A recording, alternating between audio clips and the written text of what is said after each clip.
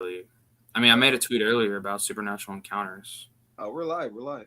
Oh, Yeah, we're live. we Hey, what's tweeted up, everyone? Alex here. I have two friends, Jay and Marcel. What's up? What's up? So how is everybody? Good. We chilling.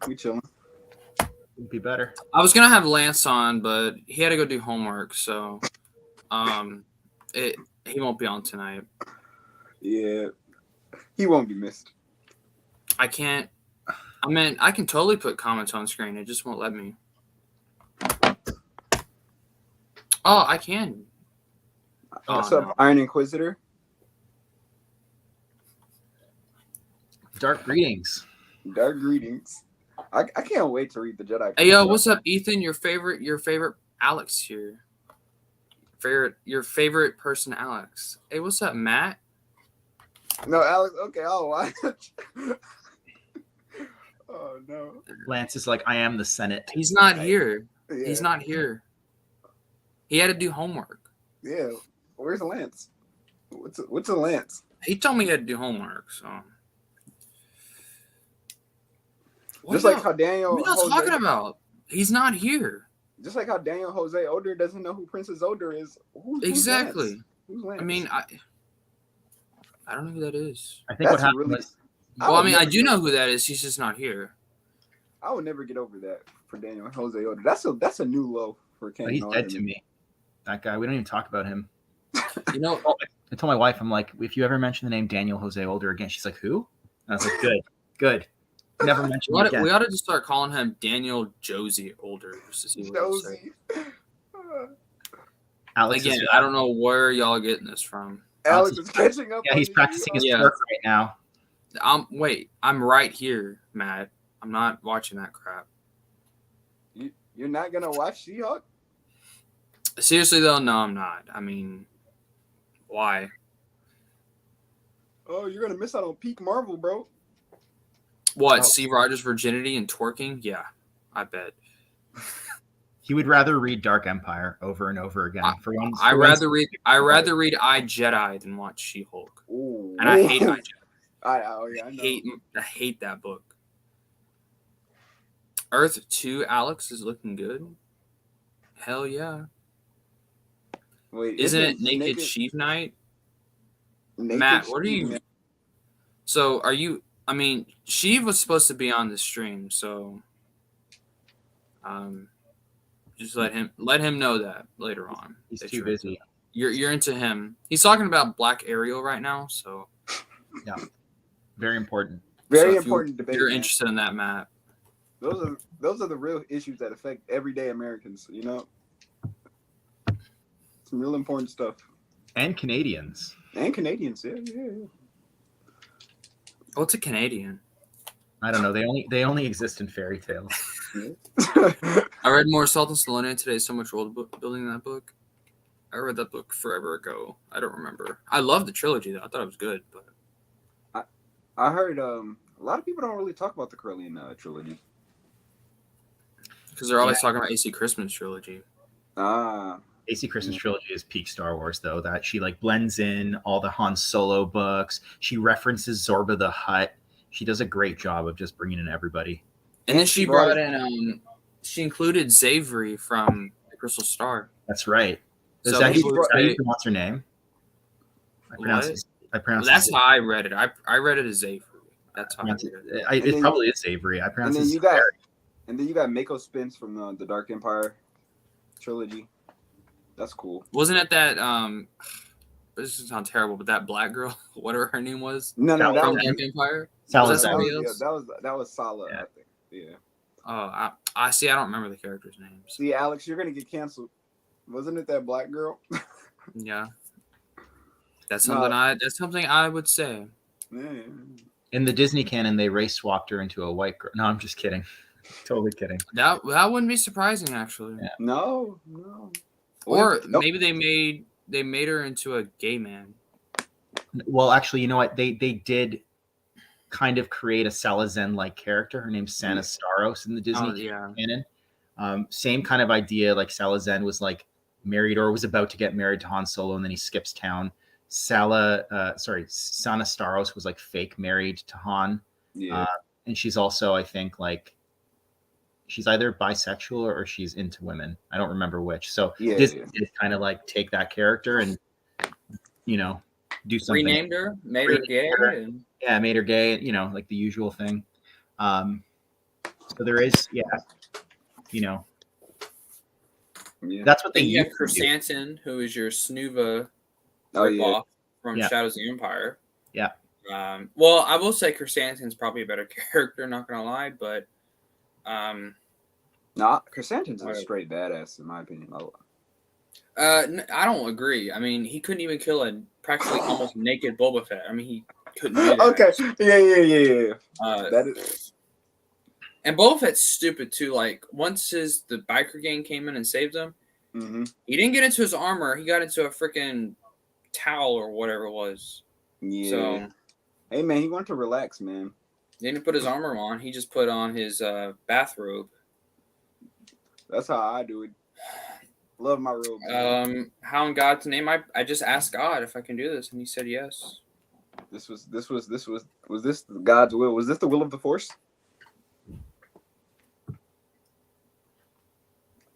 First Corellian trilogy.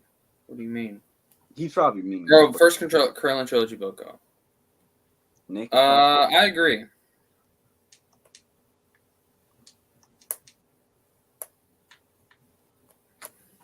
Lance is Illuminati confirmed. Who's Lance?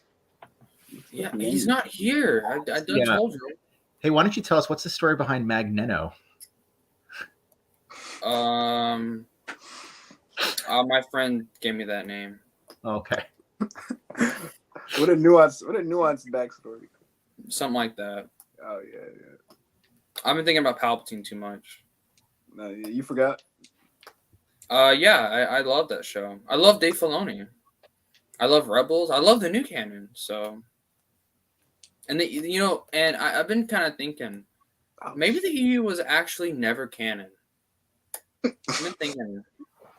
I think Matt is wrong. I think Lance is wrong. I think all of them are wrong.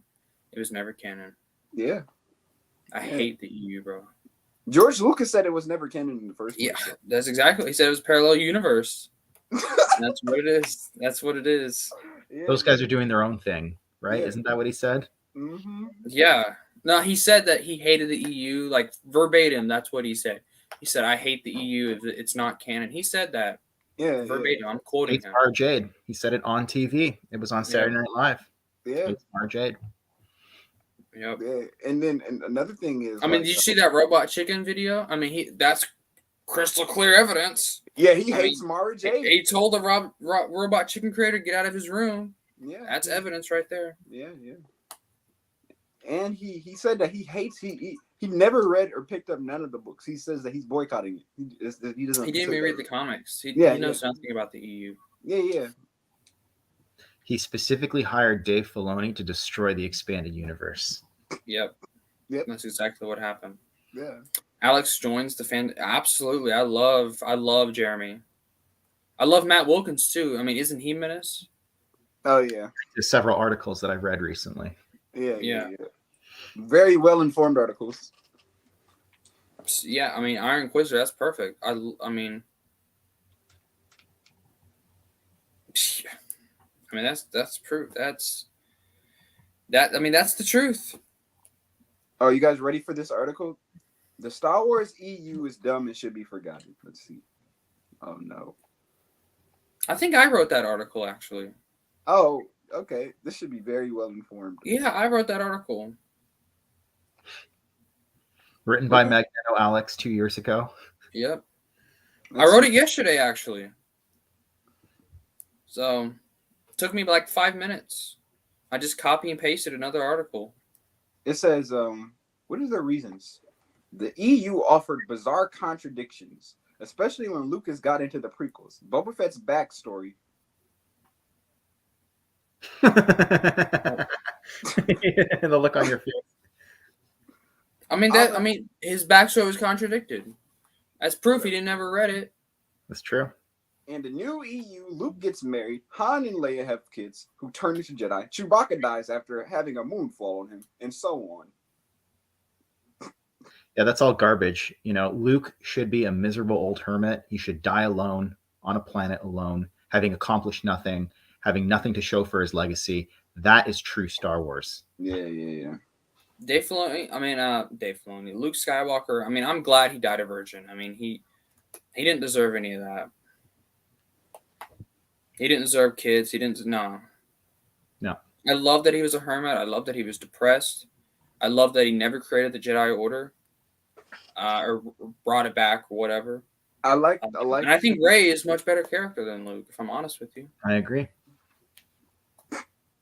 Jane, that Jaina Solo girl. I mean, who is she? Like, have you heard of Rey Skywalker? I mean, I love that Rey Skywalker used to be a Palpatine. I think that's just really meaningful. Sorry, Max, in advance. And then because Max loves Rey. Yeah, but I don't know that Max loves Rey being a Palpatine, though. I mean, seriously though, I think what they should have done with Rey, like, I'm being serious now, not joking no more, but they should have made her a nobody, and then she kind of realizes her family is the Skywalkers all along. Yeah, and that would have been cool. But no, it's whatever else they did. Yeah, I thought that's the way they were going, is that they were going to make her, Luke's long lost child or something like that. I thought like that was the whole point of showing her getting sort of dragged away from the shuttle that was taking off in Jakku and stuff like that. Right. They never did that. Yeah, see, there you go. I was right. I don't know of anyone who actually likes that genuinely. I mean, I've met people who don't mind it, but I've never met people who are like, yeah. I mean, I'm not like vitriolic against it, but I'm not gonna be like, yeah, basically, like you said. The dumbest things from the Star Wars Expanded Universe: Jackson the Space Rabbit. Yeah, so stupid. Well, he's in the new one. Keep going. No, he's not. He's in the new canon. No, he's not. Okay. You're wrong. You're not a real Star Wars fan. No, I'm a Raptors fan. So yeah. Too many clones. A mountain that cries. So stupid. The Sun Crusher. Jedi Master. What? Starkiller Base that destroys the entire system, the Hosnian system. Right. But Sun Crusher is dumb. Jedi Master Bates, some character from in his scripts. Yeah, I'm not reading this, boy. The silly return of Darth Maul, zombie stormtroopers, the third law, the Yuzan Vong. Okay, go back to the zombie stormtroopers. Have they not seen the Clone Wars where there were zombie Night Sisters, zombie witches? Like, how is that any different? Or zombie Geonosians? Yeah, it's like, how is it any different? They said Dave Filoni about the EU. They said Darth Maul returning, a mountain that cries, some Jedi from a Republic comic. The Yuzan Vong is one of the worst parts of the EU. Chewbacca's death. Yeah, whatever. Okay. This person doesn't have any real reasons. Luke Skywalker falls in love with a ship. With a what? A ship? I don't know. Sounds beautiful. When? No, he didn't. They're talking about Children of the Jedi. I mean, like a spaceship? I think they're saying like Callisto was. Yeah, I understand. Like, that's such a stupid way to word it. Yeah. It's not a stupid way. It's a disingenuous way to word it. Well, yeah.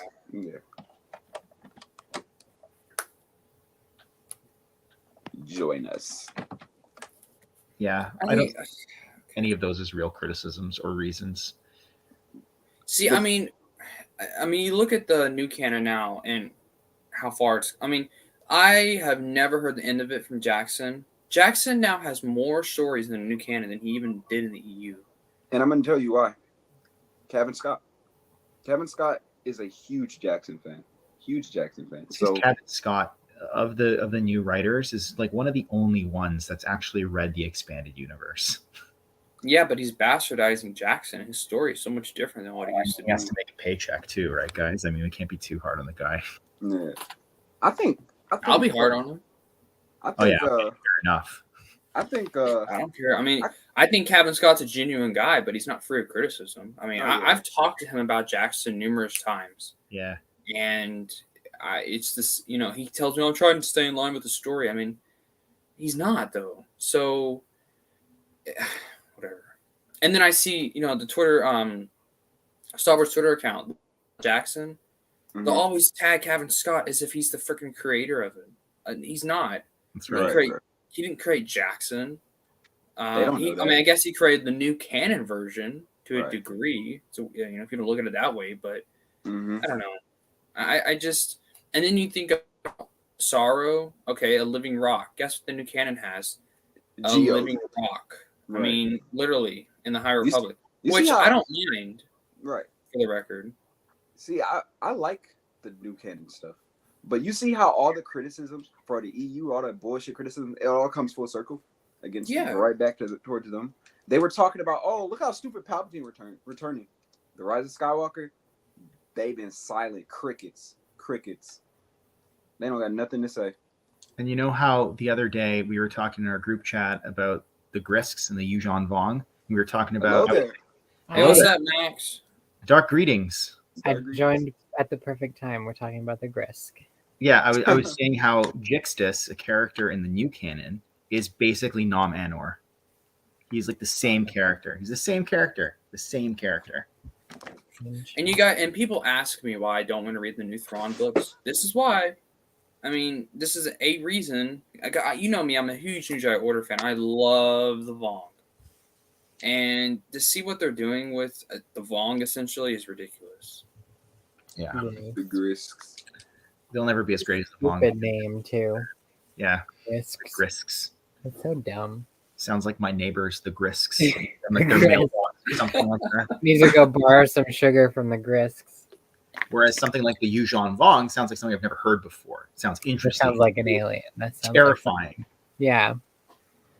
That name strikes fear. Not the Grisks. The Grisks. I do plan on reading those Thrawn books. I just don't know when because I'm reading so much other stuff. I mean, if y'all pay me money, I'll read them. Mm. If y'all pay me to read them, I will. But Set up a Patreon to make him read Disney. I would contribute to that. First, start off with the Aftermath trilogy. Wait, no, okay, never mind.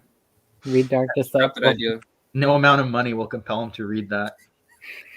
Once I heard how he described TIE fighters like Hercule, Jerkily, Wibbly, Wobbly, whatever he said, I just have no desire. I mean, and this guy criticizes Tolkien, by the way. I know, right? What the hell? He's a Tolkien critic. It's like, who the?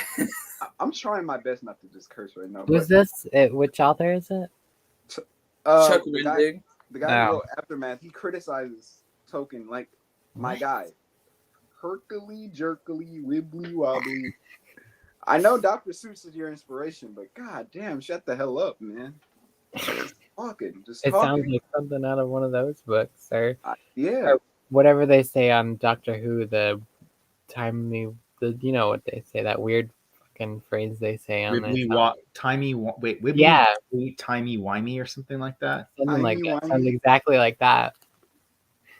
I mean, I'll say if it was a comic book, the Aftermath trilogy, if it was comics and it said that, I mean, comics use onomatopoeias all the time, but a novel, wasn't it released in hardback? A hardback novel? Trilogy. Or what? I don't know. I don't care. I don't have any of the books, and I don't ever plan on getting them. But I do have those books. This is the issue with those books is I remember watching The Force Awakens and then getting so hyped up for the Aftermath trilogy because I wanted to know, I'm like, who is Snoke? Who is this mysterious dark Jedi or, Sith or Force user? I want to know all about him. And the second movie comes out, it's like, Snoke doesn't matter. Who cares? Don't care about him. Dead. Important. They still haven't really told us about Snoke. He's like a strand cast, they've said, but of whom? Of Luke? Of Palpatine? I don't know. We don't know anything about strand casts, as far as I know, they're basically they're created beings. They're not really clones, but they're created beings of I know I'm sure Palpatine's DNA, of course. They And then with the new Vader comics with Luke's hand, I mean, I don't know. It makes no sense to me. It's stupid. they said it in Shadow of the Sith.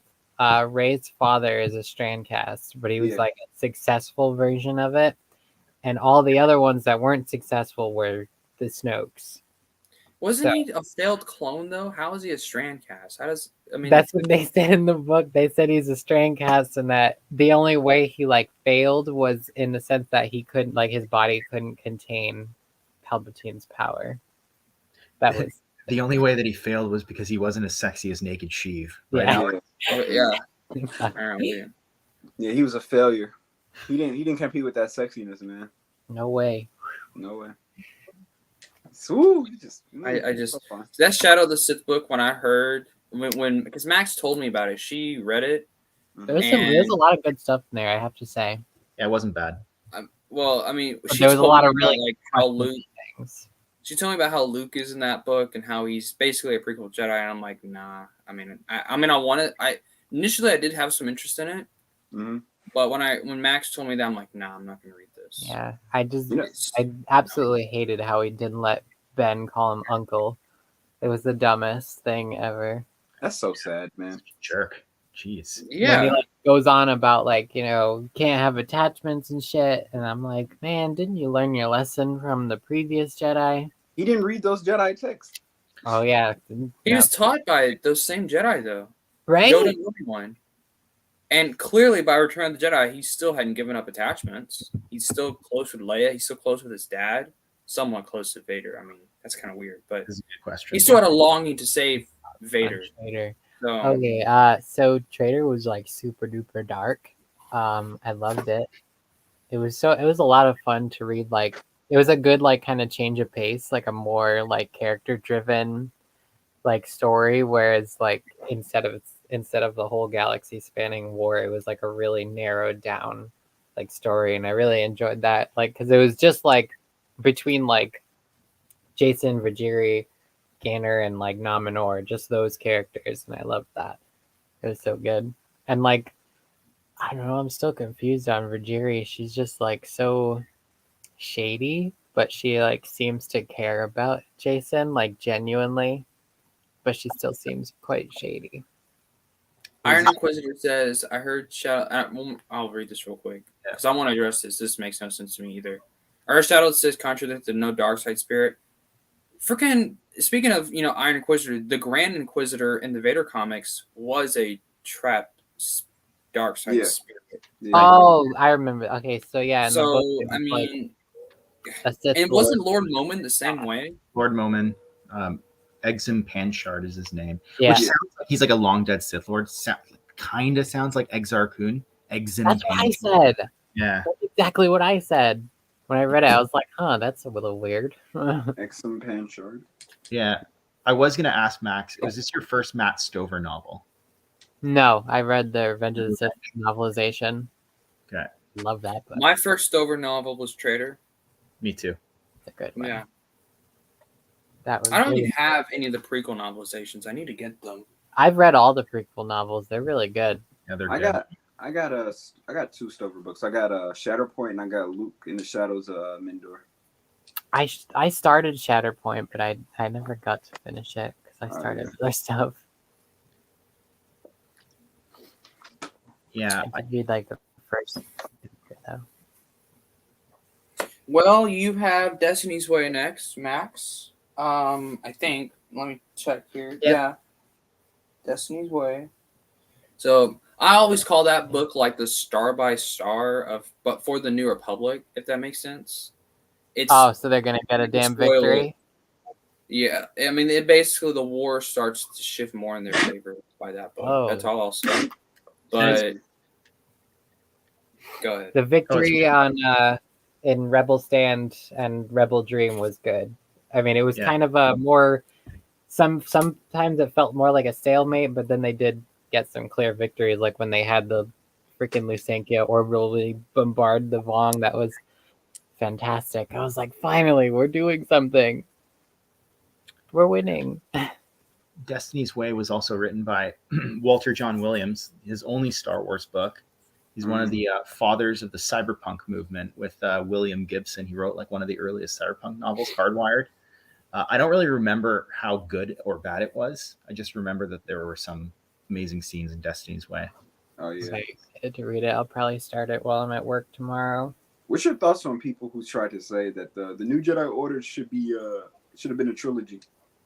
I think that Should have been longer. Should have been. Yeah, it should have been quadrupled. Thank you, Matt. There's not many people in Rhode Island, so There's like Max's family and the Grisks next door. yeah. Yeah. The Grisks, they're right on that side of the house that way. Max is my favorite. They yelled "shut up" at my dogs the other day. So Yeah. Matt, who's your favorite in the chat? I mean on the stream. I'm sorry. Alex. Alex. I think it's Lance. Not Lance. Alex. Alex, yeah. Alex. It's his son. I think Matt's probably going, there's a lot of young people who like the EU now. We're not all going to die off and be forgotten. Nope. Yeah. They're not going to go extinct, man. There's going to be a rebirth. If I don't pick the lawyer, I don't get sued. No, I'm just going to represent the other person that you don't pick. So In the world. Alex doesn't matter, though. that just makes me feel sad. What do I do?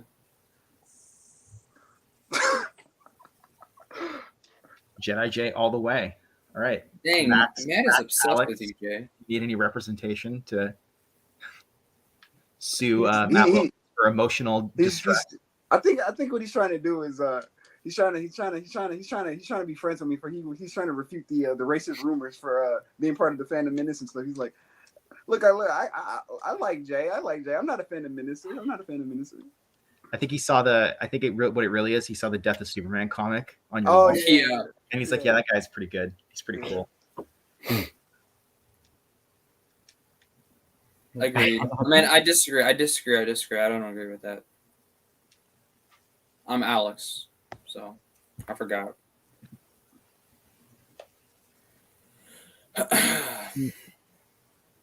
So, Max, when are you going to read the Jedi Academy trilogy? I'm probably gonna do that after everything. Mhm. I've literally got like things like I've got like a mental schedule of all the books I'm reading, so I can't like add stuff to it. But after I'm done with everything, like after like Fate of the Jedi, then I'll probably go back and read Jedi Academy trilogy. Are you excited to read Legacy of the Force? That's an understatement. Yeah. I like Legacy. No, she's freaking terrified to read that. 'Cause she's That gonna too, correct it the whole But time. I'm also very excited. But I am also very terrified because I know I'm gonna cry. I haven't even read it. And I already know shit's gonna hit the fan. It's not gonna be a good time. Star Wars just loves breaking my heart a lot. I like it more than Fate of the Jedi, to be honest with you. Looking at you, Star by Star, broke my heart. Yeah, That's Star what by killed Star me. is pretty heart wrenching for sure. That book killed me. That was But no, Fate of the Jedi I'm excited for too, because like I love all that like Force stuff. I think that's good. And then like you do you know about like I don't know if I should say this. Do you know about the villain basically? Avalon. Yeah. Okay. I love Yeah. that lore. Well, Max, I think before you read Fate of the Jedi, you need to read Jedi Academy trilogy, only because of Dollar. Oh yeah. Yeah, I think you should read. And I mean, I'd say read that and then Darksaber. Not only because they're just amazing, all four of those books are great, but there's a lot of Dollar stuff in there that I think is going to be kind of essential Thank Favorite you. for Canadian? Fate of the Jedi. Because Dollar is a big character in that. Barrett Texan. Hey, We'll see. I love that I'm Texan. I think it's the coolest thing ever. I Proud of also that. think you're Texan. So I know a couple of people from Texas, but they're not in Dallas or anything. They're in like Sugarland. Have you ever even heard of Sugarland? Do you know what that is? Is that a strip club? No. No, it's in Texas. It's Okay. Sugarland, Texas. I mean, it don't surprise me that there's something called that exists. Yeah. I mean, it's Texas, so Yeah. Sugarland. I'm sure Mark. there's like a fried land somewhere. So I was talking with Iron Inquisitor about this yesterday, and I love Drew Karpyshyn, don't get me wrong, but there is no reason why this. I don't even think it's a retcon. It's more like a contradiction. There's just basically two different accounts of how Githany dies in the Jedi versus Sith comic, and then I think it's Path of Destruction. And Drew knew about the Jedi and Sith comic. He read it before he wrote those books. There's no reason why that contradiction should exist. Somebody should have caught that. Yeah. That's my rant for the day on Karpyshyn. You gotta your daily. You gotta. Daily I just come on. I mean, like, when was Path of Destruction written? It was written like pretty. I thought it was written like late 2000s. Oh, reminder: Path of Destruction is a fucking masterpiece. Yes. It is, except for that one part, which I also didn't particularly like the Sabacc playing in the beginning. I mean, I understand why it was there, but it was like 2 chapters long, and I was like, all right, I get it. No, it was long. I agree, but the thing is, it was long as hell. But I was engaged. Yeah, I was engaged, but I was like, all right, let's go. there's a really good card game in Jedi Academy trilogy, Dark Apprentice, the second novel. That's why you should read it as well. Not just for the card game, but that's another reason. Also, Dark Apprentice has the. I think Dark Apprentice, yeah. Dark Apprentice has the first ever, like, Jason and Jaina adventure. That's right. Oh, I mean, I guess Anakin's in it. There's sort of an adventure with him. I mean, Did they get kidnapped? he's a baby, so he doesn't really do anything. Again. But there's a story surrounding him. You know, they almost do. They kind of do. They go. It's not like a big spoiler. They find themselves in like the lower levels of Coruscant. So, Ghostfish. Let's Dark get Ghost- kidnapped. Hello. What up? Not much. Been chilling now? I see he started the host for you, then bailed as he said he would. That makes sense. Yeah. No. No. Alex is here. Yeah, I'm right here. right there, You don't top see right. me? Haha. Lance is the one that's not allowed to come. Yeah, he's not allowed to stream. Yeah, because StreamYard stopped him from streaming because apparently he streams too much. So Yeah. I've I heard. had to come hack Alex's account and use that. Marcel, have you read any more of Young Jedi Knight? Well, I did finish Shadow Academy in a day, as you know. So probably this Friday, I'm going to start the third one and then finish it like on the Saturday, as I did with what's it called, like the Lost Ones or something. Yeah, Like and Zach's in it. Oh, yeah, I can't wait for that. So Mar- what I'm going to do is just read one a week, basically. For the Marcel, next, This Your shirt This- looks very supple. my what? This is a bad. Your Oh, shirt looks very. Yeah, I don't know. I don't get it. I no, okay, because Kevin J. Anderson, and I get, you know what? I think it's a Kevin thing. It's not like a Rebecca thing, because I was reading Champions of the Force, which I'm almost done. It's the third book in the Jedi Academy trilogy, and it uses the term supple again to talk about Karana T's armor, and then he uses supple to talk about Tenel Ka's armor in Shadow Academy, and I'm like, there are so many better words you could use for like 15-year-old girls. And a story about kids. I'm just like, Yeah. maybe that's one word you might want to cross off your list.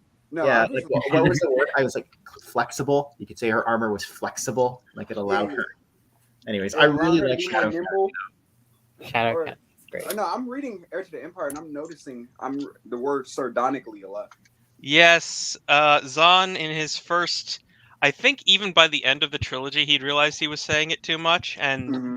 like it was dialing back in each book. Mm-hmm. But he did use it a lot, to the point where I'm pretty sure the fact that some authors, when they were doing a book that had, it was where they visit, where Luke and Mara and some of the others, Mm-hmm. Anakin's widow, I guess you would call her, Yeah. and Corin They would We're Horn, going to get to that iron. or yeah, when they're going through the Imperial remnant, Mhm. both Mara and Pelion say sardonic at some points. I'm just like, who created those characters again that they might be razzing just a little bit? Zahn.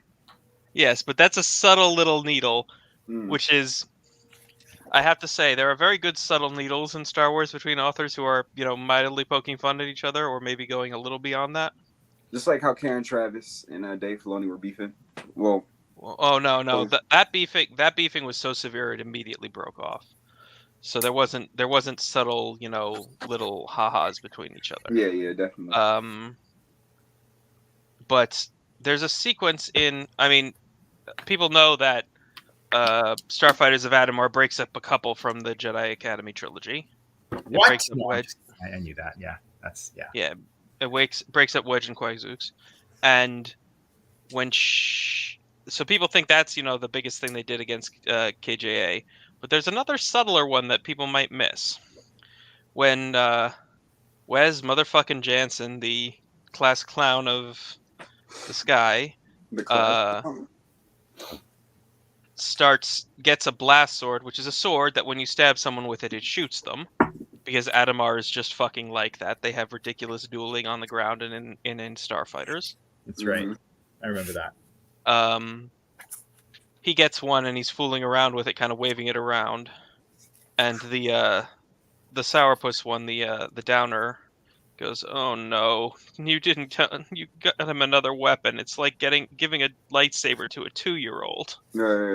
Which I didn't notice it the first time, but the second time I decided, wait a minute. How old was Jason during the Jedi Academy trilogy? 2.5. And I looked it up, exactly 2 years between. Yeah. Because he uses Luke's lightsaber to fight off fucking dragons, like miniature 20-foot tall mini King Ghidorahs with 2 heads instead of 3. Yeah. See, that's why I don't think Rey is Mary Sue. I think that I hate to bring that up, but I think the Force is instinctual just as much as it is like something. I'm gonna put a damper on that.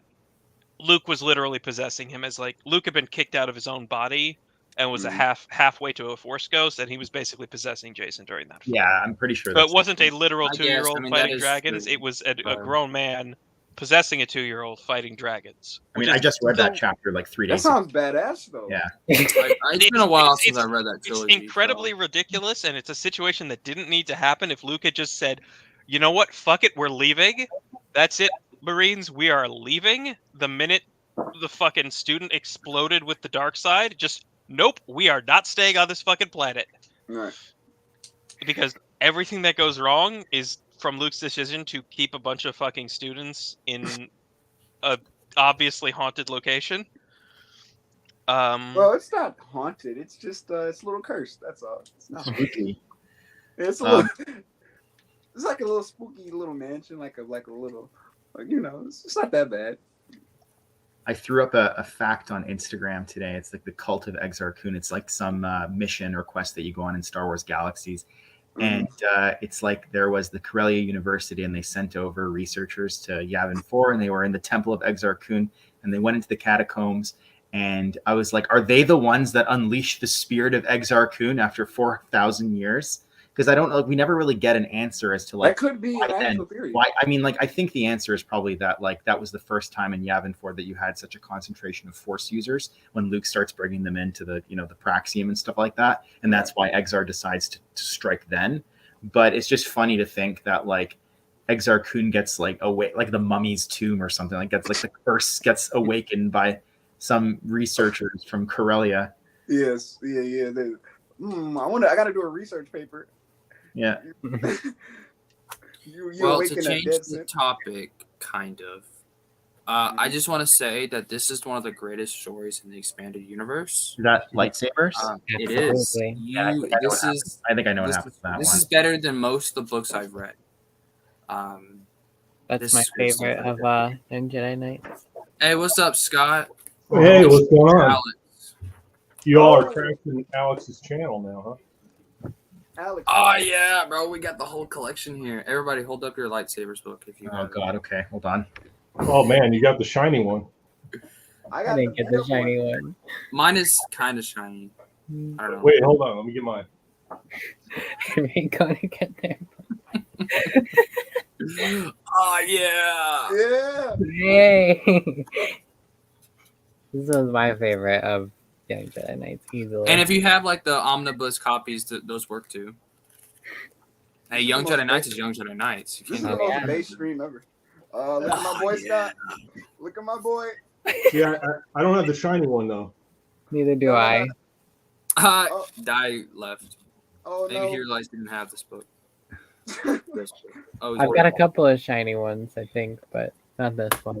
Yeah, I'm looking forward to it. These books are really good, and I don't know. I really like.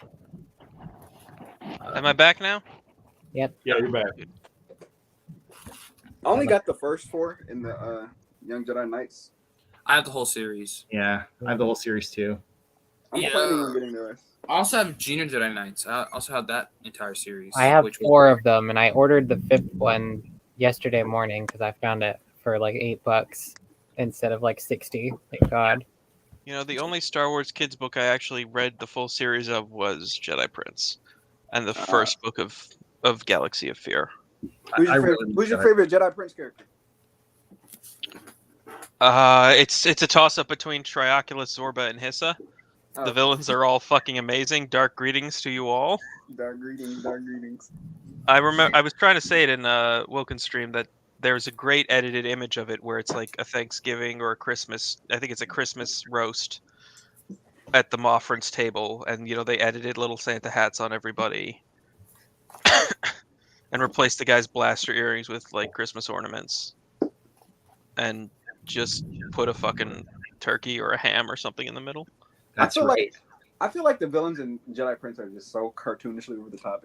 I bet it's hilarious. It is. It's so funny. Yeah. I like the moth that has the blaster earrings. That's Yeah. pretty cool. That's some. So That's some I kind of want to. I'm gonna tell you guys kind of a sort of funny story about this book. When I was trying to buy it, it's the last book in the series, and it was on like Amazon for like $80. Like, no way am I paying $80 for a freaking kids book. So I went to thriftbooks.com, which is the best site in the world. Mm-hmm. And that's actually how Max knows about it, I think. Didn't I tell you about that site? Wasn't I that? think you might have like you a know about long time ago. I know I've told someone about it. Anyway, so I just found it on Thrift Books for $20, and I'm like, I'll get it. And I bought it. And it was completely worth it. So, I haven't found it for a good price yet. I got an email for it earlier, and it was like $80. I was like, well, I'm not buying that. Yep. There's And some I'm fan proud to copies. not say buying I've anything. I'm I proud to just love say the I've type. spent $20 on a children's book. Yeah. Yeah, Yeah. there's some fan copies going around of the Junior Jedi Knights. So I think Noah on his channel, he printed out a book like this that was just the Junior Jedi Knights, but he made it in this format where it's like all collected. It's pretty cool. And I have a that's question. the reason why that this series is so hard to get, because it was never reprinted. I mean, Young Jedi Knights was reprinted numerous times, and the The paperback editions, and then the hardback ones. I wasn't gonna pay $80 for Junior Jedi Knights, but I paid almost $100 for this. Oh yeah, but that's worth it. Like That's completely worth it. I mean, I'd love to have that. This book is fantastic. I ain't gonna lie. I'm so jealous. Which Right. one is that? That's the whole omnibus? This is the Old Republic Encyclopedia. Oh, nice, nice. I paid like 235 Canadian, which is like I don't know, like 170 American or whatever, for the Knights of the Old Republic campaign RPG book. Yeah, that's a good Yeah. one. I'd say probably the most pricing Did I you- have. did you RP yes. No, I just wanted the information inside, which I probably could have Oh. gotten in a PDF, but I wanted to own it on a shelf because I'm insane like that. Sorry. Yeah, I have a couple of them. Yeah, Sorry, The- Alex, the thing Alex, that you were I'm- saying something? What? Alex, you were saying something? Yeah, I was trying to before I was interrupted. I'm just kidding. Sorry. Yeah, y'all are good. Y'all are good. I'm just messing around. This is probably the most pricing I own. It's Open Seasons, the trade paperback. Yeah. Ooh, nice. I found it for $30 on Amazon. Got it immediately. I This thing remember goes for being- hundreds. I remember being really desperate to get Open Seasons after playing playing Bounty Hunter on the GameCube and being unable to read the fucking 480p on a old-fashioned TV comics. that came with it. I'm just like, I can't fucking see. Can't And this- see. This I spent 85 on. This is very heavy collection of That's books. probably a good price for that nowadays. Yeah, it's on 35, Amazon. That's actually good. Yeah. It's very heavy though, and it's like all like EU content. There's like no scrap of Disney content in here. Well, yeah, it's the SWOTOR one, right? So. I'm wearing my softball shirt. No, it's this I here. play slow pitch softball. Oh yeah, that's the old That's what I'm wearing. It's I had a single volume encyclopedia of some kind. I don't remember where it went.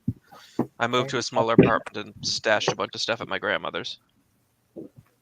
Who's the author of that? Is it Bill Slavicsek, or is it someone else? For what? Slavicsek? Open Seasons? No, for the Star Wars Encyclopedia. I don't know. There's like a bunch of authors. It's on one of these. Oh, it's a collaborative effort. Okay. Yeah, Sansweet, like Steve Sansweet, Hidalgo, Vitus, and Wallace. Yeah, Daniel Oh, Wallace. wait, Pablo Hidalgo worked on that too? Yeah. Wow, another good thing to say about him. That's right.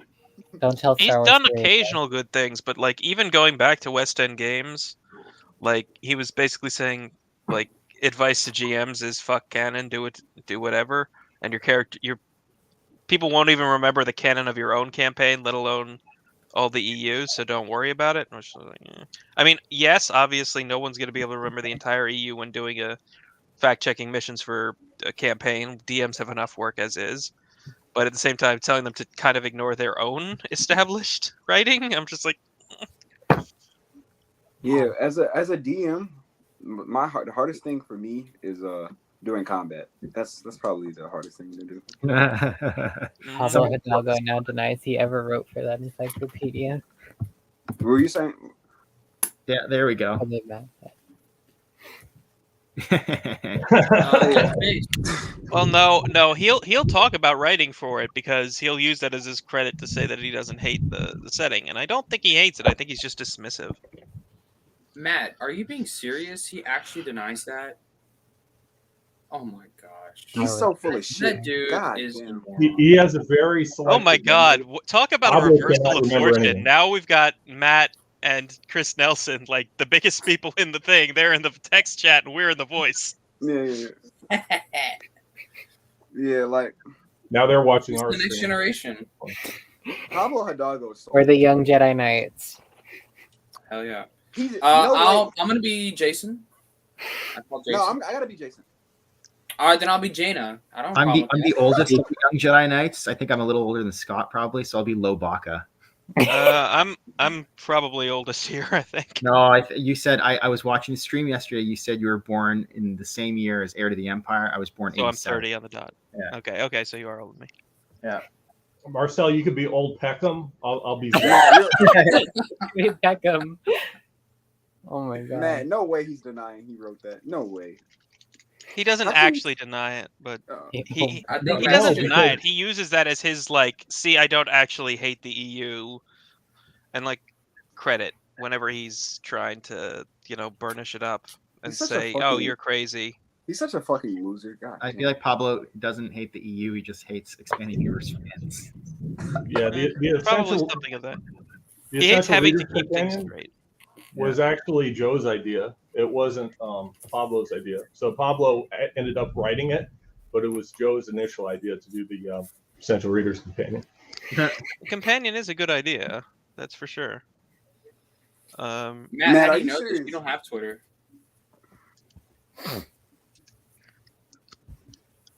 I do I remember bet Matt seeing a actually does fun, have Twitter. little aside by him back in the day before he was totally nuts. It must have been like 2015, 2014, Mm-hmm. probably even earlier, where he's like, there was a thing about somebody asked him, "Hey, is Jats JATZ replacing you know what as the stand-in for Jazz in Star Wars in the new Oh. Disney canon?" And he and Eric Troutman, I think, who worked in West End Games at the time, had a conversation about how they tried to convince Lucasfilm, "Hey, let's not use this," and it's like, too late. It's already been used. It's in a Kevin J. Anderson book. There's nothing we can do about it. Sorry, that's the word. You guys don't like what? What's wrong Are with you Disney? talking about like the music, like Jizz Yes. music? Jizz Whalers. Jizz Yes. Whalers? Yeah.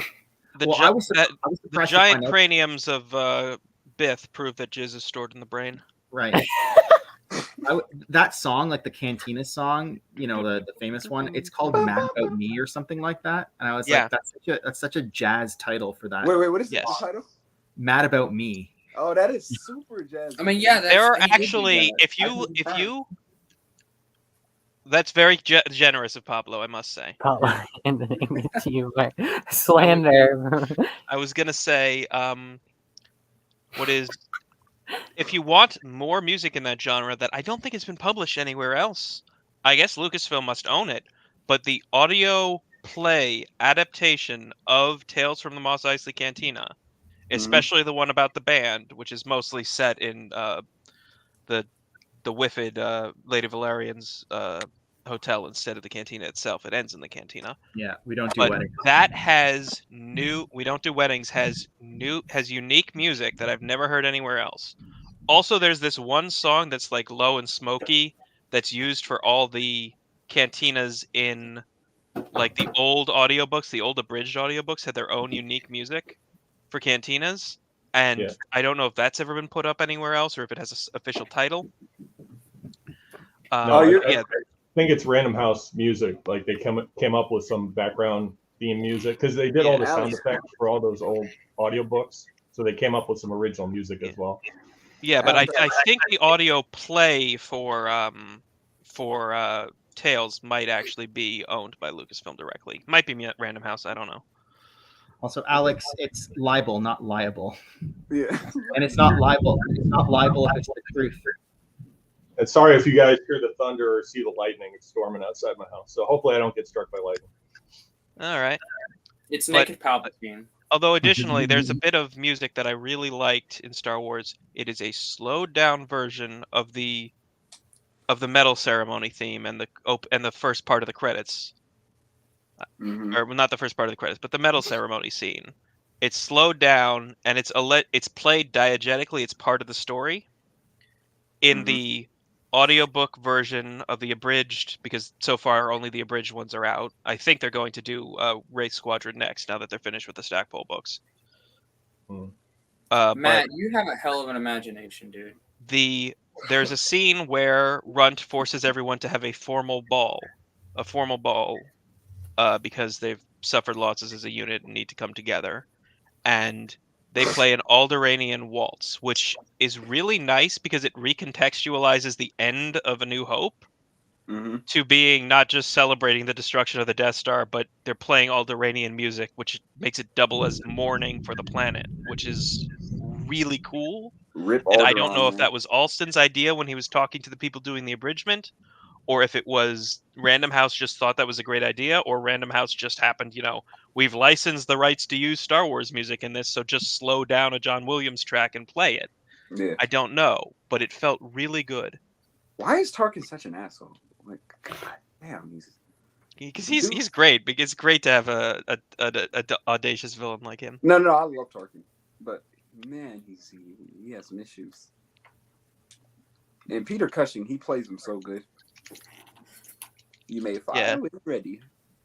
And there's a reason. I liked how they made him, at least acquaintances with Dooku in later stuff. Oh Because, they were 2019 such friends in champions, real Matt. life. Sorry, Ghostfish. I had to stand up for my team.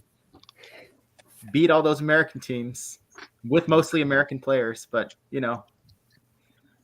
Man, the Cowboys got whipped.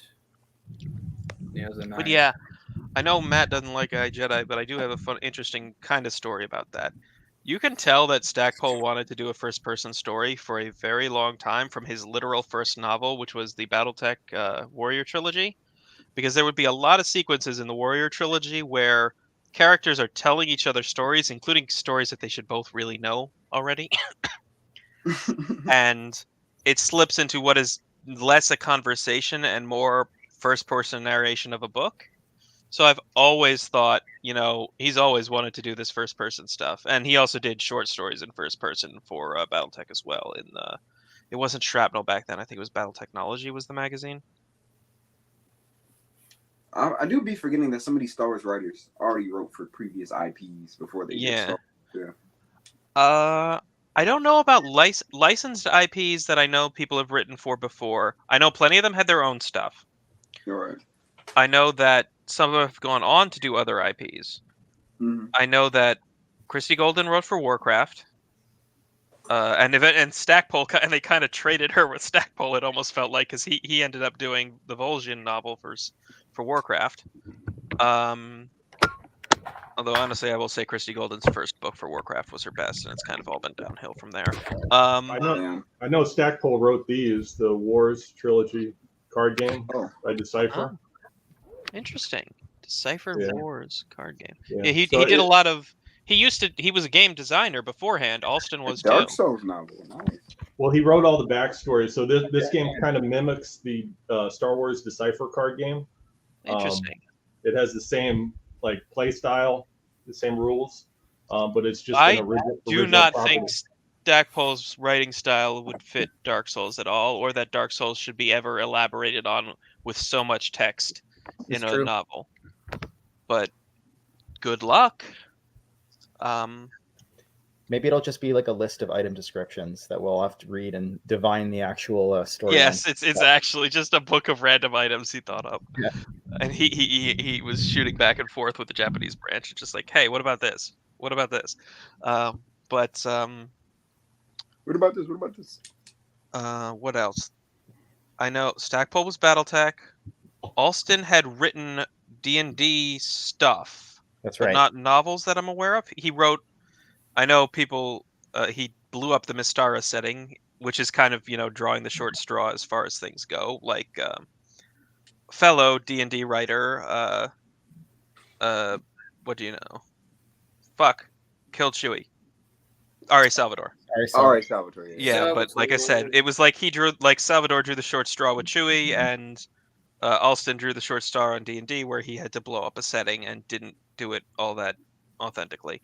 Well, technically, it was actually Randy Stradley who killed Chewie. What was it, Randy Stradley?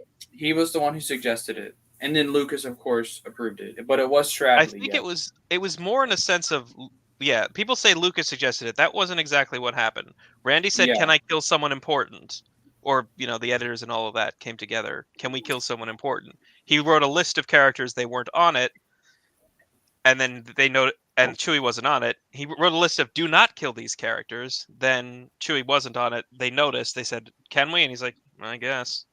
If you think it'll Randy make the story Stradley better. came up with the invasion storyline, and then New Jedi Order and Del Rey took that idea over. It didn't end up being a comic right away. Not till Invasion came out later, but which wasn't all that well done. They kind of brainstormed on the planning of that series, and I don't think it was any one individual that decided to kill off Chewie. It was more like of a collective deal. It was. They had a list of people they couldn't kill. Chewie wasn't on it, and he was, I think, the biggest name who wasn't on it. We don't know who the list of people that Lucas protected is yet, do we? Do we know the whole list? I've heard that someone suggested Han, but Lucas said no.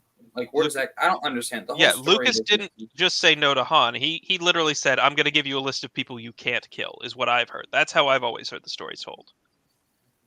Well, from what I've been told, they couldn't kill Luke. All those. Yeah, people. they wanted to kill Luke off at first. No Luke, no Han, no Leia. We don't know who else was on the list. I just the heard droids couldn't have been 3PO and R2. They had to. They had to survive because Lucas had that whole meta-narrative idea he was toying with, where it was the droids telling the story to also Force spirits. Spoilers. So, StreamYard. Are we talking New Jedi Order spoilers now?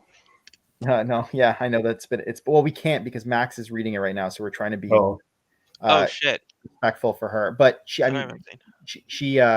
up to, she just finished Traitor, so we can talk up to Traitor. Oh, you're about to get my favorite books. The next duology is probably my favorite books, almost in all Legends, only competing with other Alston books. What's the duology? It's up there with Iron Fist. What duology? Enemy Lines is before Enemy Lines. So Maxine, what's been your favorite? You're right. Enemy Lines is before Traitor. My bad. Never mind. You've already read my favorite books. I must say the Japanese covers for Enemy Lines, Traitor. Well, no, not. I don't know about Traitor. Sucking. And the final book, A Unifying Force. The Japanese covers are amazing, but I don't think anyone bothered to tell the artist, "Hey, Coruscant is Oh yeah, covered being in plants transformed. now." I went over this with Alex, and Jay earlier with Matt's stream, but yeah, nobody bothered to tell the artist, "Hey, planet's all green now." Yeah, That's a good point. I never noticed that. It's just prequel Coruscant sitting there, pretty as a picture. Scott, But oh my god, everything else, Luke in the fake Von Dune crab armor. We got to see a really great picture. You got great pictures of Jaina all over the place. You got great. I will say actually the English the original American covers did pretty good by Jason as well, especially Trader. yeah. Those You got- covers do hit hard. Those The are some Vong hard- themselves look fucking terrifying and amazing. Without having to rely overly much on holographic effects the way a lot of the American covers did. Are you trying to say that the Vong are terrifying? They look like a peaceful folk. What you mean? No, that's the grist, Jay. It's the grist. They're peaceful. My from Rhode neighbor. Island. Yeah. You should be friends with the But, neighbor's kid, the grist kid. He seems like a cool kid. He's like the weirdest kid in the neighborhood. Yeah, The grist kid. yeah. Yeah, I've heard a lot of. There's screaming from mixed households. Can you imagine like being a neighborhood, like one house next to you on one side's the Grisk and a house next to you on the other side's the Bong? Oh god. And it's just the most horrifying. It would be like Goosebumps, or I You would have say a little- Goosebumps meets Star Wars, but we already did that with Galaxy No, of Fear. Every family in Star Wars has they have a house side, like the Palpatines, the Solos, the You have a moment to talk about your Lord and Savior Yun Yuzan. She's not gonna. I don't know. I've had some bad neighbors. I do live in- Yeah, you'd I have do like live in Florida, and Florida the man kid is on the a other real thing. on one side has the horrible, mutated pets. The other one is capturing Yeah. animals and turning them into fucking cyborgs or whatever. Imagine it is having Chris do. Palpatine as your neighbor. That would be so fucking weird. I own this neighborhood now. Well, I mean, I'm Alex, so I have Naked Palpatine as my neighbor. Yeah. Now he's your roommate. Oh, that's yeah, he did move in recently. He moved in. He lives in your room with you. Nominor best bong, Alex says. I agree with Alex Nominor on is that. amazing. He's just Starscream, and it's so except without actually trying to fully take over until towards the very end. Nominor you- lives across the street from me. You said Nominor's like Starscream? Kind of. He doesn't outright try to take over, but Remember, no spoilers. Oh yeah, right. I ain't gonna lie, Starscream. I love Starscream. He's such a weasel, man. He's But so then funny. yeah, exactly. They have that same weasel. For sure. Yeah, like Starscream is like, man, like I love you guys. You guys know the Transformer games like War for Cybertron. Yeah. No. Yeah. There's a scene in the games where Megatron goes away, right? So Starscream's like, oh, I could be the leader now. So he's getting crowned. He has this huge big coronation ceremony, and Megatron shows up and like, what the fuck are you doing? This is basically? bad comedy, Starscream. To Yeah. quote when that Yeah, happened in the movie, which that's- he survives in this one because War for Cybertron is technically a prequel to the Prime cartoon. That's so. I love when Starscream and Megatron exposes him for the weasel he is. He's so Mindell communications disruption can only mean one thing: invasion.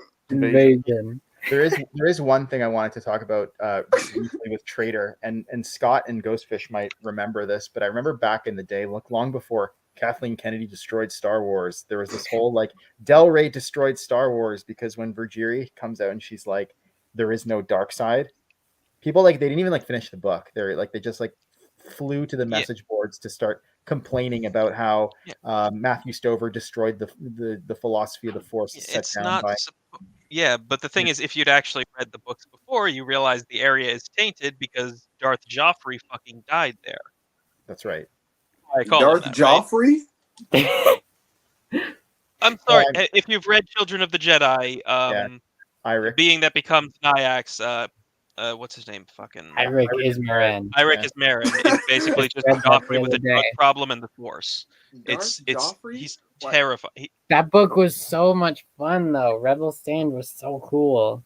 It I fucking loved that was. book. Like I never heard of Darth Ooh. Joffrey. I'm thinking Joffrey from Game of Thrones. That's the analogy I'm making. Basically, there's a character called Eirik Ismarin who is like basically Joffrey, a little bit older, longer hair, and like he has the dark side of the Force.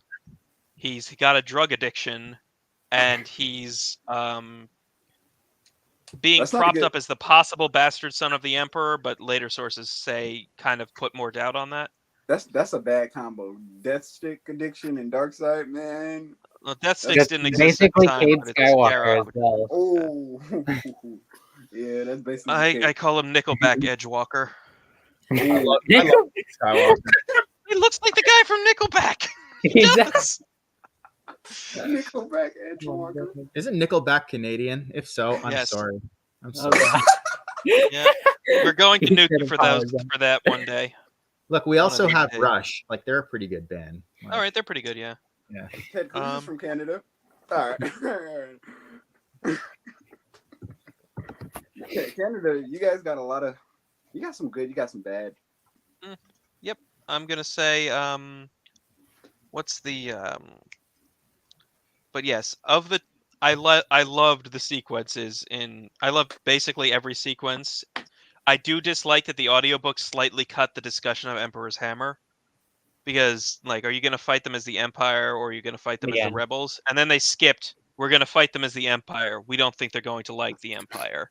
They skipped straight to, he described the plans of Emperor's Hammer, which is like, I mean, Are you those know like the the abridged implication because audiobooks? it says Emperor in it, that it's going to be the Empire that they're going to base their strategy on.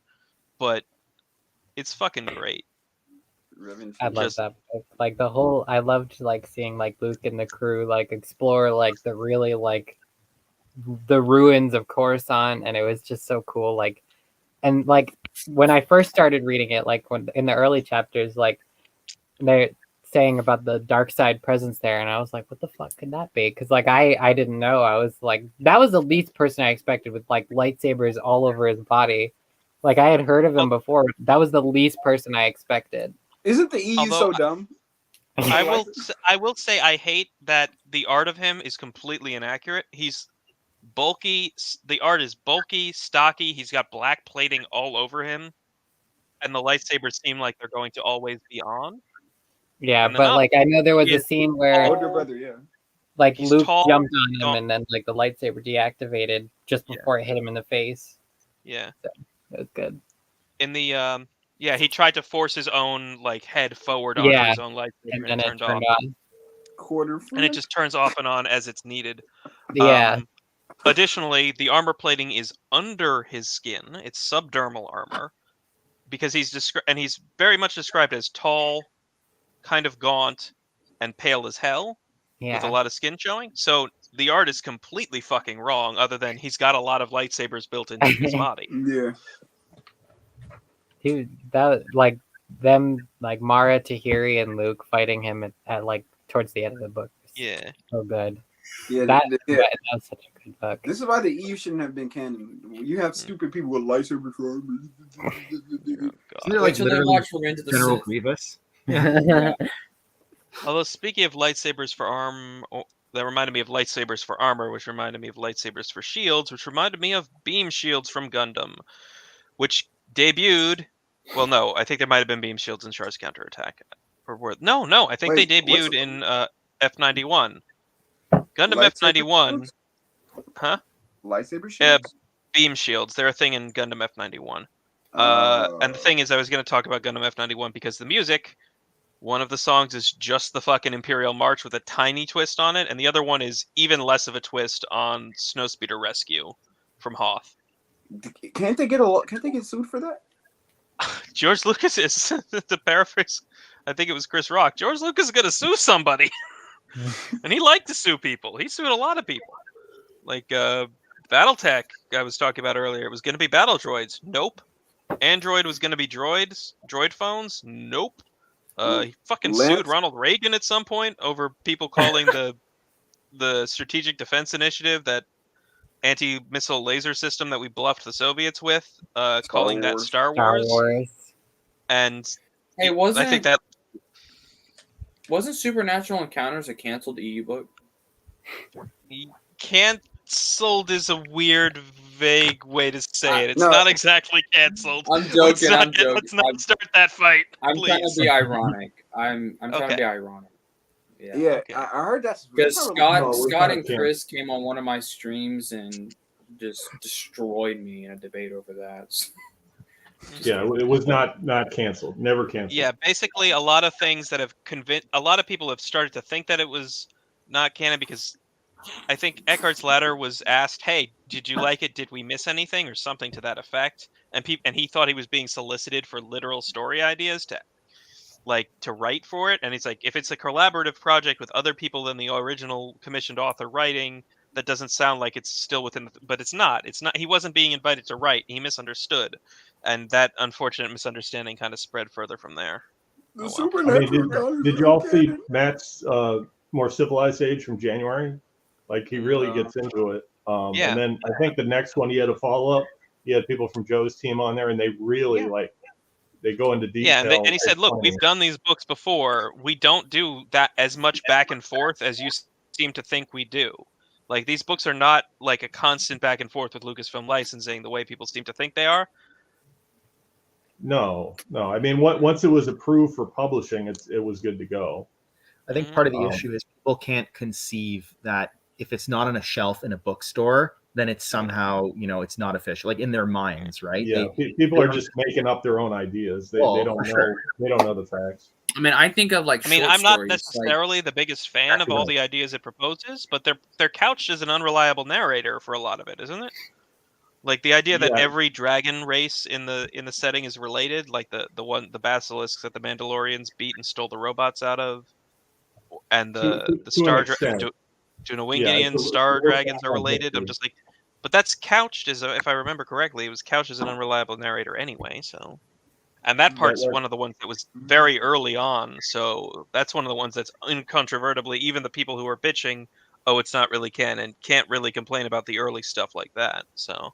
Yeah. Well, it's out now. It's on Joe's site, the 2015 edition. So what he's going to be releasing is just an amended, updated version with his prior endnotes. And some of the characters that he used were in the Holocron, because this has been a project in development since, I don't know, Star Wars Gamer was like 2002 when he first came up with the idea for Golden Counters. And other authors, Abel G. Pena, have used characters because when he originally wrote the story, all the source material was put into the Holocron, and it's still there. So they've used it in other sources since. So he's just releasing an extended edition with all the endnotes and everything. It's gonna have so like, will this like new version? Will it have like?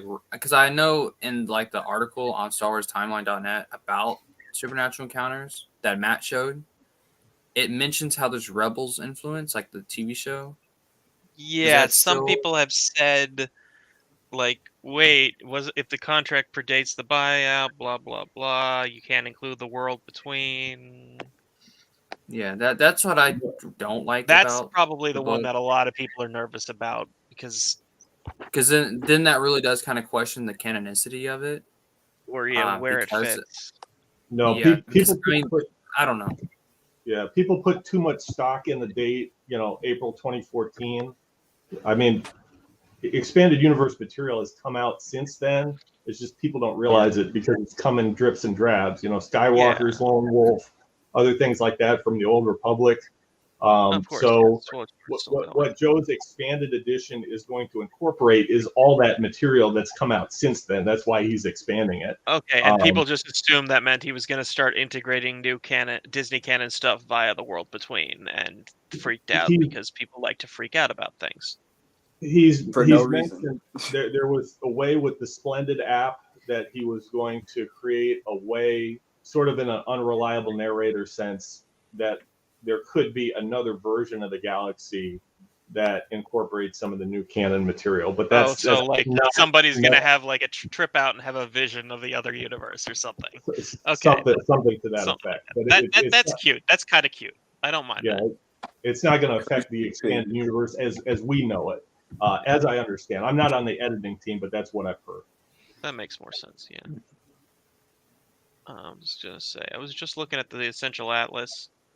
I love that book, but as I said in Matt's stream the other night, they fucked up Stackpole's X-Wing comics by putting Q-Trick and Plur Elor's world on far ends of the fucking galaxy, because Plur Elor's world is like just into the mid-rim in the galactic southeast, like Dave out Filoni did past. something similar in Clone Wars too. Well, George Lucas did something similar in Episode 3. So really, travel times have never mattered at all, at whatsoever, since the prequels. Yeah. Yeah, Well, and actually, the no, Galaxy's 3D. since Revenge of the Sith, really. And even Attack of the Clones is a little bit odd about it, the timing. Yeah, that's one of the things about the Galaxy maps that they've came out. I guess the first one was probably in Vector Prime, where they started to create. Okay, these were where all the systems are actually located in the galaxy. Yeah, which would technically, I'd say the first would be in Rebellion, the video game. But that has a right lot of problems. That has, like the that one sectors had aren't even right in that game. Yeah.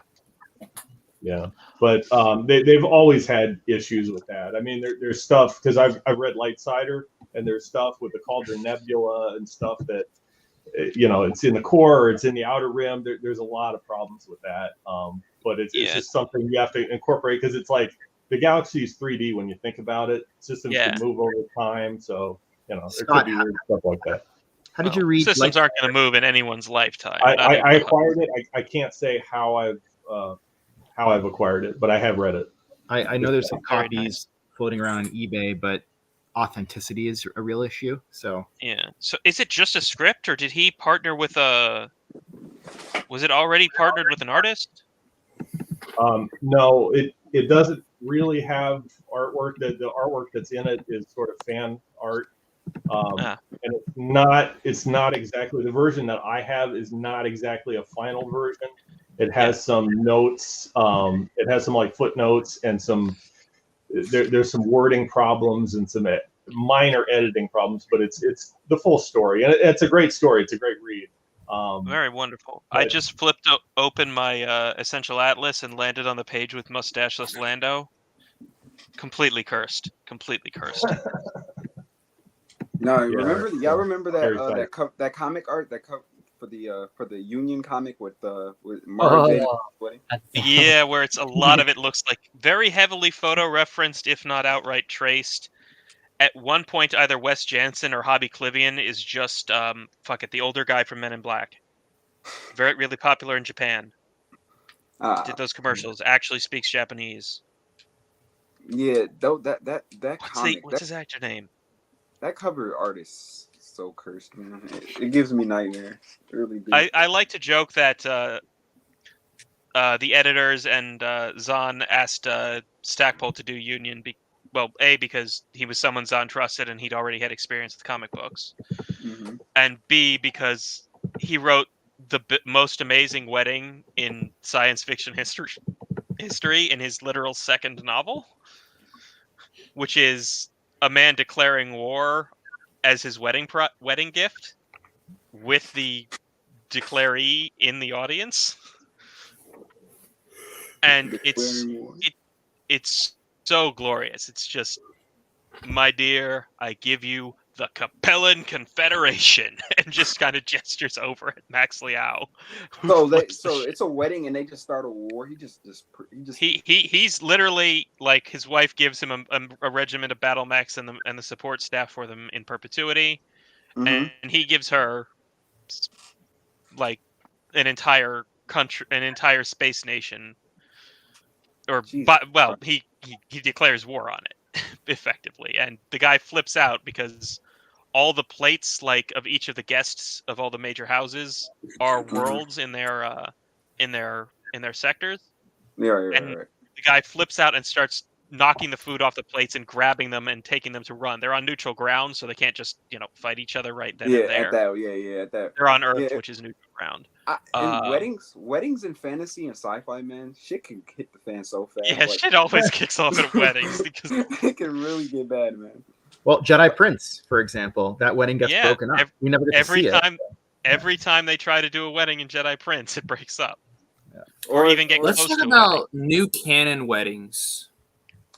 Oh, y'all you mean remember like that the Poe one? Dameron book? Right. Yeah. Thank you. Yes. The fart wedding. I was like, fart wedding. Yeah, the farting, and I was just like, I was looking through the Wikipedia, and I said, "Oh, hey, Vaudren is canon again," because I never thought that Vaudren was going to be canon again because you never see the Vaudrens. They're like, oh, the Hutts have this extra species of slaves working for them that looks kind of similar to the two that they already have and doesn't really serve any purpose. And yet, hey, Vaudren's back in new canon. That's interesting. And I look at the authors, I'm just like, no.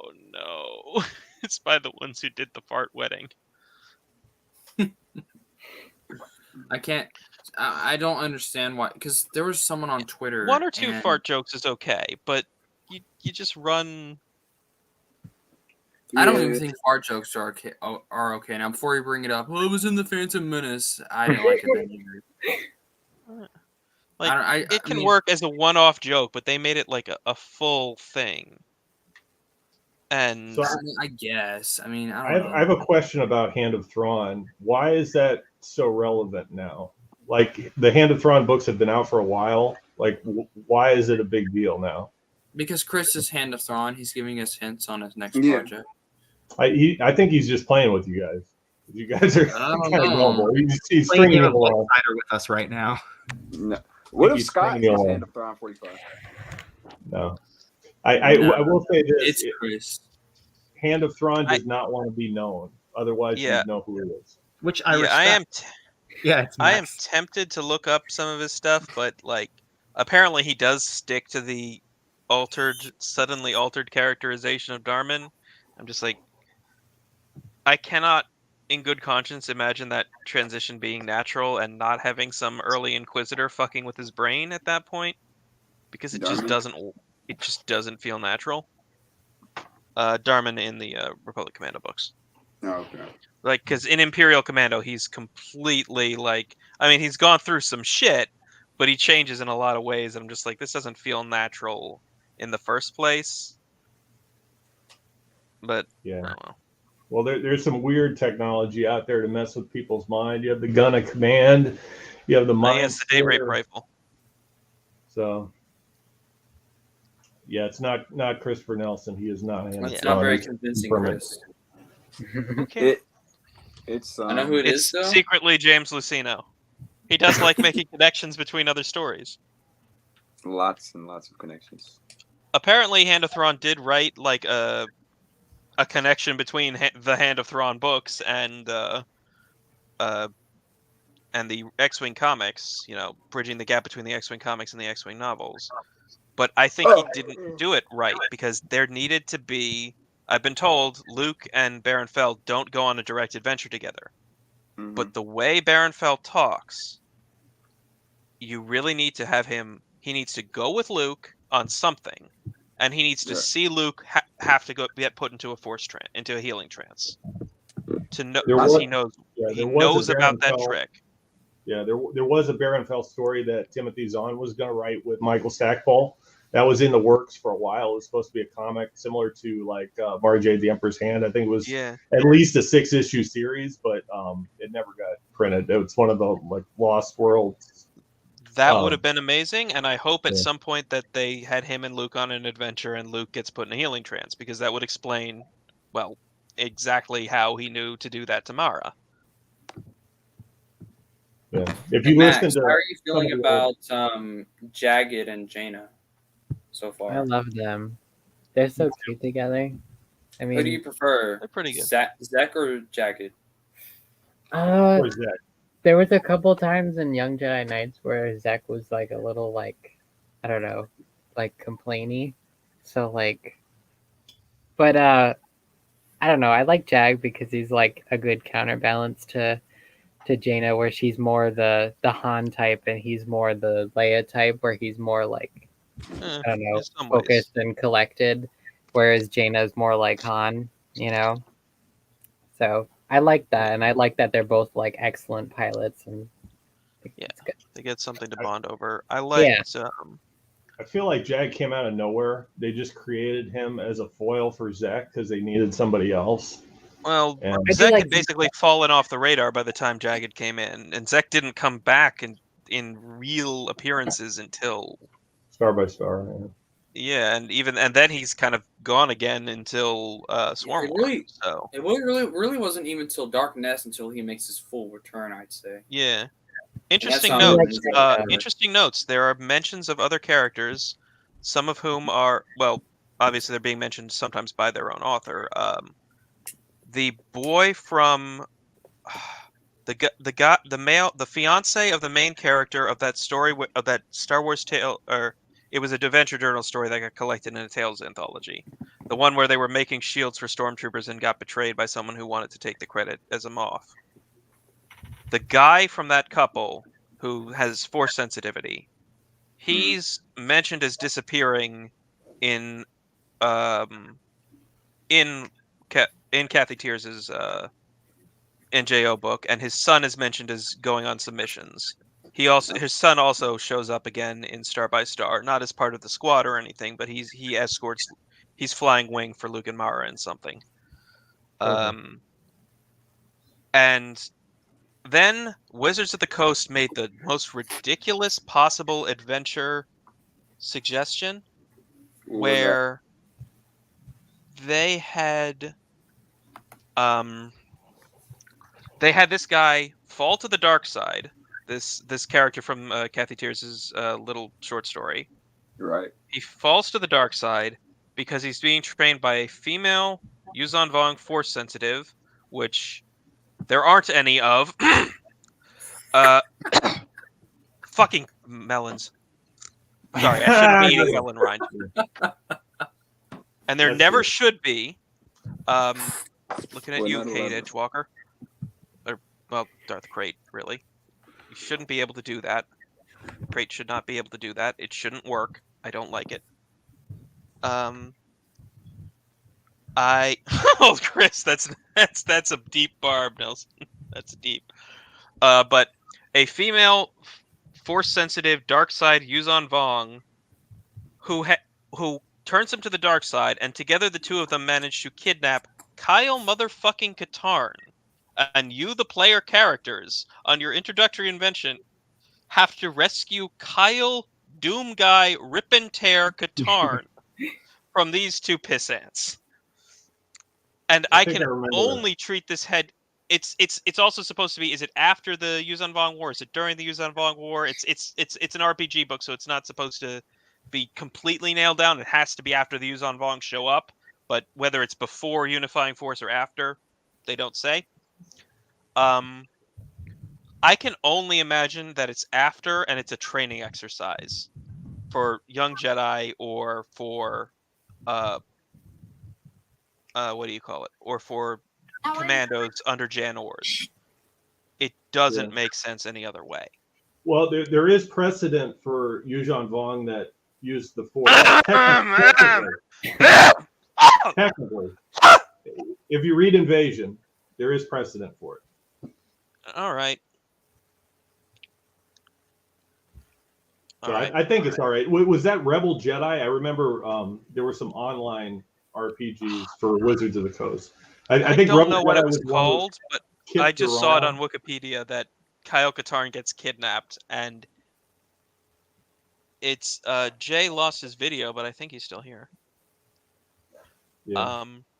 There was one with Kip Duran, I remember. And then, but I don't think it was during New Jedi Order. I think it was before. Although Kip Duran reminds me of my other idea that it might have been seen as like a barb between as one barb too far between KJA and Zahn, and so even Zahn didn't want to cross it. But it would have been interesting if during the Pelion-Gaversum Treaty and at the end of NJO, one of the reasons, like, there was an additional hang-up about Kip. Like, some people who are accused of war crimes for the Empire are just not turned over at the end of the war because unless you give us Kip Duran to execute, we're not letting you kill these people because we have as much proof that you've provided as much proof that Kip was possessed as we have that these guys were fucked with in the head by the Emperor or by one of the other or by Vader or by an Inquisitor. And we're not going to let you execute people unless you give us this guy who killed 30 billion people or however many. Yeah, but if you read one of the adventure journals, I forget which one it is. They have Kip, like, goes into exile for a while. Yeah, he does. For a short time, so he does account for his actions in that way. Yeah, I know, but like having one last like actual like a political ramification for it that would make him feel even worse towards the end there. Okay. And realize like, yeah, these other people who might have done all these horrible crimes on purpose are going to get away with it because people can't believe the whole Exar Kun story.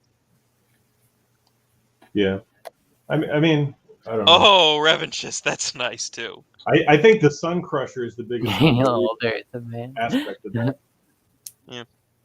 Although, and then of course the Sun Crusher got one-upped by Center Point Station, which doesn't even have to be in the same, which is just the Galaxy Gun plus the Sun Crusher plus a bunch of extra utility. Yeah, but the Sun Crusher was like indestructible. Yeah. The Center Point Station, it technically like went offline all the time. So. Yeah. Yeah. Yeah, just got to give it a good thump. Right. Have not Anakin be an work his magic. Yeah. Although, speaking of Thraken and Center Point, I have to say, Jason has probably responsibility for killing more people as a Jedi than he did as a Sith. Just by talking Anakin out of using Center Point. I'm putting basically every single person the Vaughn kill after that point on Jason's shoulders. I don't care if it's not fair, but I'm doing it. Well, he broke all those hearts too, so. Is it clear how many people died? Like in the 365 trillion is the estimate, but no one will ever be truly sure. And where is that from, though? Unifying Force. Okay. Just read the NJO, you'll see. No, not New Jedi Order, but the war after that. How many people Jason's war killed? It can't be anywhere near as many as the Vaughn killed from Fondor onwards. Like from Fondor to Yuzan Tar, they have to have killed several times more people than Jason killed. Misa back. Yeah. So we're just discussing how Jason killed more people as a Jedi by being a pussy than he did as a Sith by being an edgelord. Oh man. I loved when Anakin would like snap at him for being such a wuss. Yeah. And unfortunately, he did still look up to his big brother and still took his advice the one time he really fucking shouldn't have. And I've seen other people saying, oh, he should have just used it at Fondor and then broken it on purpose. Nope, he should have kept using it. He should have made sure Thraken was taken the fuck out of there so he didn't try anything, but he should have kept using it. Anytime a Warfleet shows up, boom, Thanos snapped that bitch out of existence. It's gone. The war could still... This comment. Jason sucks until traitor. Agreed. Yes. I wouldn't say he sucks, but like he was kind of pointless. He's sort of getting better. He's sort of getting better in the Kathy Tears one on Duro. Yeah. And then I stopped reading, and I haven't read anything between that and Duro. I like Jason in Young Jedi Knights. Yeah, I like him in Young Jedi. Before Traitor, I mean, he was essentially the Aquaman of Star Wars. I mean, he can talk to animals, big deal. It was just Jaina and Anakin like carrying the soul of those kids. Jason was supposed to die for a reason because they didn't know what to do with him. Yeah, and then they basically had to change everything, and to the point where Stackpole was like, well, if we're going to have to kill Anakin now when we weren't planning to, I'm going to give him some extra page space because, it's a waste. And everyone kind of acknowledged it. And I think there were ways to have Anakin survive NJO and still follow George's instructions. You don't have to you can either make him a more minor role, which kind of works, but might still run too much risk of George saying no at various points, or my idea was Center Point just eats him at some point. Like it absorbs him. He's stuck inside the machine for a little while, and the war's over That's by dark. the time he's out. Yeah, Pretty like dark. Cray. Not Stuck aboard the like Eye not like Cray Mingla. Like it's not just his mind; his literal body is stuck in there. Like he's not going to lose his physical body.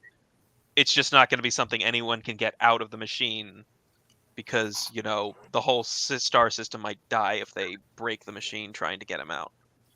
I could see that.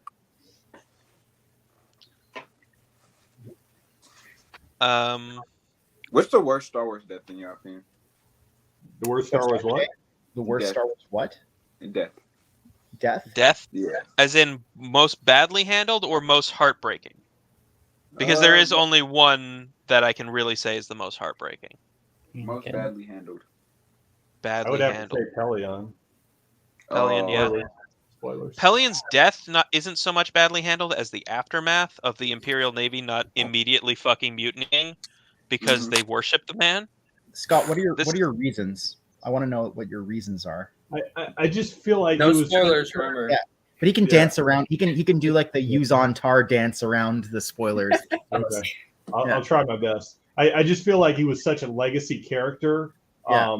I mean, going all the way back to Zahn's book, he's been like a continuing like steady force for the Empire.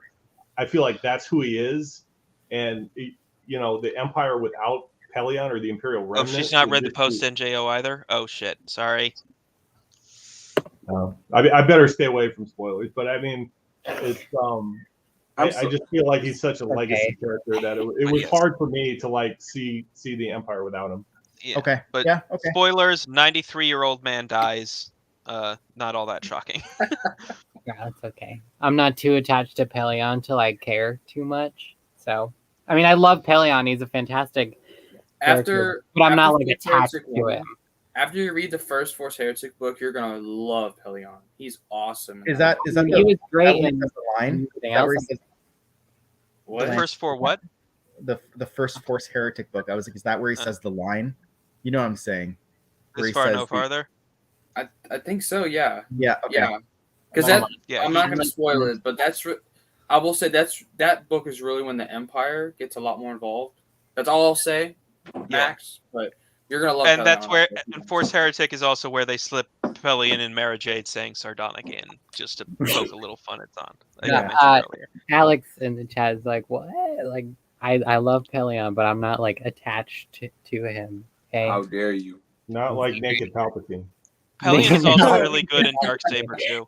Darksaber is one of those books that is frustratingly close to being amazing, Mhm. but has so many little things that nag at me. The main character movie death that they threw in just for shock value, Oh yeah. that kind of underlines. I kind don't agree.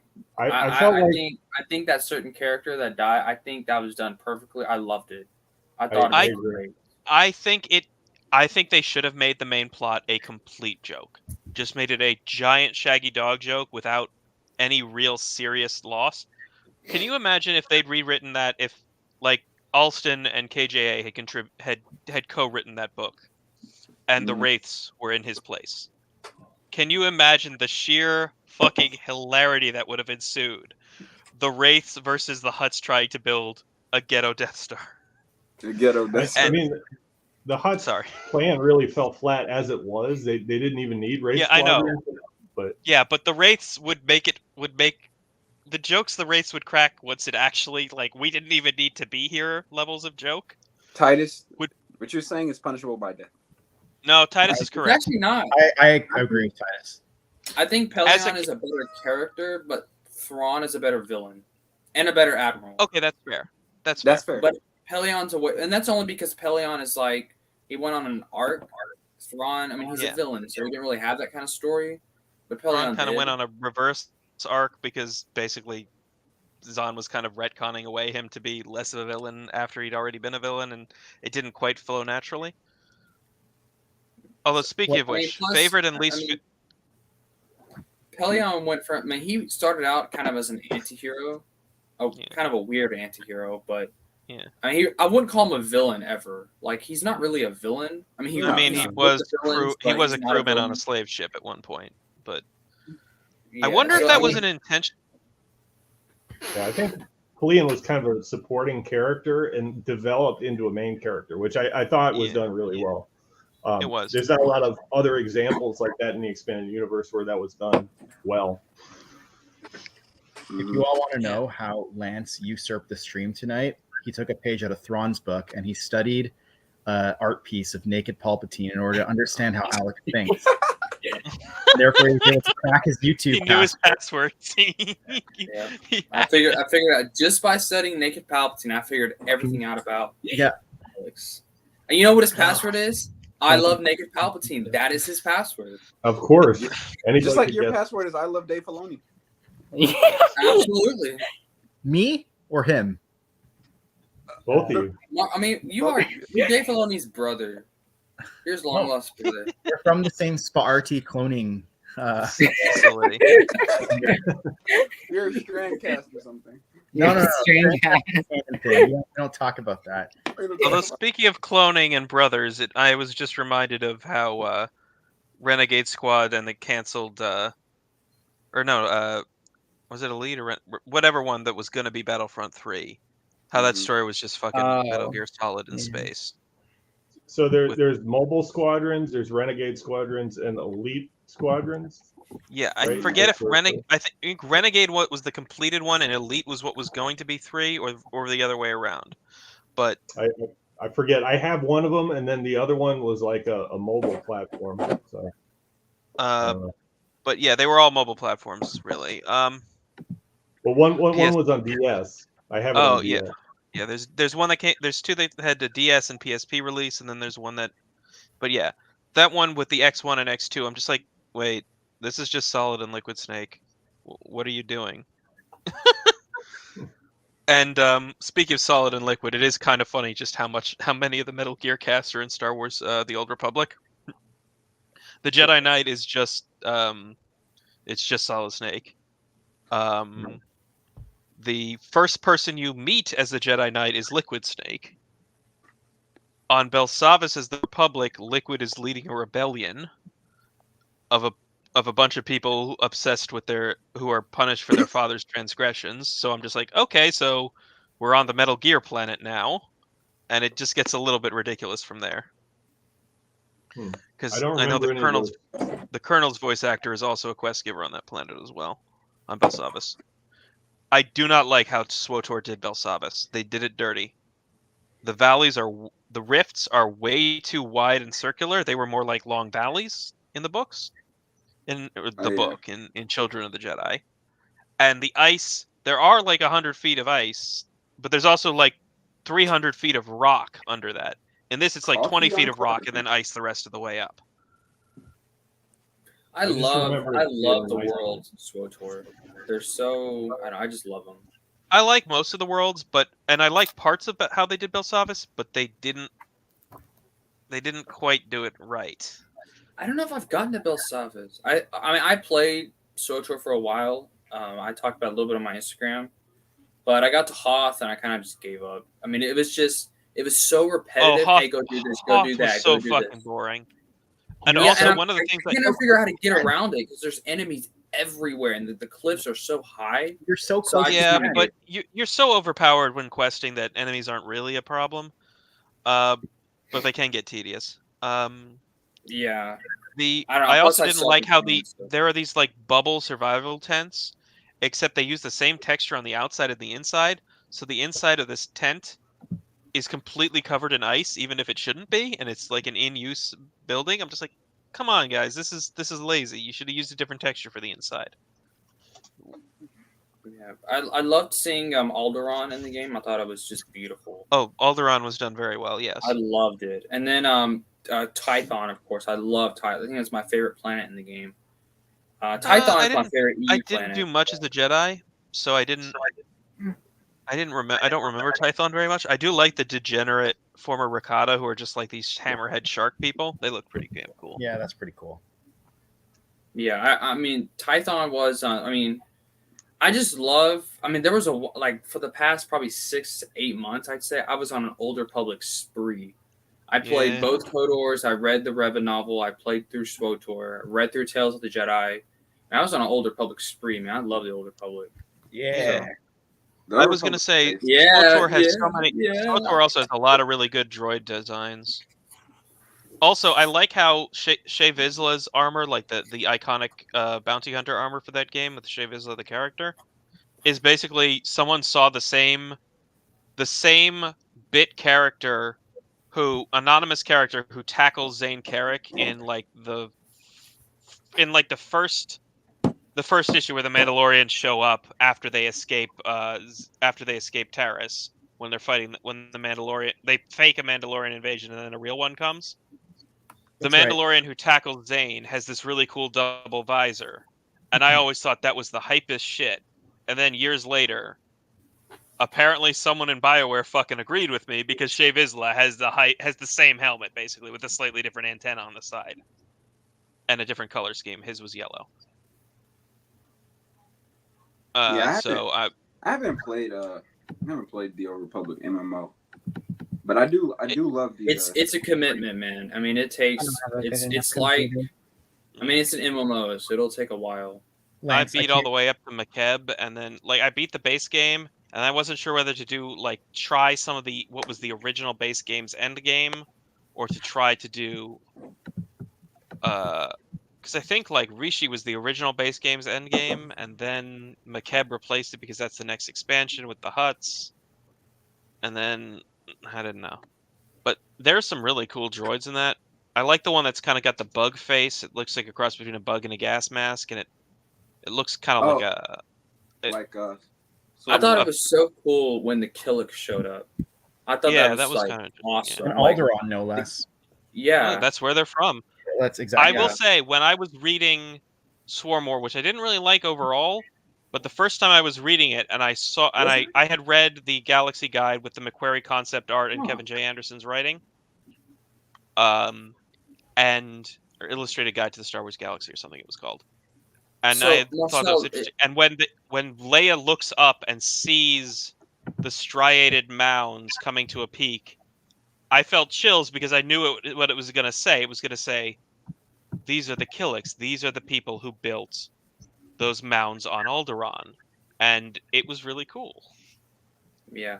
So Marcel, is it Hoth, and then what planets are left? Hoth, Belsavis, Voss, Corellia. Done. Of the base. Of the What base was game. before Corellia? Voss, Voss, which is it's like a neutral world where you're trying to convince people. It's a beautiful planet. It's really how do you pretty. spell it? VOSS, I think. VOSS. Yeah, Yeah. VOSS. It's called Boss.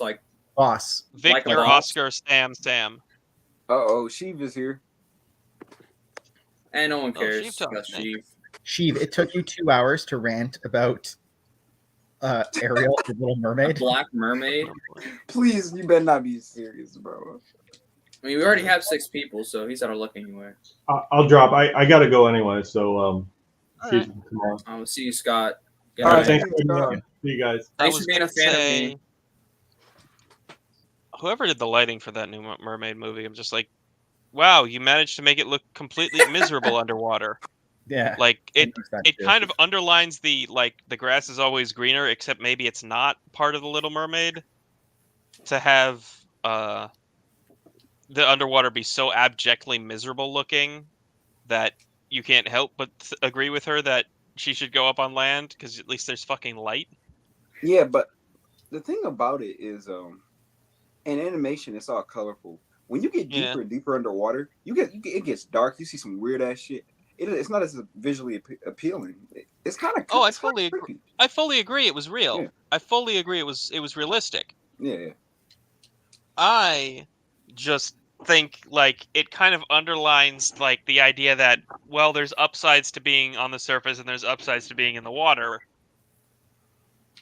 And I mean, the original book, there is no upside to being in the water because you're literally a soulless being and you need to earn a soul to go to heaven. That's kind of the actual point of the story. That's interesting. It's a Christian work, much like the Ice Queen story was it was started by a mirror the devil made, or the mirror the devil smashed because it revealed how ugly he was, or something. I just don't think why are you getting something that was supposed to be for animation and it shines under animation? we're gonna make that in live action because capitalism and we're greedy as hell. Like, It's like the weirdest hybrid of the two the big isms. I fucking understand that shit, man. It bothers me. Like Lion King was so soulless, so soulless. It was like The only thing, and I think Sheev said this earlier in his stream, but the only good remake they've done is the Jungle Book. That's true. I loved Haven't that they? movie. Didn't they basically remake the Jungle Book twice? Except one of them was just Tarzan. And they're like, "Wait, we didn't make the Jungle Book in live action. We just made Tarzan. Let's do it again."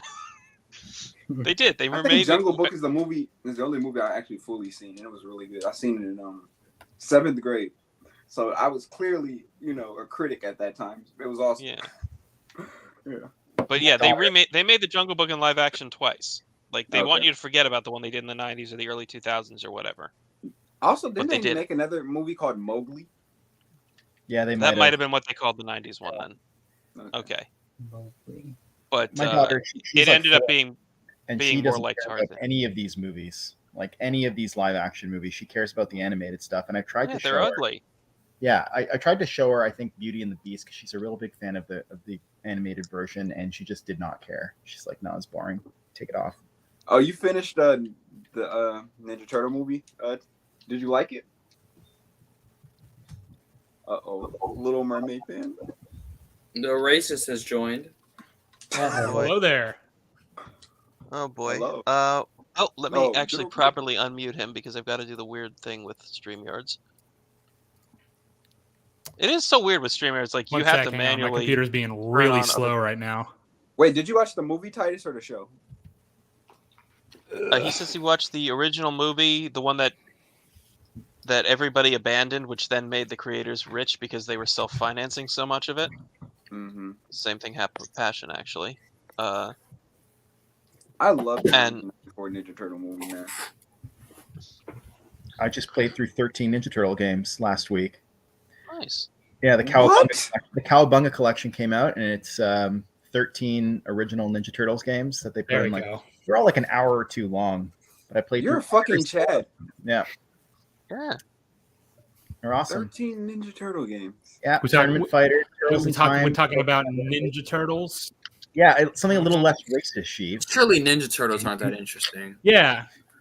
They're They're like alright. Power Well, I mean, Rangers, they're turtles, green, and green. that Wait, what- automatically makes me mad, they're not so. like Power Rangers, but green. They're Daredevil, but turtles. That's what they are. They're Daredevil, but turtles. They're even from the same accident. Yeah, Now, yeah. how would you feel if they race swapped Correct. them for frogs? Then I that's would be just okay with that, Battletoads. actually. Then that's it just is Battletoads. You're right. The karate lizards.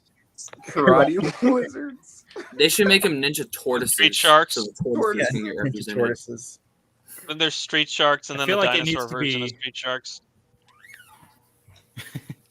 You I feel feel like how it needs to be high- clarified that You I know how high that you I gotta wasn't be? ranting that Ariel's black. I was ranting that people are mad that Ariel's black. Yeah, everybody Alright. knows that. We're just joking. Nobody gives a damn. I feel like that needs to be made clear. Okay, cool. Yeah, I wanted to sure. say, Yeah, true.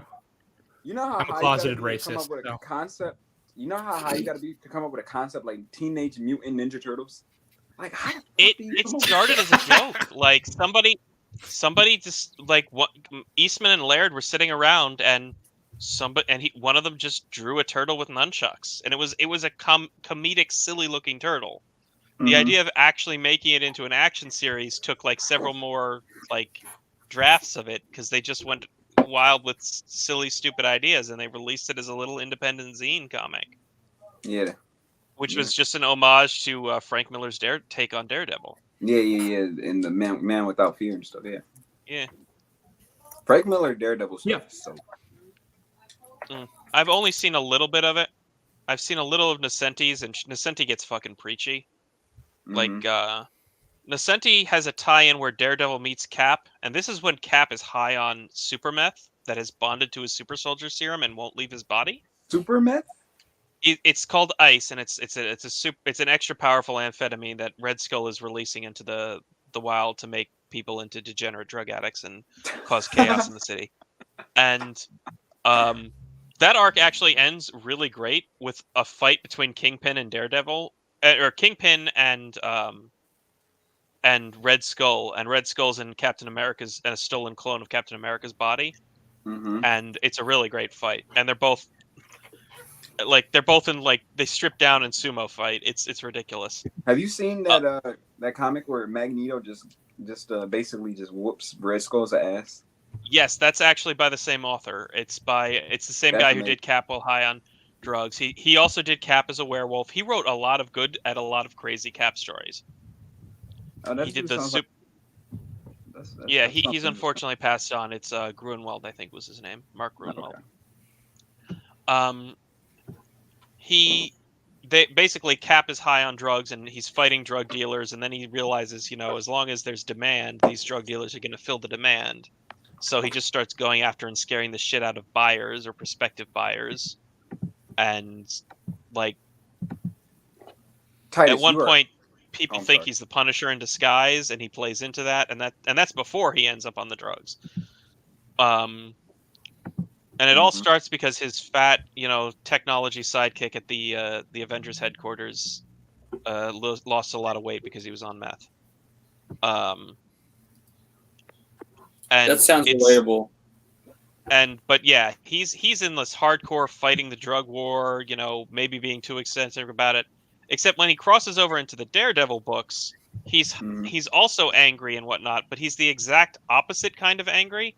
He's Mhm. bitching that the drug war is wrong and that we shouldn't be invading Panama without the UN's permission and blah blah blah. I'm just like, Based. That's really based. like you want to fight?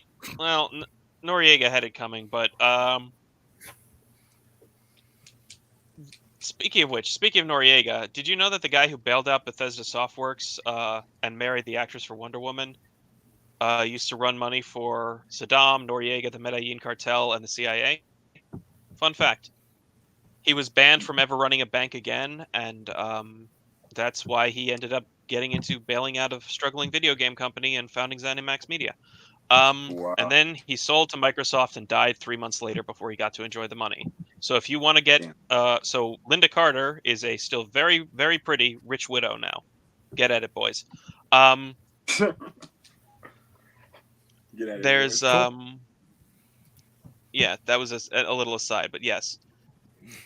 Captain America on drugs, fighting Daredevil, and like Red Skull's henchman fighting, Crossbones fighting Bullseye. That was a really good arc, to be honest. Yes, Max, it's they kind say of you're talking ridiculous. too much. Captain America is stuck high on meth, unable to sleep for like 2 weeks, and getting increasingly erratic. And his girlfriend and Daredevil, and his girlfriend at the time, Diamondback, and Daredevil and Black Widow have to take him down and get him help. And then he has to fight Crossbones without the super soldier serum because Hank Pym takes it out of his blood. And so he's still got all the muscle mass he built up while he was on it, but he's no longer, immune to getting tired and all of that. I got a question. Who's your favorite Avenger? Well, who's everybody? Is anybody a Marvel fan? Anybody? Tony I'm Stark. gonna be a little. Of the one, well, I read everything Hulk from like it's. I think you might have been at the chat when I said it. I read everything Hulk from the beginning until like 2011 or something. All right. Like the Greg Pak run after World War Hulk. Oh, so Hulk that's your go-to? He's the one I know the most about. I really like the Captain America Gruenwald stuff that I read. Right. Although ironically enough, I was just reading that for some of his minor side characters like D-Man. Oh yeah. Who, interestingly enough, Nick Spencer made gay, but it almost fits because there is a scene where he's like, some dude is jealous of him being with his girl and he's got no interest in her. But I always took that to be he's just a nice person. So, whatever. Interesting. Poor D-Man, he became such a joke. When do we? Max. He was actually originally a Thing side character, and then he spent a lot of time with Cap. Oh, that's cool. Max, who's your favorite? My favorite Avenger is Black Widow. I've read like so many Black Widow comics. Oh yeah. I've read a shitload of them. So I only like her because she's hot. That's fair. I've read a little Black Widow. You know what? Lance, I'm halfway there with you. She is fine as Nah, hell. I'm just kidding. I mean, she's Oh, a good oh. character. Though. Yeah, she's a good character. I was gonna say, but she is also fine as hell. So Yeah, Like, she's okay. So like Black Widow in the movies is like the most watered down version of Black Widow. Yeah, Like Black Widow in the comics is absolutely insane. yeah. You know? She's been everywhere. She's been with the champion. She's been with the defenders. She's been She's also all been over the around place. since like World War II in the comics as well. Yeah. They I think they had to retcon that in a little bit because she was, I believe, a fairly new agent during the Cold War in the early stuff. Yeah. So if she was in World War II, that's via some retcons or timey-wimey stuff. Yeah. did you like the Black Widow movie? Yeah, I enjoyed it for what it was. There was some stuff in there that I didn't enjoy, but I liked it as Taskmaster. like just as Taskmaster for was just like Black Widow and Yelena, I enjoyed. Taskmaster. Yeah, Who- the Taskmaster girl is just kind of silly, and Yeah. Taskmaster is did you just say- such a fun character to make it this faceless, brainwashed girl who is Yeah. played by a gigantic guy in all the other scenes except the Yeah. one with the face mask is off. It's like they're completely different sizes. You're not gonna. No one is gonna believe this. Yeah. Wait, to the did point, you, like, I we're could talking buy about that- Trash Master, right? Trash Master. Yeah. Yeah, Trash Master. You see, Blaster. she was Um, wearing very tall shoes. Yes. Yeah. Somebody redid the scene where Taskmaster's driving the armored personnel carrier and had Spice Girls blasting because at least one comic mentioned that he liked Spice Girls. And they have it running, and it's fucking great. You just have this, it's just blasting music as it's driving around, and it's actually makes the scene so much better. I would imagine. And would have fit with the MCU's tone. Yeah. Like that would have been better. Taskmaster would have been the better comedy character than the pathetic ex-Russian superhero. Yeah, Oh, right. Way yeah. better as a comedy character than the Red Guardian. Sheep, who's your? Um, I was gonna ask Sheep, who's your favorite Avenger or Marvel character anyway? Well, I've only really seen the films. I don't read that many comics. Favorite Avenger before they turned him into a joke in Endgame and then Thor is Thor. I like Thor a lot. Thor's my favorite. he was already a He bit of gets a joke in ruined. Ragnarok. No, but he had a great character arc in that movie, and he was still True. sincere and profound. And To a he was degree, but he was still- also he was still goofy.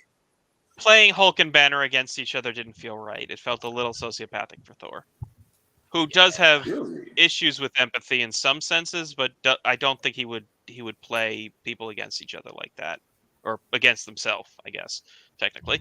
I think he was just desperate. I don't know. He needed to get off of Sakaar to go fight his Yeah. sister. Yes. He needed Hulk's And, help. No, Planet. I love Thor. Yeah. Yeah, Thor's great. Um, My favorite Marvel character is Spider-Man, of course, but I don't consider him an Avenger. yeah. Yeah. Even if he technically has been for like 10, 20 years now, almost. No, he's not. He's not. I guess you could say Spider-Man is pretty amazing. All right. He's spectacular. Spectacular. to He's me. definitely ultimate. Oh, God. Oh You're my right. god. I should. Oh boy. Although that does remind me, I wanted to have you. There's a really funny sequence of the original Nova.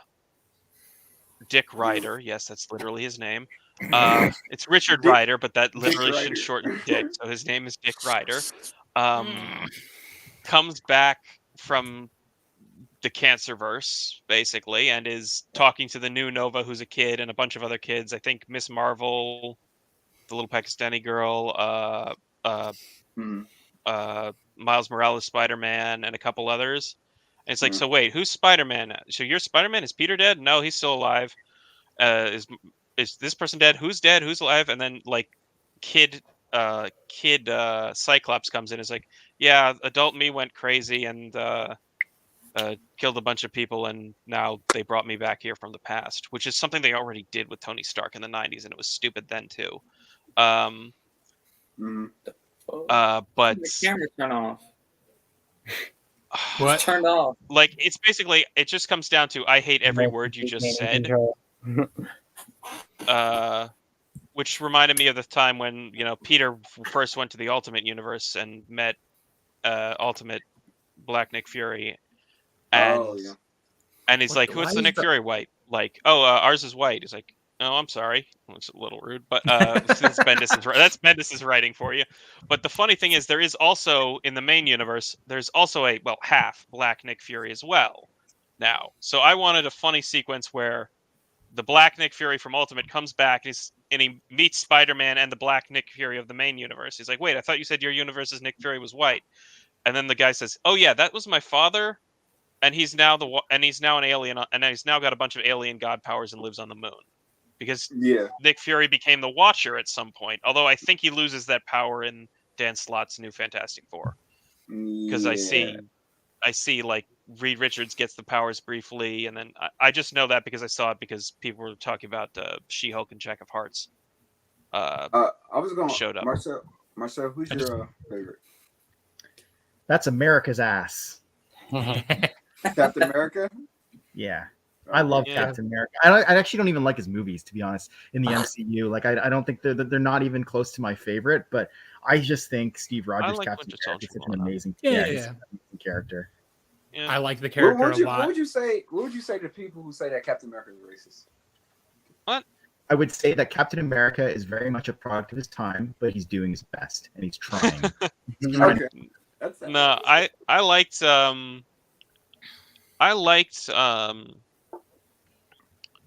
I actually read, speaking of Captain America and race, I actually read one of the older Falcon minis by Chris Priest. It was Mhm. pretty good. I mean, the villains were kind of throwaway. There's a point where like a gang is trying to become like a civic society instead of being a gang, except he was going to get them permission to do a march through the street legal like, except he gets chased by a sentinel and he misses out, and then the gang gets in a fight with the cops and somebody dies, and and then the gang kidnaps the president of the United States, who's Reagan at the time. Isn't there a comic where he calls a Vietnamese soldier a yellow monkey? Or am I? Is Whoa. that That's just me? probably Ultimate Cap. That's probably Ultimate Cap. Goodness. I should Um, clarify. I thought we were talking about MCU Avengers. Oh God. Like in the comics, I don't, the only Marvel title that I read is probably Amazing Spider-Man, and I stopped reading that a while ago. Like, I'm more of a DC guy when it comes to the comics, but when it comes to the films, I'm much more of a Marvel guy. So I would say I had Same actually. The opposite. I want to talk more about the weird shit in Grunwald Cap. There's the Serpent Society, who is like a union for villain henchmen, but only snake themed villain henchmen. And like they work contracts for AIM or Hydra or the Secret Society or the Magi or whoever's hiring at the time, like a labor union, and they have benefits and dues and all that ridiculous stuff. There's the original version of the Flag Smashers, which are just kind of a no borders type situation. No countries, no borders. This is what V2 is for. Sorry, I slip into random Ace Combat memes when I haven't even played Ace Combat. And there's the anti-porn crusaders, and then there's the people who drag kids to a camp and expose them to horrible things like drugs and porn and torture. So, And all of them are secretly being run by the Red Skull in the background. And this like is he's during the 80s playing or the 70s? 80s going into the 90s. Okay. Grunwald Camp ended in like 92, I think. That does remind me. That's that had the Axe of Vengeance crossover. That when Magneto kicked Red Skull's ass, that was from the Axe of Vengeance crossover. Mm-hmm. Loki decides to get all these villains together and have them swap enemies to see if they'll do any better that way. And it leads to so many interesting things. It leads to I forget who Kingpin ended up fighting. Like Doctor Doom goes after the X-Men. The Fantastic Four, somebody just attaches something that brainwashes random minor villains to attack them. Mm-hmm. Which is really interesting because they follow them to Washington where he's doing a hearing on the Superhero Registration Act, like talking against it, which is doubly ironic because Reed Richards ended up being one of the worst people, betraying the superhero community during Civil War. and he was talking to Congress about being against it and saying, "Hey, you already registered the mutants, and you should unregister them. That was gross." And adding even more to the people who get their powers by accident, that's even more ridiculous. And the NRA actually shows up and is like, we think the Second Amendment applies to superpowers. What the fuck are you assholes doing? Oh, So, but the Senate meeting keeps getting interrupted by random villains just showing up. It's a very funny issue. But the Red Skull one is so funny because at some point, like, Magneto just asks Loki, "Is this the original Red Skull? Is this the communist one? Is this the drug dealing one?" It's like, "Oh no, I think it's the original." And Loki knows exactly what he's doing. He was around for World War II. He knows exactly what he's fucking doing. And he knows that this is going to just have the people who he was trying to make work together turn against each other. I was going to ask. Loki's in disguise this whole time as well as just like a facilitator or a henchman. And he just straight up tells him, "Oh yeah, it's the original." And he knows exactly what's going to happen. And he just sabotages his own plan because he thinks it's funny. I love that part of it. He could have said, "Oh no, I think this is just the communist one," or "I think this is just an impersonator." Right. And Magneto's like, "You weren't involved directly in the camp that killed my family, but I'm going to torture you to death by leaving you in a literal, like, middle of nowhere, some random person's fallout That's what shelter." his ass gets. I hate Red Skull. Yeah, they put his ass in a random, just a black space with just a few jugs of water to get by. And just like, "You're gonna suffer and probably die and go insane down here before you die." And Red Skull's henchmen, who are actually kind of like funny, you don't want to root for them because they're working for this arch guy who's evolved whose stated goal is to become more evil than his original Nazi self, just to be even more evil. But these henchmen are just such fucking assholes to each other. It's got this great chemistry of Crossbones, the computer guy, and Mother Knight, who's just one of Red Skull's mistresses or something, and the roboticist or the mechanist, I don't remember what his fucking name is, who's apparently gay for robots. That was revealed later. Me too. But yeah, so they're doing all this, and like, just like, we have no way of knowing where he went. He just got taken by someone so ridiculously powerful that we have no way to track him because he can just float. And so he's like, Crossbones remembers this time he was fighting against Zemo, who had a random dwarf psychic helping him find some items. He's like, so they just barge in on this random psychic dude who's just a dwarf with big sunglasses, and force him to find Red Skull. And I think he just straight up dies of a heart attack because Red Skull is already, an evil, malignant entity. And he's going through some serious shit because he's going insane from being left in the dark. And like reliving his own traumas and the traumas he inflicted on other people. And the fucking psychic, when he finds him in the bunker, he just fucking has a heart attack, and I think they just leave him there and he dies. Damn. I wanted to add something. What was I gonna ask? Oh, Lance. I don't think I asked you. Who's your favorite character? Or She-Hulk. Me too, man. She's pretty good. Just kidding. Seriously though, I don't know. Tony Stark, I guess. MCU Tony Stark. I haven't experienced anything outside of Marvel or the MCU. So I guess Tony Stark, only because he likes AC/DC and he's a playboy. So yep. You're all have different answers. That's kind of cool. I actually also AC/DC. I'm also just a sucker for a bunch of random weirder little ones, weirder side characters, like random villains or whatnot, one-offs.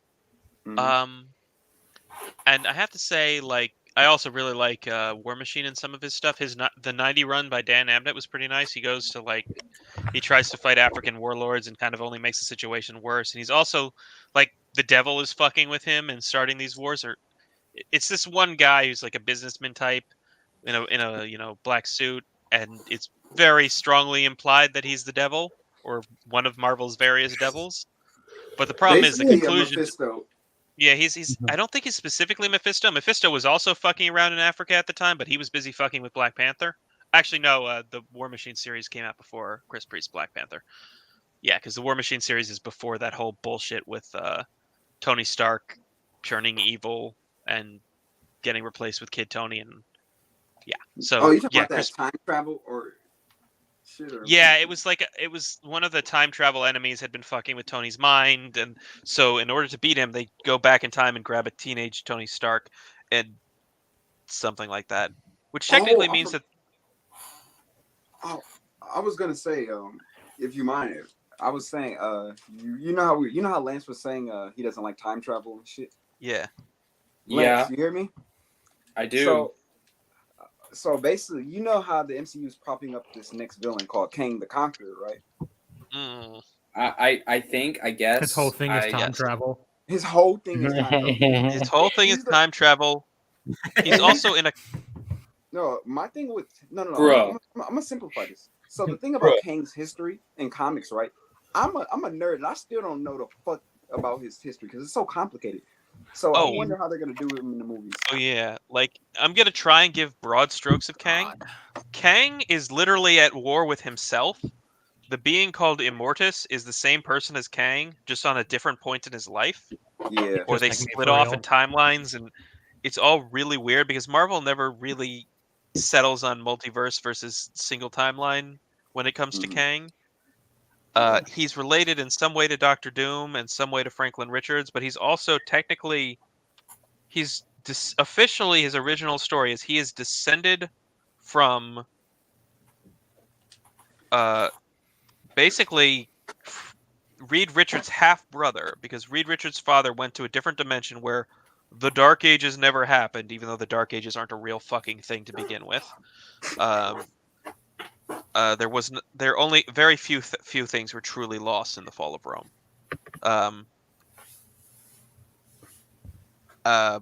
But he goes to that timeline. That timeline had its apocalypse, and he became a warlord. And he actually wasn't really trying to be a warlord. His wife was doing a whole bunch of shit in his name. Blah blah blah.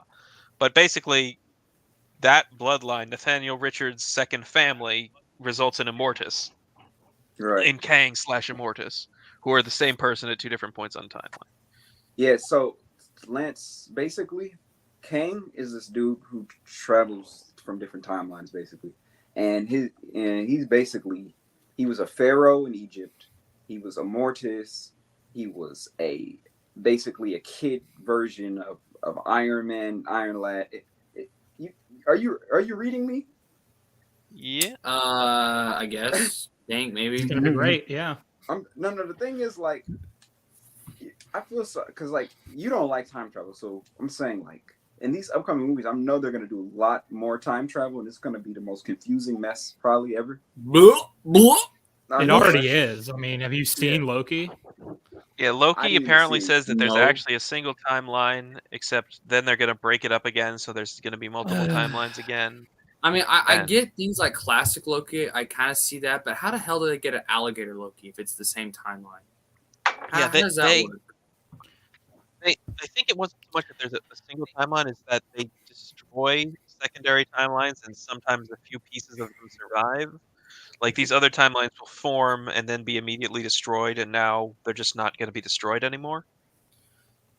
I guess is the way they're doing it. I mean, if time travel is a thing, they might as well just go back and bring Tony back, bring Cap back, bring Thanos back. I mean, why not? When they run out of money and get desperate enough to go back to the original actors, they will, I'm sure.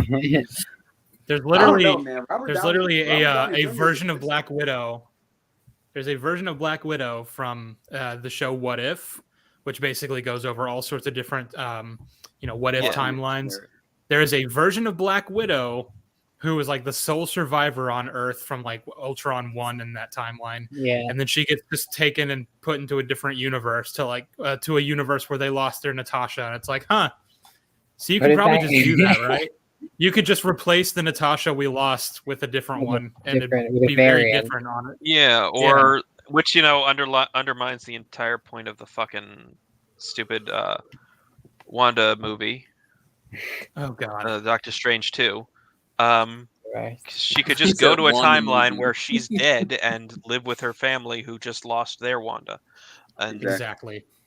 But See, I would absolutely puke if Star Wars ever became something like what Marvel yeah, is. Oh, I would puke. I wouldn't be a Star Wars fan if that happened. I've already written off Star Wars anyway, so I'm just a fan of what it was. I guess Although me I'm gonna too. say, the whole Multiverse of Madness movie is all because John Byrne's wife got a vibrator. what? John Byrne fucking hated Vision. Like, he didn't see him as a person. He saw like him as he called him a toaster. He didn't like that he was getting with Wanda. He was like Mhm. weirdly jealous about that. And so he killed Vision and made Wanda's children fake. They were real kids originally when they were first written. That whole fake child plot, entirely because this man was fucking salty that his comic book waifu was getting with the robot dude. Sounds like something Dave would do. Dave Filoni. Yeah. Just to Dave, don't touch my waifu Filoni. Oh, But what's he gonna yes, do to Lux Bonteri? Oh no. yeah, no, Lux No. Bonteri is his self-insert. Lux Bonteri can get it. Like, he's the only one who can. Chill out. Chill out. His middle name is Lux Lupus Bonteri.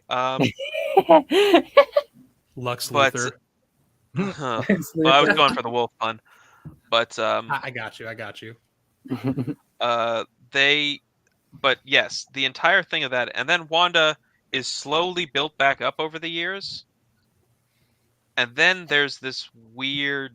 Then Bendis, who grew up reading Byrne's work, decides to bring back the whole Wanda's trauma, her fake kids, and all the stuff, and has her blow up the Avengers and do the whole disassembled arc, and then create that timeline where the mutants ruled, and then realize she doesn't want to, and then say, and well, getting rid of the mutants was directorial mandate at some point. They did the whole no more mutants thing where all the mutants got depowered and several of them died because they were so mutated that they needed their powers to live. And all of that, and then all of these movies are just because John Byrne was jealous that his comic waifu was getting jiggy with the robot. Right. And honestly, I really liked the family dynamic that Pym, Vision, one of the Ultrons actually tried to be good for a while there, and that was actually really cool. Pym, Vision, Wanda, I guess Pietro kind of, but he wasn't really involved in these stories. But also What are Wonder you talking Man. about? Basically, before John Byrne decided Wanda's kids weren't real because toasters can't have sex with women and make kids, and he made Vision much more of a robot than he originally was. Once again, Lando.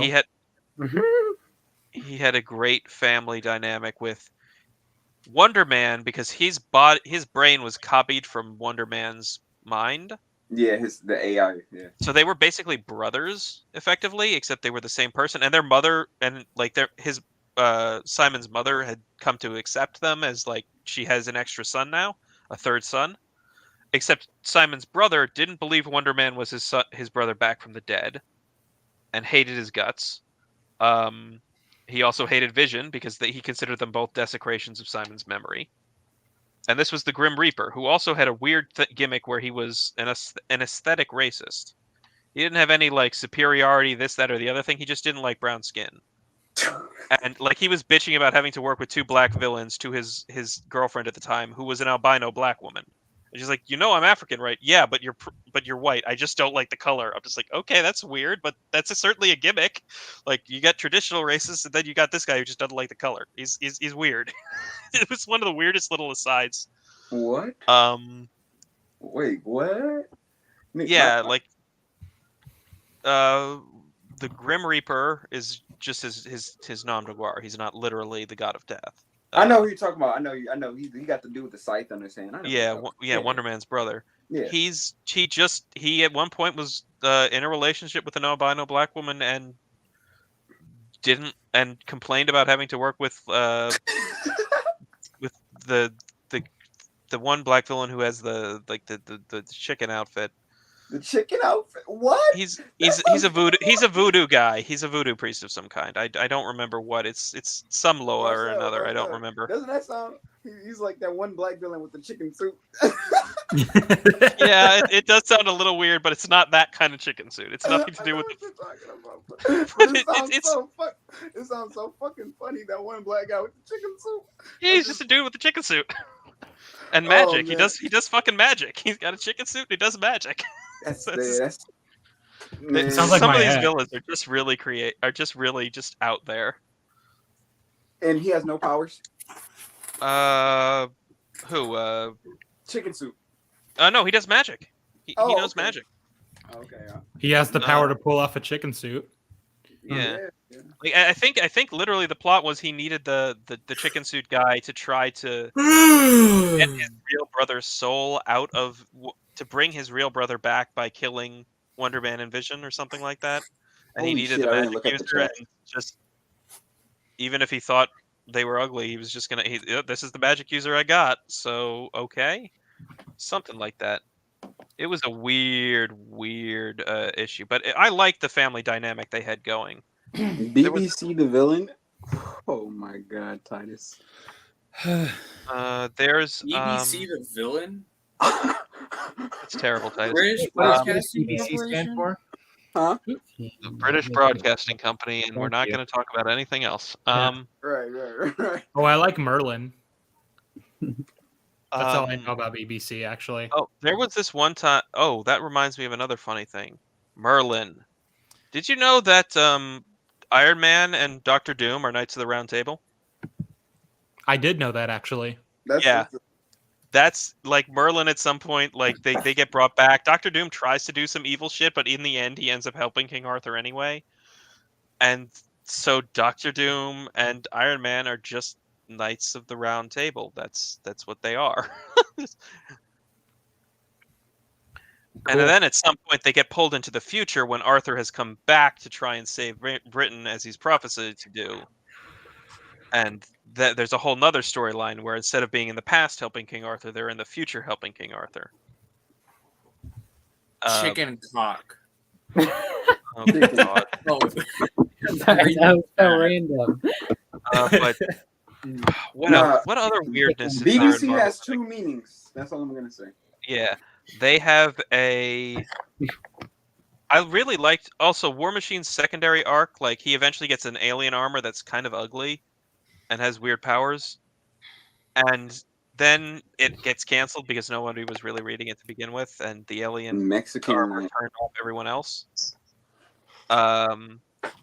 Which is really, I was really expecting Dan Abnett when he was doing like the Cosmic Marvel stuff to have at least a cameo by someone wearing that armor. Wait, like, what armor? War Machine's alien armor. It's a Oh. weird looking armor.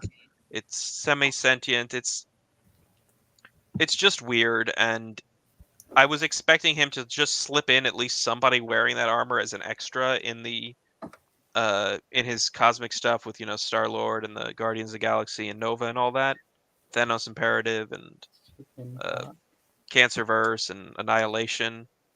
All right. There was also I did also like one of the villains in War Machine was Cold Warrior, which was just some dude who was on ice in Siberia with cybernetics.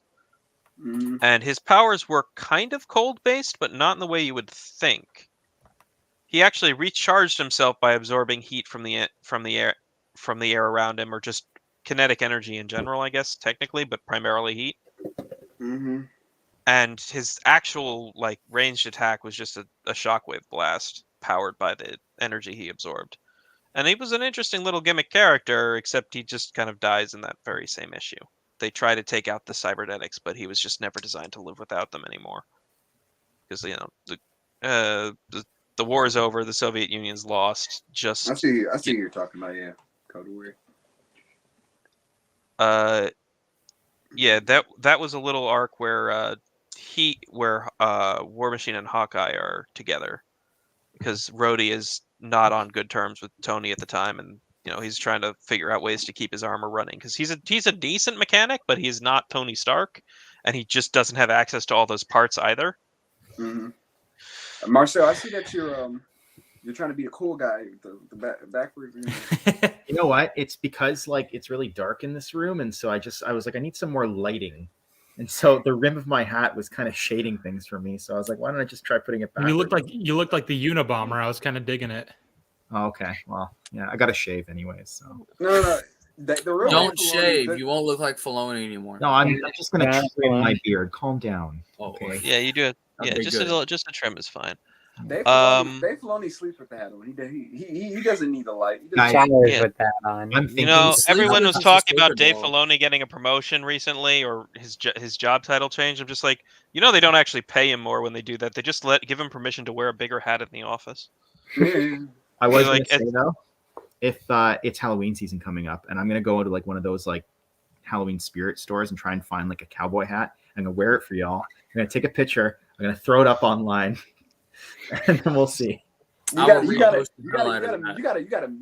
gotta milk the fuck out this joke. You gotta Careful. talk about Coca. Mike Zero might want to use you for like a thumbnail, Marcel. He might actually okay. think you are Filoni. Yeah, Mike Imagine Zero- if he actually does that. I would laugh. It's like what Star Wars Theory with the Ferris Olin, Jason Solo. Yeah. It's like, Dave Filoni. Yeah, I want to play a game. Damn, I Wanna love play a Ferris guessing Olin. game? Got to be one of my favorite solo Yeah. children. Yeah, I want to play a guessing game. Guess what Mike Zero title is the real and which one's the fake. Oh my god. Okay. Okay, let's do it. All right. Let's do it. Let me hold on. Let me see. Kathleen Kennedy in Big Trouble with Lucasfilm Now. Is that a real? Or is That's that- real. Come That's on. real. It's fake. Hey, that made What? me Really? I swear I've seen that. I'm certain that's some like he's made 10,000 videos. I'm sure one of them is called that. All right. Let's see. Jon Favreau announced. I can't do it. Jon Favreau announced his canceling Star Wars TV show. That's real. Yeah, that's fucking it's It's it. really Yeah. good. You should read some Ryan Kino titles and see if they're any different. Oh no. Because they're Let's not. not appreciate it's someone who hangs out here with us occasionally. He's I made ain't gonna lie, I just 1.8 started to get a headache just reading this, but I can't say I hate him, but I can't stand Ryan. I can't Kino's content. stand. I can't stand it, bro. Matt's let's gonna see. send this video to Ryan, so we better watch what we say. Oh yeah.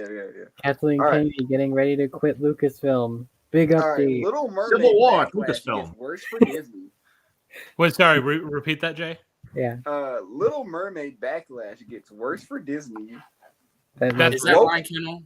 If That's woke Ryan Kennel. Woke activists freak out over white Ariel trailer. That was a What? funny little prank too, to be honest. Let's see. Hold on, what's another Mike Zero title that's probably very elite? These all sound real. I don't Yeah. know. Brie Larson has sex with George Lucas. But Brie Larson has sex with George Lucas, but doesn't call him back the next day.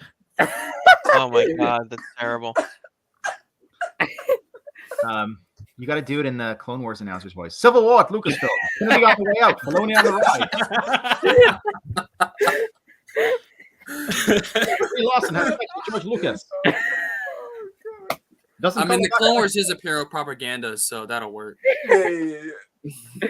Propagander. New Star Wars trilogy leak is happening by Favreau. Guess what the thumbnail is? You got Ahsoka with the lightsabers, Mando, Luke, and Grogu making an orange lightsaber. What the fuck is wrong with him, man? I will say this about we're on Mike Zero again, right? Yeah. I will say this about him. He has quite an imagination. Oh, Kinds of things I'm like, I would never have thought to like make a video with this title and this thumbnail. Where how? Kathleen creative Kennedy sends genius. feedback to Desperation. She, I ain't gonna lie. The man's imagination and his ideas, they're fucking amazing. How do you come up with this type of stuff? Yeah, Like exactly. I know what it is. He does a random. He has numbers. So he rolls a dice. He says, He's got George like Lucas. a word generator. Yeah. Manatees. Word generator. Yeah. You know those things you fill out like it's like a general sentence, but you put like words in the blank spots, Mad Lib. like nouns and verbs and stuff, and that's just what he does. And then he's like, "Let me make a video with this title." Oh, you ready? You ready for this one? Oh, Mark God. Hamill trashes Disney in a sequel trilogy. Did he Finally now? admits the truth. Oh, this one got a. You know, with all this creativity, Mike Zero should just go work for Lucasfilm. I mean, it's more than what Lucasfilm already has. So Instantly better stories in the canon. He has a thumbnail with Scarlet Witch with a yellow lightsaber. He always uses like Karen Gillan for like Mara Jade in his thumbnails. Or no. Or is no one going to talk about how he photoshops Kathleen Kennedy's face on Nancy Pelosi's Yes! body? Oh my god! He always puts her on Nancy Pelosi. That is very clever. Wait, which one of Nancy Pelosi's body? Please don't tell me it's the beach picture. It's like all different. I did not need to know that some 90-year-old old It's always a political picture of Nancy crazy Pelosi lady during her had press big old conference titties. during I this. did not need to know that. No, I swear you can see the Photoshop. It's really fucking sloppy. All right. Well, I think being sloppy is kind of on purpose. Kathleen Like Kennedy everyone finds knows it's some just big being done for the Star sake of a Wars joke, so you're TV not going to really try to make it realistic. This man makes up news as he goes. And how does he fills out these 9-minute long videos of just him just yip yapping about nothing? Here, look, Same listen. thing. Hold on. Look. Hey, welcome back, everyone. It is now the middle of August of 2022, and we're just a couple of weeks out from. turn that off. Welcome back, everyone. It is now the middle of August 2022. Today we're going to talk about Brie Larson and why she will love me one day. I don't I mean, really Brie care Larson one is way or kind the of other. hot, so Not really. Oh my god. She's all right, I guess. She's fine. No. I don't care what y'all say. Today we're looking at this restraining order that Brie Larson.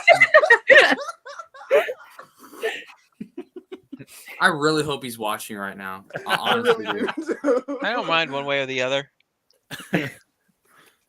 Uh-oh. He probably knows all this and just still does it just for the. Well, he shits and doesn't care. giggles. He knows he's being disingenuous. He just knows that like people believe him. He's definitely exaggerating, to say the least. George I mean, he Lucas has is to wear almost refilming the original 300,000 trilogy. songs. How many videos does this man have? Give Too me- many. 8.1 thousand. Oh my God. I'm looking at the channel right now. It's 8.1 thousand videos. And the description is Mike Zira is the right destination for Star Wars content for films, lore, and more. He Lord? doesn't do lore stuff. Oh, He I'm just does sure. news. All right, guys, I gotta share my screen and show this. I mean, this is ridiculous. I just went to one of his comment sections on his latest video, and oh It's my Oh, god! God. It's so sad. I mean, they all love this. I mean, they're all like supportive of him. They Civil got War their hopes. film. I mean, look at set this up guy. like- Hold on, are you sharing your Your screen? screen's not on. Oh, it's not. No. Oh wait, Alex, put my screen on, Bro, I am crying of laughter please. The You are Alex. The Clone Wars announcer thing. Okay, really thank Oh, you, yeah. Alex. I love you. That was so But here, funny. I mean, look at this. I can't see that. Here, Oh Can't my see it? god. Ray bro. Kenobi. So far. Ray Kenobi is now finally coming to sequel trilogy special edition. This is where the fun begins. What the fuck? It These people seems like live in, they're like, just alternate- they're just going along with like making up ridiculous headlines. That guy at least. Yeah. Like, let's make up some new crazy things to have. This is like because the why not? QAnon of Star Wars, is what this is. Oh my And god. it's made of pure copium, and Yeah. well, it'd only be QAnon if he's getting I paid ain't by gonna lie, Disney. myself. That's the perfect way to describe it. The QAnon of Star Wars. Oh God. Everything is going full the Soprano style. What? Look at this guy. This Hold guy on, has something against John Boyega. What did he do? I gotta say, John He was Boyega- he said some like dickish things at one point, but everybody gets tired of shit at some point. Yeah, I He's a love bit John of a Boyega. dick, but I like I think him he's a too, bit of a but- dick, but he's all right, I guess. I don't- Joseph I don't thinks it's really- interesting. Very insightful. I mean, it is interesting, just not in the way he thinks it is. Wait, No, what you was gotta go to the? You gotta go to like It's his interesting. crazy It's not video. really informative, but it's No, no, no. interesting. Hey, Go to hey, one of his Jay. crazier videos. Watch my last video. Kathleen Kennedy admits the truth to fans. Star Wars explained. Jay. Huh? You the first one that you had us guess. What was it again? How did it go? Oh, and it ends up being fake. Yeah, you told us it wasn't real. What did I say? I said Kathleen Kennedy's in big trouble with Lucasfilm now. I'm looking at a video of his from 2 weeks ago titled, and I quote, "Kathleen Kennedy in trouble again with Disney. Executives step in. Star Wars explained." It's not quite Oh the my same thing. God. It needs to be word for word. It has to be word for it's this close. No, it said Lucasfilm, not Disney, not no mention of executives. It's honestly, it's partly there is a market for it, and it's partly you're supposed to do something every day, so it's in order to actually show up on searches, so or in recommended tabs. So you got to keep churning shit out, even if it's the same thing you said yesterday, and even if it is just relentless hopium speculation off of random stuff, like.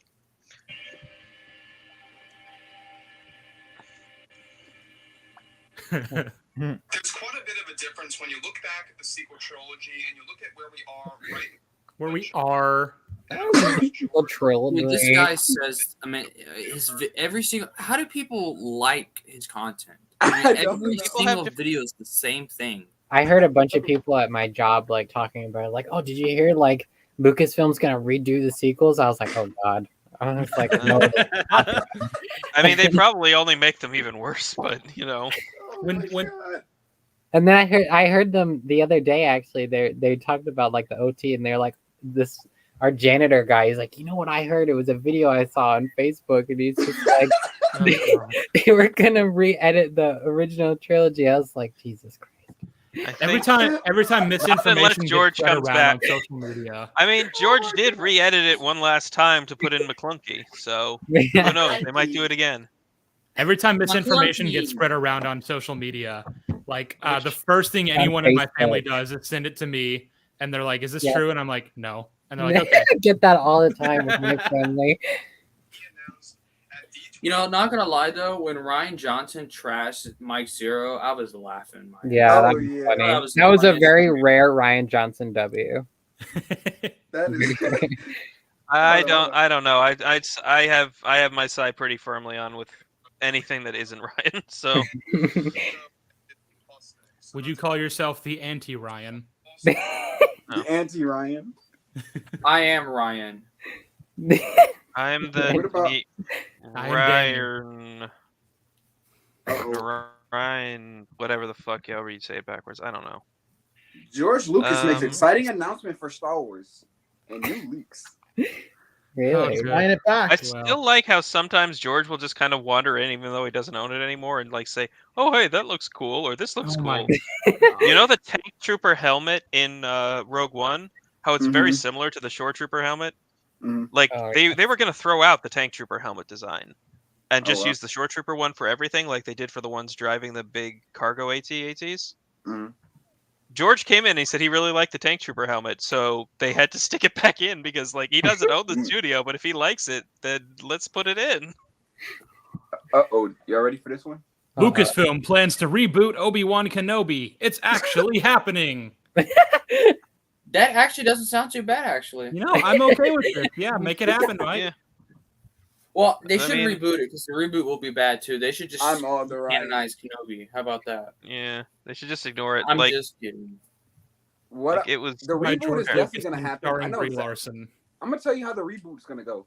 The movies and the live action shows, and that's all going to remain canon. But all the books and comics, all that's going to be gone. Again, yeah, they probably do it again. Yep.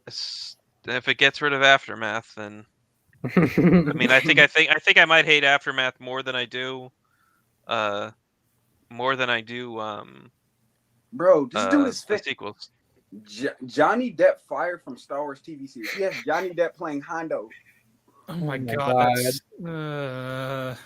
Hondo, where are you? Is a horrible character. He's so annoying. I don't get the thing. I don't get Disney CEO just destroyed. I like him. I think his voice actor is just really good.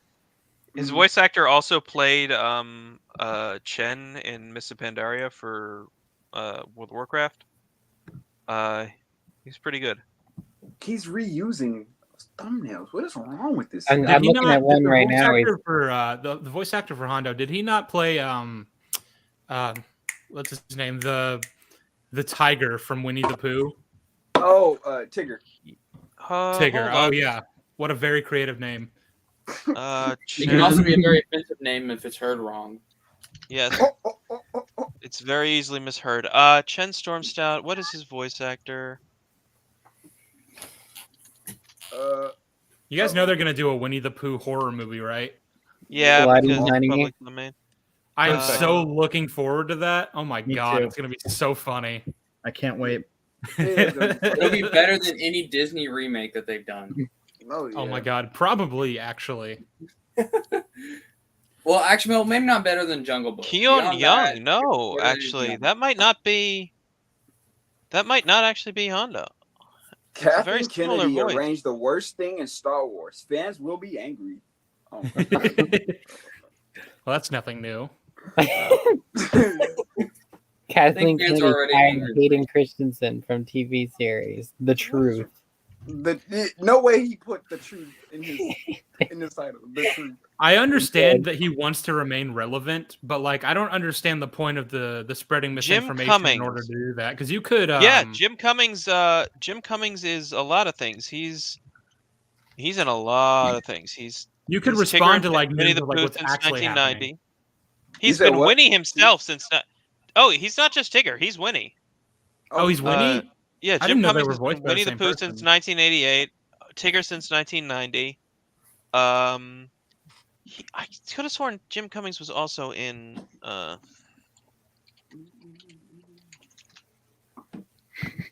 No, but like you don't have to do the misinformation thing. You could literally just like respond to actual news that's happening with Lucasfilm. Yes, he was and you Lore could, Walker Cho in Mists of Pandaria. He was a different panda.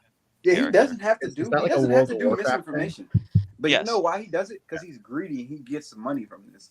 But what I'm saying is, you don't even have to do that. You could just make videos about what's actually happening. And Well, reach out to we the don't fan know base what's there. actually happening, and to be fair, No, that takes that. But I think that takes more time. No, we know there's a civil war at Lucasfilm. Well, yeah, obviously that goes without saying. we know that there's obviously going to be creative differences in any place, and the fact that Kathleen she's more of just an overgrown HR lady than anything else. Bold take. Well, Dave Filoni's gonna pick Kathleen Kennedy up and throw her down a reaction shaft. So Somehow Kathleen returned. Somehow, dark science cloning. The cloning. Secrets only Disney knew. Oh god. no! We got the Like, Walt Disney treatment. Like the only Sith new thing, like the specific thing was essence transfer. That the words they were dancing around, like Oh, I could go on a rant body about that. jumping or essence transfer. That's a Sith secret, sure. Unless you Cloning, okay, in the EU dark for some science. reason it was a fucking Jedi secret, but that was Why stupid. is rant cloning about a secret? that. Why? Could they not have had Rey be like, "Hey, I've been studying these texts, and there is precedent. Like Luke wrote down, hey, this is a thing that the Sith have mastered the ability to do. So it's possible." Yeah, the Sith used to know how to body jump. We thought they'd forgotten the technique, but No, but Yeah, the you sequels, say they tried to something. erase. The sequels really were afraid to tie anything into the prequels. What's crazy is the fact that he even said Darth Sidious in the Last Jedi. I'm like, Yeah. Yeah. I'm shocked that I JJ heard would that, use that like- word. Yeah. Yeah, No, I that heard was Ryan. JJ That was didn't like Ryan. the prequels. Oh, it was Last Jedi. Yeah, you're right. Sorry. I I heard was JJ thinking 'cause- didn't like the prequels. No, he hated So- them. He literally Well, it was- demanded pod racer flags, a detail as minor as pod racer flags at Maz's Cantina, be removed. Hey, what an idiot. I want to punch him in the head. Well, he That's was a like, huge "Oh, L. okay. So everyone hated the prequels, so we need to do literally whatever the opposite of that is, which includes not doing any kind of world building, no political scenes. Nobody can have a conversation that lasts more than 2 minutes because then the audience will fall asleep. So we got to boom, boom, boom, plot. Next point, explosion. Characters are running. Now we're fighting. Now we're shooting at each other. Yep, that's exactly what it is.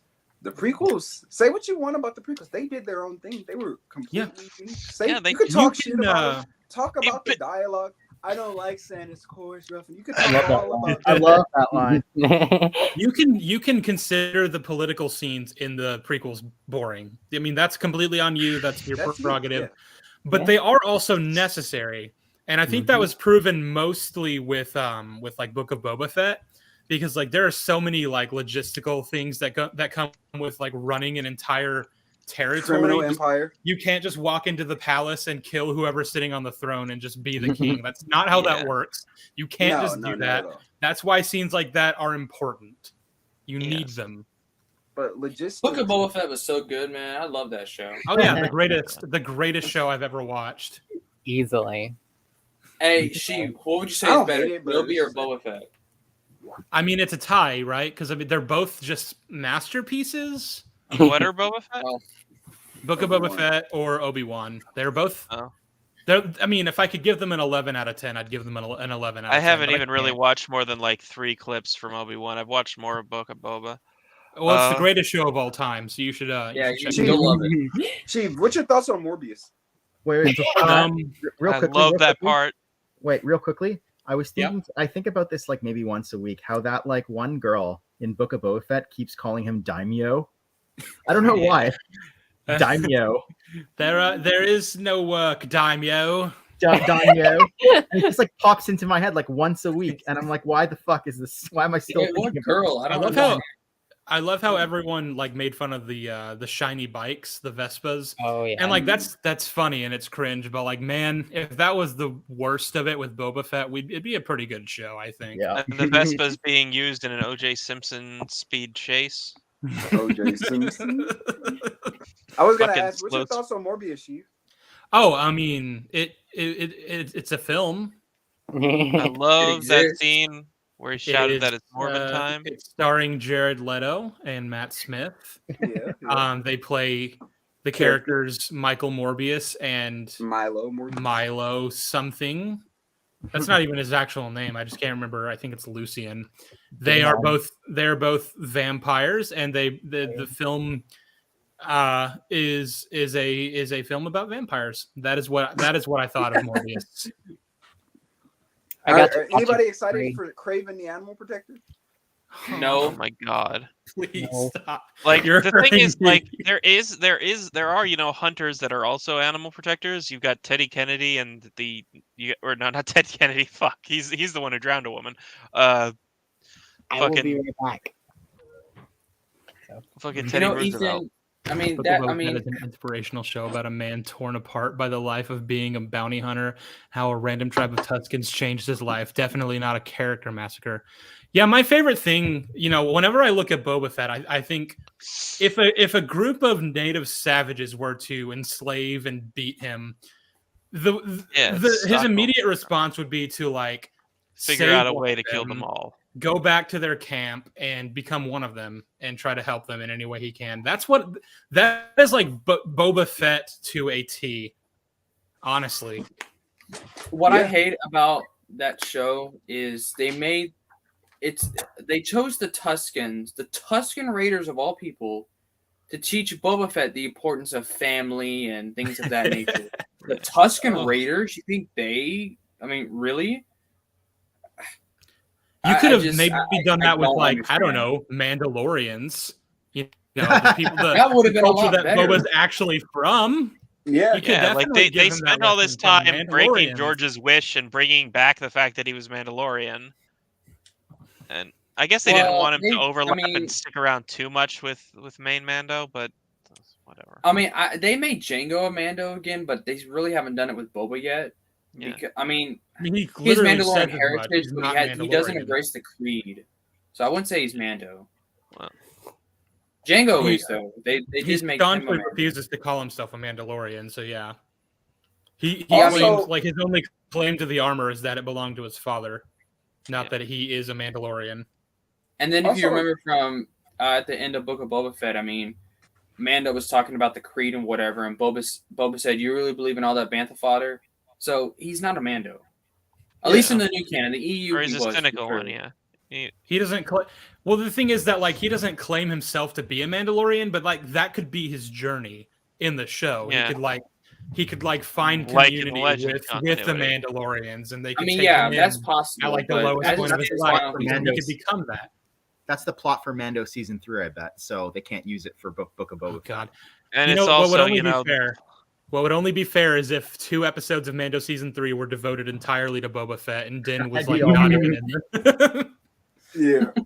And they have to be the 2 Y'all episodes think he'll leading be into in the it? finale. So do y'all think Boba Well- will be in Mando season 3?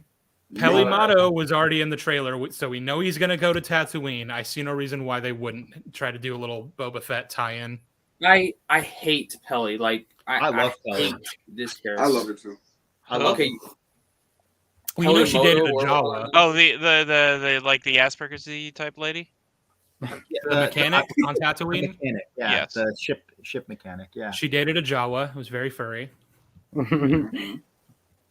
very furry. Confirmation of some legends. Yeah. I hope to God that Jawa was Tika from Kenobi. Tika from Kenobi is like the Makes only sense. good thing in Kenobi. Man, I love really Tika, did and I not will like protect her Kenobi with my bringing entire back heart. like twisted versions of fucking Corin Horn's family. I'm just like, Oh, that no, pissed he had me a off. good. He had Yeah. a good. The way that he survived the purge was a good one. They didn't need Yeah, like a separate Mhm. one.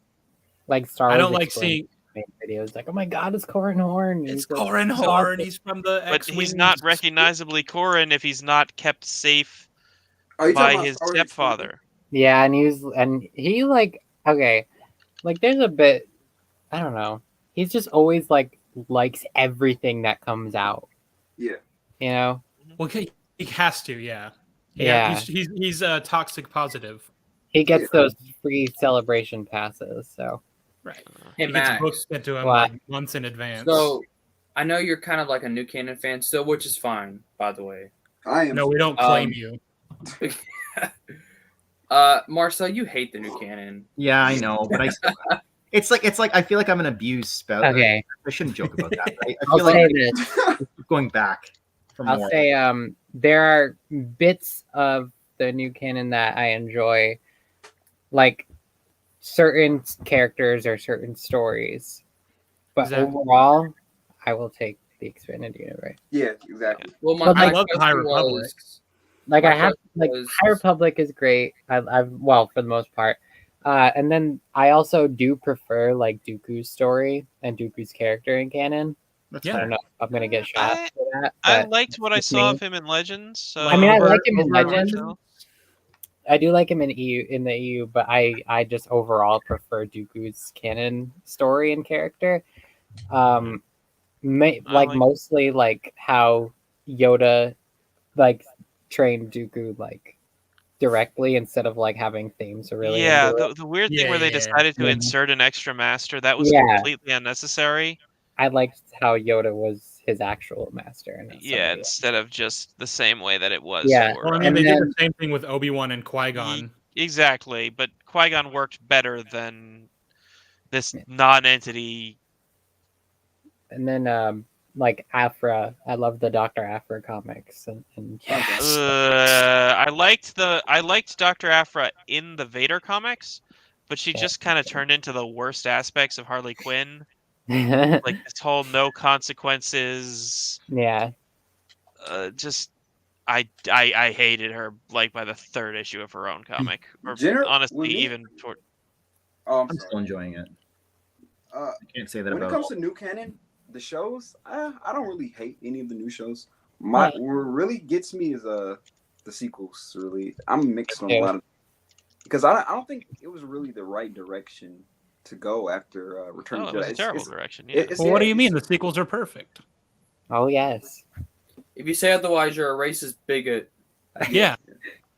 I'm not racist. My family's black. Do you hate Finn because he's black? Yes. I hate Finn because he was a wasted character, and they used him to prop up. He was a prop. He was a prop. Yeah. That's literally what he was. Disney used him to get a whole bunch of people in the audience to see an African American Jedi, and be a star of his own trilogy, and then be the sideline by a whole bunch of other characters, and to the point they didn't even know what to do with him. Mm. The Lego Star Wars do The more with specials him. are doing better with him. Yeah, Ooh, They do Alex. much better. except in China, right? Yeah. I feel like Lance had a question though. We kind of just Oh, completely. I'm sorry. I didn't. Nah, y'all are good. Y'all are good. But what I wanted to ask Max was, what were your thoughts on Book of Boba Fett? So some episodes were better than others. Yeah. Overall Agreed. though, I think it was a very mediocre Yeah. story. It wasn't like absolute fucking like dumpster fire shit, Absolute dumpster fire shit. I'm gonna use But that I it mean, I don't know. wasn't. I would describe it as such. I would too. I'm with Chief. It was But- abysmal. I will say this about it: the theme song is Oh my Oh fuck god. yeah! That's just that What? is the best part of that show. Bro, the theme song, I ain't prefer gonna his lie. original theme from like Battlefront 1, but Nah. I see your point. The Nah, theme I've is actually so been good. No, I'm I've telling actually you, been that book happy that- with Boba Fett's themes from Disney canon so far. Like his theme in Mandalorian, I like it. Yeah. His Goes so theme fucking is hard. it's such a vibe. It's so, I'm telling you, sometimes I just be listening to like rock music, and then I gotta play Book of Boba Fett. You gotta play the Book of Boba Fett Yeah, that's theme. what I'm saying. It's so fire though. It be That like, is something I will dance to. Like if we had, like Matt Wilkins came in like earlier and he said let's have like a dance off, I was like play the Book of Boba Fett theme. Let's go. We'll do do the the Tusken that one.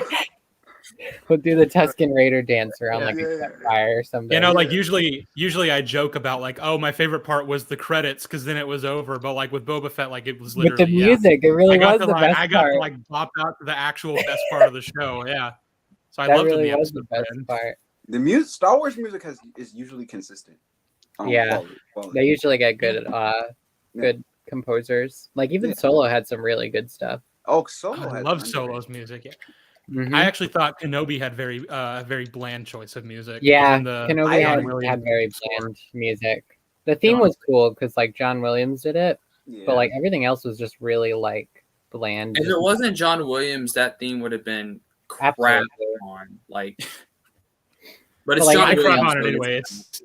I crap on it anyway because it's just like I mean it's not bad. It just is fine. Well, you're base Yeah. and honest, so Oh. And I mean Natalie Holt scored the rest, and she did Loki, and I really like the Yeah. score for Loki. I so love the I Loki was thing. looking forward to the Kenobi score. Yeah, Yeah. I was so hyped for her doing the soundtrack, and it was lackluster as fuck. I can't remember a single score that she did in that show that I can't remember them. I barely remember the John Williams one, and I never thought I'd say that about a John Williams score.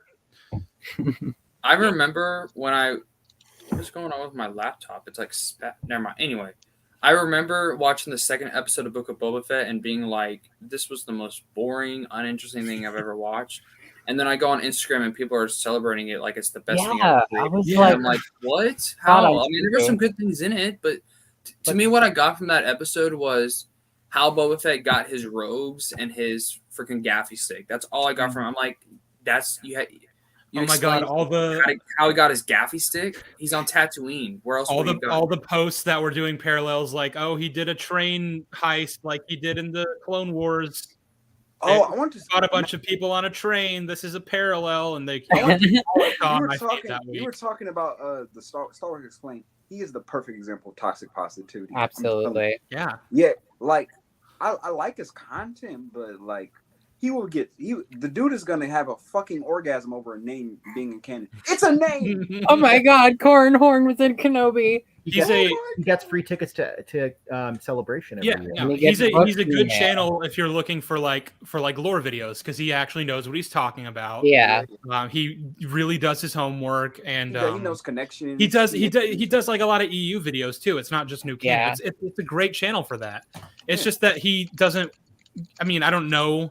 I won't say for certain that he's being disingenuous, but it does come off like Classic. regardless of how he actually feels about the new things coming out, he's going to give them positive reviews because he doesn't want them to stop giving him passes to Celebration and sending him new books like way in advance to review. Yeah. Exactly. And of course, I mean, I might not. I mean, I like don't his know. channel, though. If I was him, I'd probably do what he's doing too. To be honest. I would do the same. I watched his channel, I watched his breakdown of the Tales of the Jedi trailer, and he's like talking about like the retcons. He's like, "Oh well, it never mattered to me anyway." And I'm like, Oh my god, I got so pissed off when he was talking about the first episode of Bad Batch, and he immediately was started talking about the canon comic thing. Yeah. Obviously, and he was like, but the way I always view it is that like in broad strokes it works, but sometimes the little details don't always match up, and it's like, but they could. Yeah, I don't see why they don't. I don't see why they couldn't. I mean, you know how you fix that entire first scene, or Just the, make it the a first different scene of the Jedi? Bad Batch. Just choose 2 different Jedi. Yeah. Whether they're new Jedi Exactly. or Jedi that haven't been explained or shown a whole But lot. we want to connect it to Rebels. We're talking about Star Wars Explained. Yeah, okay. There is one thing that I wanted to say though. This phenomenon of people coming off of an episode or a new movie and being like, it's the greatest thing ever. It's because those movies are designed to like trigger certain parts of their brain, right? Oh And yeah, so yeah. they're not really thinking critically about it. They're coming off of an adrenaline rush. Yeah. And That's then the this, honeymoon phase. this happened with me in The Last Jedi. Like when I was watching it, I was enjoying it. And then the moment I stepped out of the theater and started thinking about the movie, I was like, wait, none of this works. What the hell happened? But it's Yeah, like that's the elevator. It was like, this is the worst experience I've ever had, and I just didn't even know it at the time. like that's how I was with Force Awakens. I was very much deceived into like, oh my god, that was like the greatest thing I've ever seen. Right. Oh my god, I loved it. But with Last Jedi, I was sitting in the theater. I mean, I did convince myself for months afterward that I liked it. But in the theater, I kept kind of like, looking over at my brother who was there with me, and I was like, that was stupid. That's weird. Like when like Hux told Poe told Hux a Yo Mama joke, and I was like, oh, this could be bad. This might actually not be a good movie. And he was like, no, just give it. When I first watched The Last Jedi with the Your Mom thing, I didn't understand it was a Your Mom joke. I thought he was referencing like something else from like Yeah, that's war what that I was missed. at first, and then like after it ended, and I heard people talking about it, I was like, oh, okay. I'm like, and then I realized I'm like, oh, that was a Your Mom joke in Star Wars. Yeah. Yep. I guess I we don't got care fart about that, jokes, though. so I fart don't have a weddings problem and with stuff. So Max's Star favorite Wars- I Star like Wars when Star character Wars is in The is Last silly. Jedi. No, I mean if Don't the do Yo it. Mama joke was like the only real criticism I had for the movie, then it would be a great movie. That's like the least of it, really. Yeah. I remember being in the theater and seeing like the Luke stuff and being like, huh, that doesn't seem like the Luke that I remember. Yep. He threw the lightsaber behind him, and everyone in the theater just erupted into laughter. And I was like, "That was." I was like, weird. why? Why did he do that? I kind of did like a little chuckle. I was like, I was like, now go get it. no, why did you do that? What the fuck was that? Walking I See what I'm remember when I saying? first watched it, and I was like, what? Yeah. I didn't I'm know like, what to I think. waited for like 2 years to see what would happen, and that's. I mean, it's like, and before, people say, well, he doesn't like the Jedi. He's going to throw away the symbol of order. But first of all, he shouldn't be doing that. And second of all, if you look at the music and the way it led up to it, it was clearly done for comedy. Yeah, it was clearly so it's a like comedy. those who don't. I mean, if you genuinely think that Ryan Johnson was going for something serious there, you don't know how to watch movies, because that's not what he was doing. Listen to the music. Listen to how it led up to it. The timing. It's all about the timing. Yeah. Of The course he was timing and doing the it music. of course, he was doing it for comedy. It's just that it didn't make sense. So it was Yeah, like I laughed because I was like, what the fuck? Like, that was out of Well, nowhere. I still had faith in the movie to like kind of make sense of it. So I was just like, too early in. yeah, okay, cool. Yeah, that's probably gonna work out somehow. I thought it was going to be a lesson. I thought it was going to be like, you don't need your lightsaber to be a Jedi. I've studied the ancient Jedi texts, and I'm here to help you. I thought it was going to be like he's got some kind of like history we don't know about. Like after Bespin, he recovered it, and like something happened like regarding that lightsaber that like haunts him, and I'm like, okay, let's see what they do with that. You remember the fan theories people were saying, maybe he's depressed because his wife Mara Jade is dead. Oh my god! The tombstone that he's standing in front of. Yes. The tombstone. The tombstone. It was like they were like Mara Jade. It's Mara's tombstone. He's grieving over his wife. If Like Dave Filoni or Jon Favreau were like the ones doing the sequels, they absolutely would have had it to where Ben like turned to the dark side and killed Mara and just like really tried to rip off Jason even more. Yeah. I thought they would have named him Jason, not Ben. Yeah. It makes more sense for Luke. And in the new canon, they stole Jason's name for Hera's and Kanan's son. Right? Yep. Oh my god!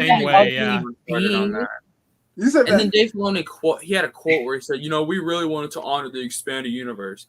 Dave Filoni trying to honor the expanded universe? Really? Okay, hold on. They gave the name of one of the most handsome and badass characters in the EU to that ugly piece of shit in Rebel. That fucking ugly ass baby. That thing is so ugly. Can that even be considered like a sentient being? Like It's. that shouldn't be a thing. Are you sure? Look, I mean, it's No, half. take it off the It's half screen. human, half Twi'lek. There's got to be some kind of birth defect there. How does that even work? I know they can. It's been established they can, mate or produce children together. But Sure, how yeah. does that even work? Where does like the head tails go for? I don't know. I don't know. Does he have head tails? He No. doesn't look Under his like it. hair, you can't I want to see know it. if he has like little like wisps, head tails, Little on the back. nubs Turn there. around. Yeah, like what if you come out like, you don't have ears because you're part Twi'lek, but then you don't have head tails because you're part human, so you just can't hear. Max, you want to see this fan art? It's even scarier. He's literally Oh, just like a Jesus. human with green hair. Ew! Stop. That looks just like Alex. But I bet in Oh wait, I'm Alex. I forgot. I bet in a guys, future story, I'm kidding, Alex. You're beautiful just the way you are. Alex, wow. in a Alex future is one of story, the they'll ugly make Jason motherfuckers. Syndulla like a Whoa. Sith Lord. Somebody was asking me on my last stream how I think, like if I think for the Ahsoka show they're gonna try to like basically just redo the the Thrawn trilogy, Oh. Pain. but and I said like I hope not, whatever. What I didn't think about till just now is how funny it would be if they like cloned Ahsoka on Wayland and her name was Ahsoka or something. Ahsoka. They should just name her Ashoka. That way, the people who keep misspelling Ashoka. her name can actually have a character named Ashoka. Ashoka I'm pretty in sure- Rouge One. I'm pretty sure the Bad Batch I'm pretty sure Wayland was used at the end of the Bad Batch. Why does Jay the have the pictures cloning of lamps facility. I'm beautiful, Scott. I mean, I don't know what you're talking about. I mean, I get compared to that guy in Cobra Kai, and he's hot. So I wouldn't compare my worst enemy to Jason Syndulla. Oh my Like- I god. would. What were you That's- saying? I would. Ugh. Oh, I was saying, yeah. There's like the cloning facility that the Empire goes to at the end of Bad Batch season 1. I'm pretty sure that was meant to be Mount Tantus on Wayland. Yeah. I think so. It was. So I think they're it's been trying to do confirmed that that it's now. Wayland. Hold on a second. I'll be right back. Pretty sure that was confirmed. Yeah. Yeah. Which You got. I whatever. mean, the Ahsoka show. I'm calling it now. It'll be a Thrawn trilogy ripoff, and when it is, I will no longer watch new canon shows. I will pull them out, Wilkins. Yeah, Cool. they're doing a complete rewrite of the EU. They've attacked Tales of the Jedi. They're going for Heir to the Empire in the Thrawn trilogy. Next, they're going to come after the Crystal Star. You just wait. Oh my Oh, god. man. I'll you look. find I out look that forward to Geode and that. Waru are second cousins. You could take my Thrawn. You could take my my Old Republic, but you cannot take my Waru. Nope. Agreed, man. Like agreed. The old Republic and the new canon is just going to be a copy and paste of the old. I mean, You know what? of the original old Republic era.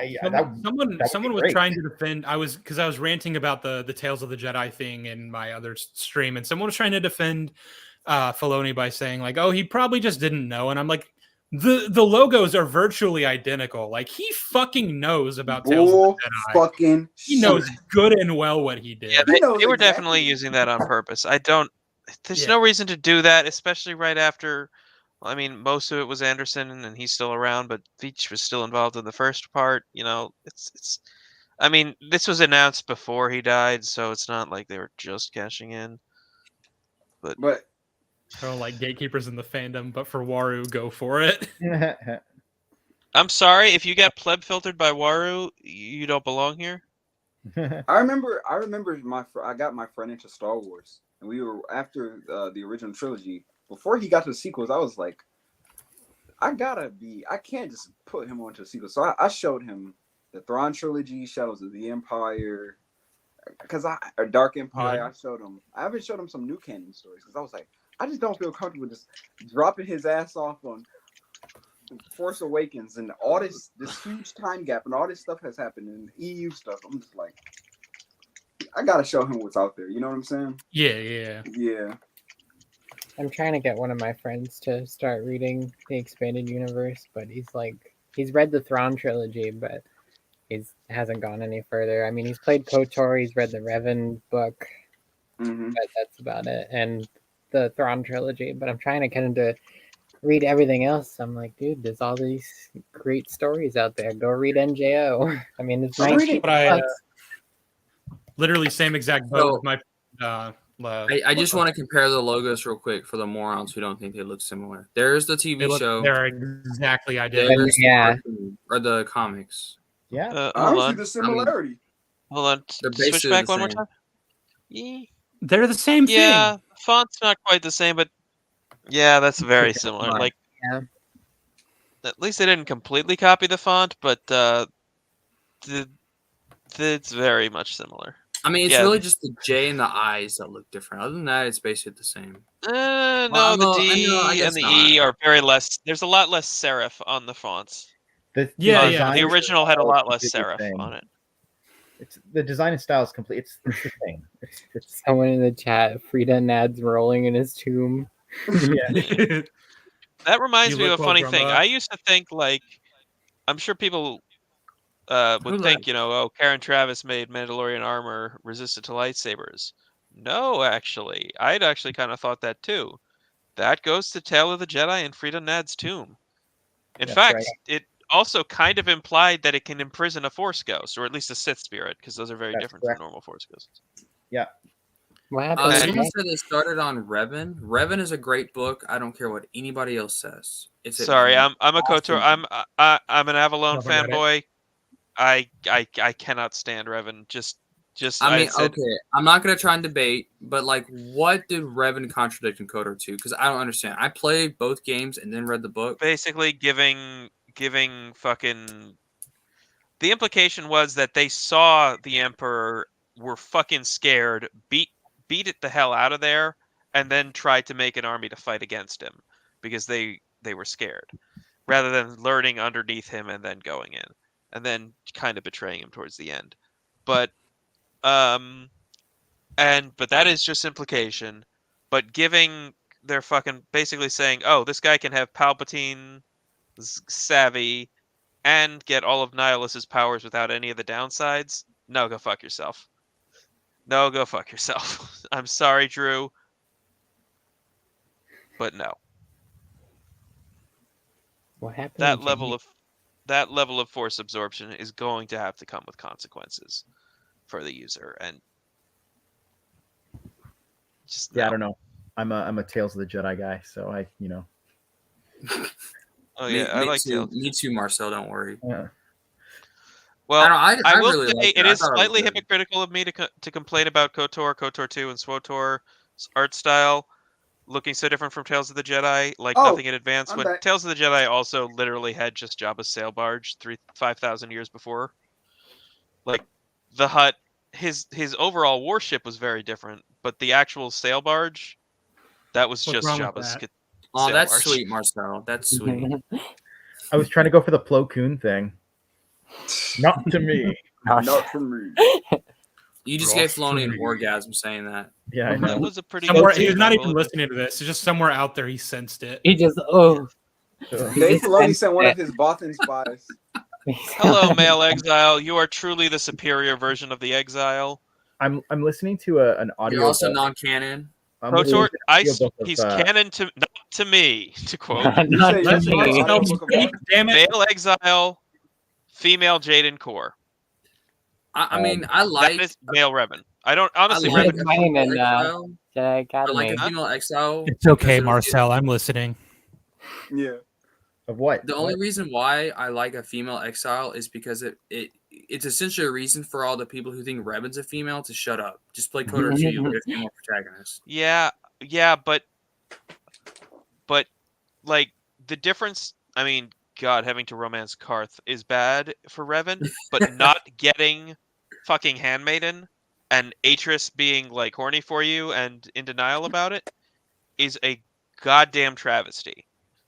And I that's mean, I A guess why. Karen her- travesty. All right. Haha.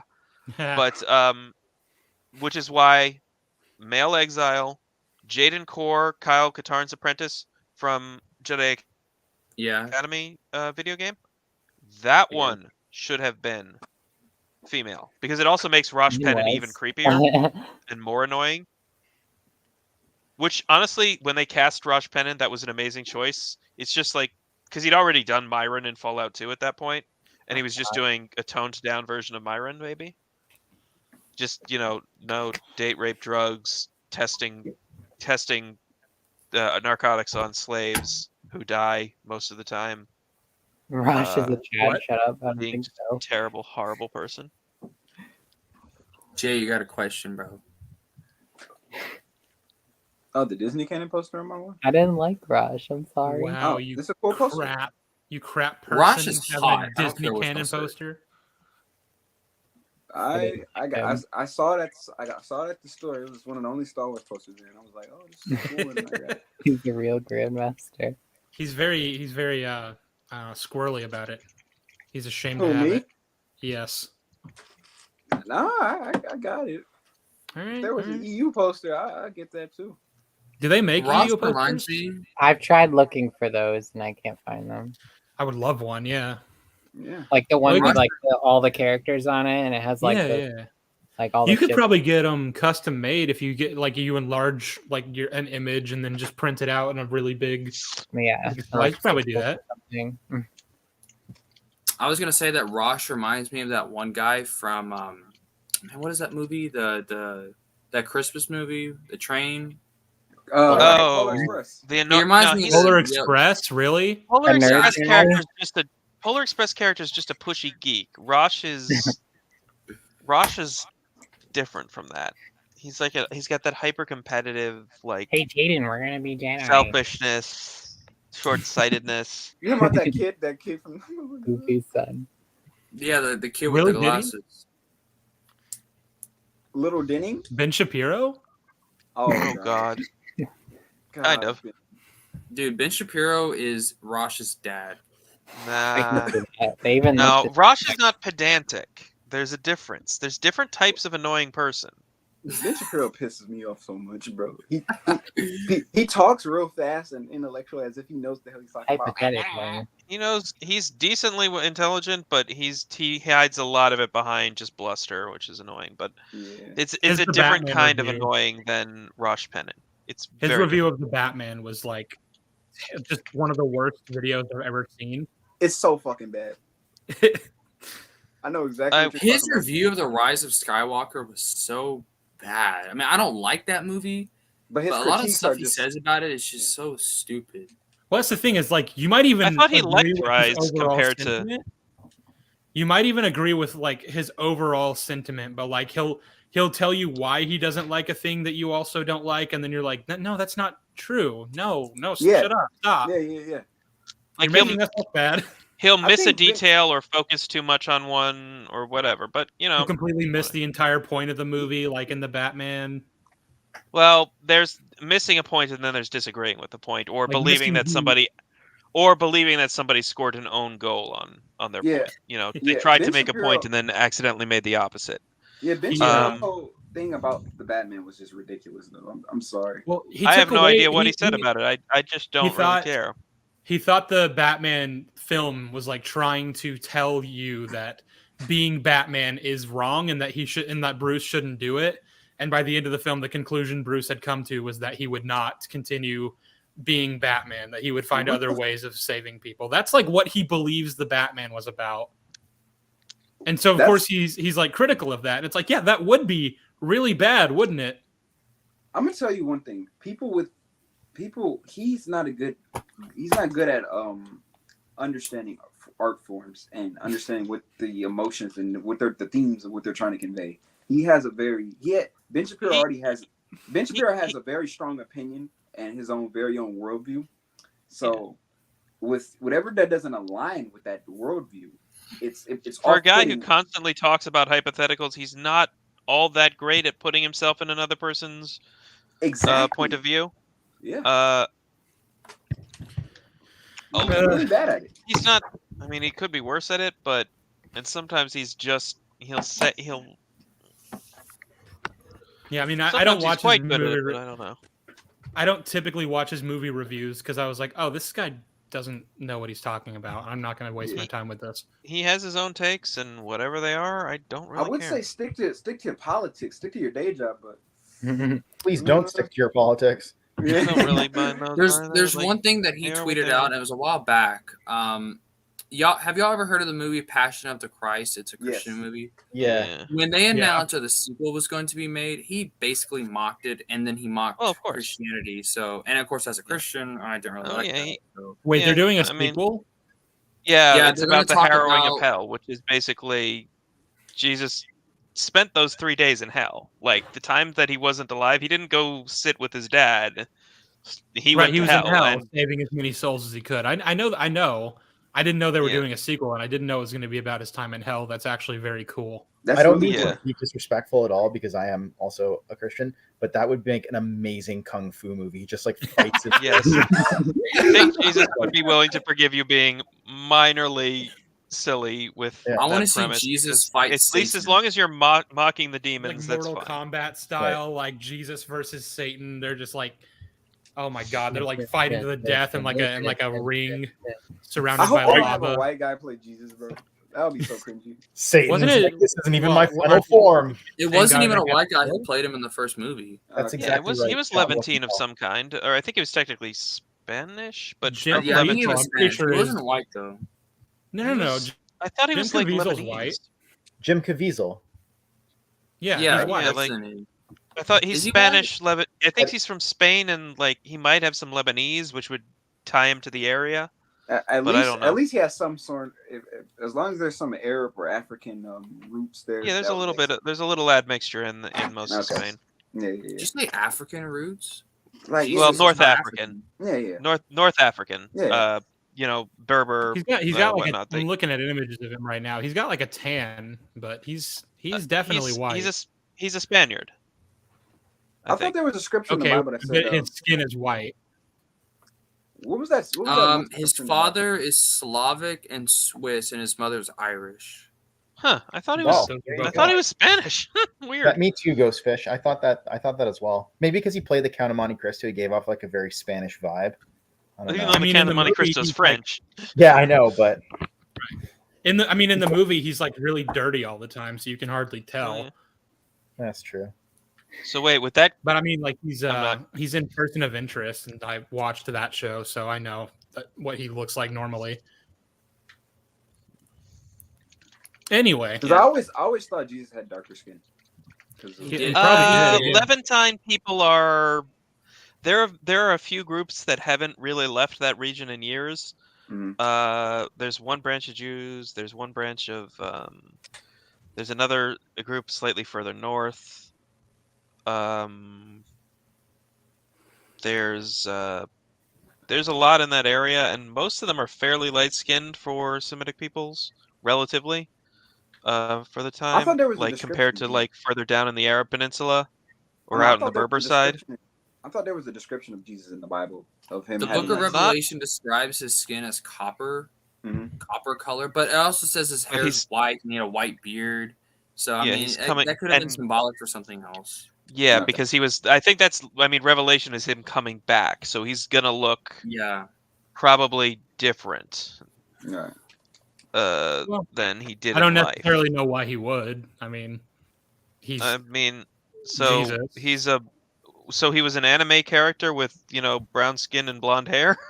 Just what was it? Wooly says the race that only exists in anime. I don't know. Why did we start talking? Oh yeah, I mean, Ben Shapiro. Jesus was an anime character. I We were talking about there's Ben there's Shapiro that and anime about Jesus and was it manga? And I think it got an anime adaptation about Jesus and Buddha as slackers. Yeah, we were talking about Ben Shapiro and his. When He was said about making the fun of Passion of the Christ because he's Jewish, I guess. and they considered it making fun of his people, and it's a cycle of people making fun of each other or being vaguely Now- insulting. Now, if you do that if you talk bad about Israel or you talk bad about You get pissy, yeah. He'll get Yeah, off. naturally. He will go off on you. Yeah. yeah, he'll call you an Yeah. anti-Semite. Yeah, well, Technically, he's you would he's be free if to you're call it talking whatever he about- wants. If he wants to call me that, go ahead. I don't even have that much of an objection to any of it down there. It's none of my business at this point. It never was. What do I mean at this point? That's fucking stupid. Yeah. Well, yeah. I I was feel like gonna when say, he makes movie critiques, he will be his conclusion will be right, but the way how he got to that conclusion will be absolutely Will be very alien. Yeah, he's a strange way of Yeah. thinking and will miss certain details. Everyone's got their weird way of processing the world. yeah. I just think I mean, his videos would also probably be a lot more easy to stomach if he like scripted them out, because he just goes off the cuff, and so his mind kind of jumps all over the place, and you're not really sure what point he's even making anymore. And then Yeah. And then for like what was I gonna say? Like all of us are products of sociology. We're all sociological agents. We all are molded by our environments. We have our own worldviews, and that's Benji Girl has his views, and how much of it's environment, how much of it's innate. It's all fucking who knows. Well, guys, I have bad news. I have to leave. Oh no, but well, I mean, I don't have to leave, but I'd like to sleep. Okay. So I have to sheave. You've been sheaving all day. I actually forgot to set my avatar until like right now. Oh yeah, I noticed. Now this was a good stream though. This was fun. Go ahead. Yeah, I kind of muted it out for like half an hour there. I apologize for going quiet for so long. I know you're straight. For those of you who are kind of like, why am I streaming on? I'm not even streaming. Alex is. You're not streaming. You're not streaming. You're a guest. If you say that you're streaming, then they might actually just ban your account entirely. So let's not do it that way. Oh yeah, I'm definitely not streaming at all. But freaking StreamYard banned me from streaming for like a few weeks because I streamed too much. So Alex offered to do this, and yeah, so that's why I'm doing this. Oh wait, I'm Alex. Totally. Lance is not here. He's not been here the whole stream. Anyway, y'all have a great night. All right. You as well. Guys. Bye, everybody. All right.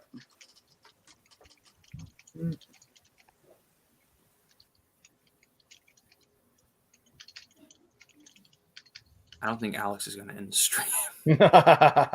Alex might join himself now. Who knows? Alex kicked me out. I can't leave. Oh, no, I can't. Bye, guys. Bye-bye. Oh, hey.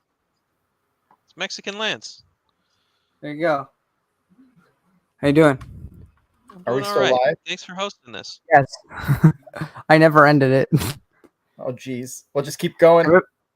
Everybody just assumed that it was over when Lance left. Yeah, like as if you weren't going to come back and Return of the King. Jesus.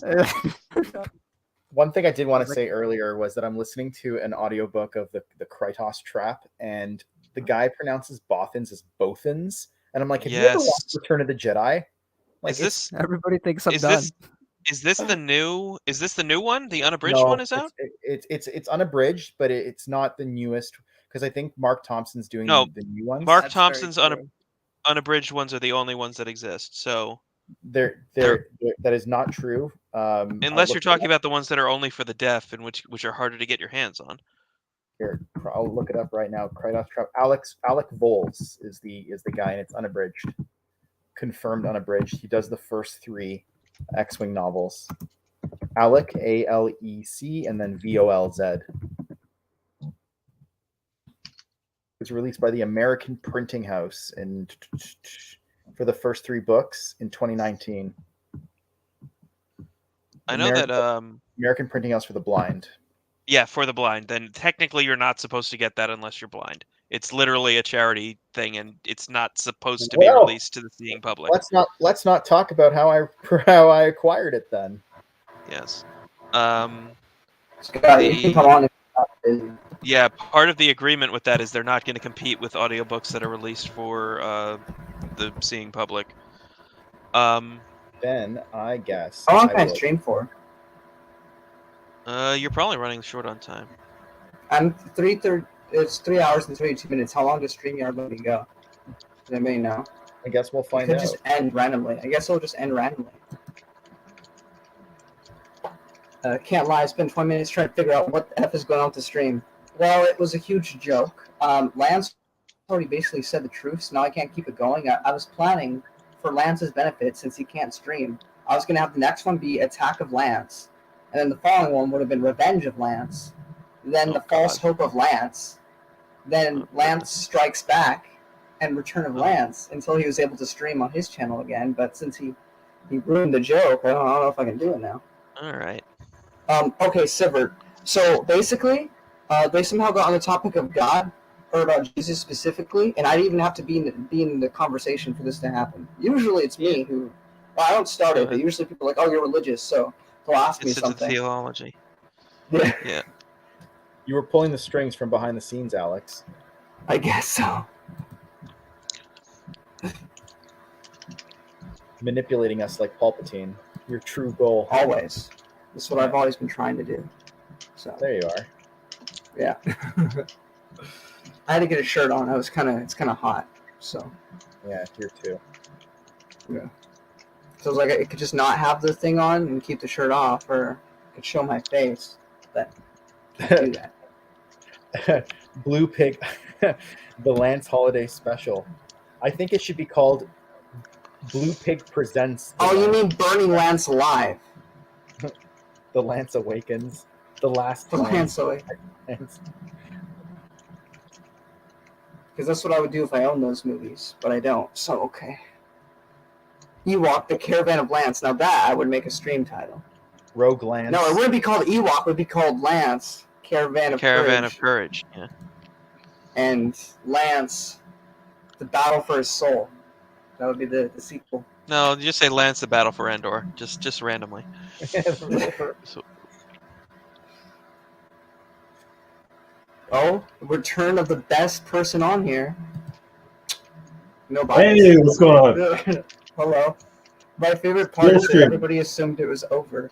I just Everybody want assumed to it was tell you, over. I'm a real Scott Johnson ultra fan, as you can see by my name.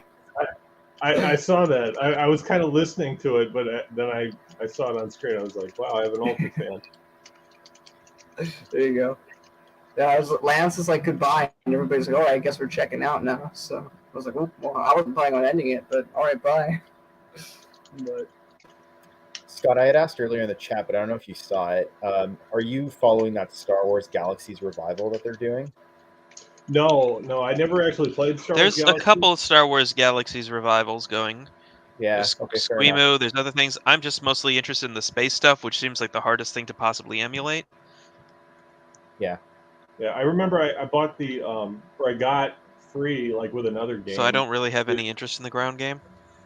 The free trial version, and I played that when it came out back in 2005. I played that. I remember I played it during winter break. I think it was my senior year. Yeah. But I never played the actual proper game. Okay. Well, now you might be able to. Yeah.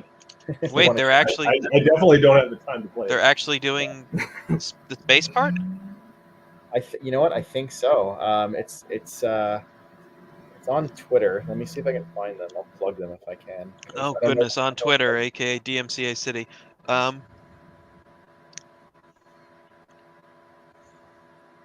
Star Wars Galaxies Restoration, SWG Restoration, fan revival of sandbox MMO Star Wars Galaxies with features from CU, NGE, and pre-CU. I don't know what those means. I assume they mean like those are like patches or whatever. Yes, combat upgrade, new game upgrade or something like that, and pre-combat upgrade. I know there was a couple of games that they've been kind of redoing, old LucasArts games, X-Wing and TIE Fighter. Somebody did Will like support a complete... for SWTOR end? I have no idea. What would be fucking hilarious is if SWTOR just keeps going until the present era. Like, yeah, we're gonna cover 3,000 years. They've already put your characters in Carbonite a couple times, so just fuck it. Here you are in the Darth Bane era. You're back, bitches. hey, I mean, let me do it first. Have you read those TCU tie-in comics where it happens? Also, if we're talking about good you, it also happened in Celeste Darth Morn Maul, and Shadow Hunter. Darth Maul Hunter happened to Morn Haven. He got well, yeah, no, I meant when I said the Frozen Carbonite, I mean just showing up in later eras, just progressing time around your characters in stupid ways. So like That's here you are in the Darth Bane era, with which doesn't entirely make sense Yeah. because the previous eras would be Or thousands it's of an years in the past. expansion with a new character. which would be I don't fun. think they'd ever want to force people to split characters like that. But that'd be kind of cool. Follow my robot again. Yes. I actually don't know how Classic WoW handled that kind of thing with. I don't even know. Are there still servers that are vanilla only, or has everything been upgraded to just on the cusp of Wrath of the Lich King now? I don't know. How do I sound? You sound a little robotic, but oh well. I thought internet in Woes America of would me. be like perfect. I thought you guys got unlimited, like, No. Wi-Fi and stuff like. No, okay, Definitely I mean, not. he's Depending in upon where you California, live- which he's lucky to have electricity at all. that's fair. Okay, Yeah, So, depending upon where you and live, there's it just a can be lot of really user bad. demand in the area. right. Okay, so it's depending on where you live. I see. Okay. Yes, it's a big country, and we don't all live in a tiny strip of it, hugging the superior country. Hey, Well, hey, ironically, the bigger city you live in, sometimes the worse internet you have. To a Like- degree, certain bigger cities will have more choice because they will actually have some degree of actual capitalist competition. Others will still just be captive markets. We don't have a choice. And even here. having And I'm competition in doesn't Miami. necessarily guarantee all of them are going to be good because infrastructure Not is a a lot. bitch to maintain. Like, I've actually spoken to people who worked very high up in Comstar, and he said our budget to try and keep our shit working is crazy. Like, and I have reason to believe this man, and not just because he was paying for expensive food. There's a lot of you in Galaxies. Ghostfish. Do you have Yes. any social media? I'm pretty sure the answer is no, but Not that I would ever share. No. I'm one of the few people who has access to anything. For some reason, he's trusted me with it. Yes. Yeah, he's like the only person I've trusted with any of my other contact information. Nobody else has anything that connects this account to them.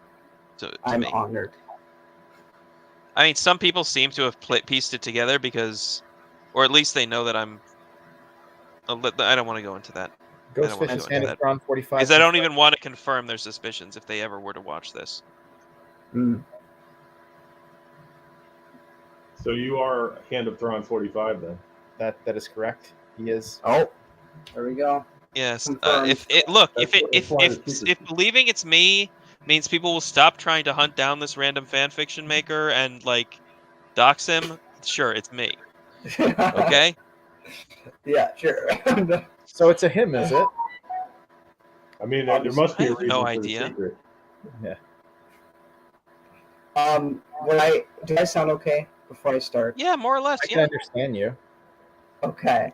So I read Ruins of Dantooine recently, and I was really perplexed as to why a video game which barely has any main story, there's a bunch of side quest stuff you can do, but the main plot isn't really there, why they would decide to make a novel about that MMO and not later on the MMO that actually had a story that you could Well, feasibly SWTOR had its make a own whole- tie-in novels too. Yeah, but I meant like novelizations of the campaign, like a canon version of those events. Oh, I don't think they wanted to pigeonhole. It's one thing to pigeonhole a single real character.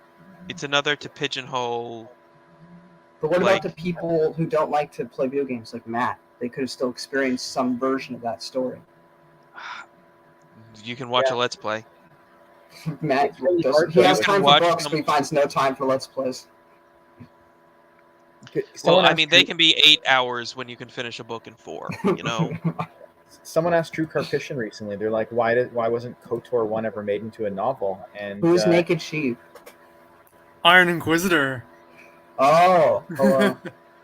That would make sense, Silver. Thank you.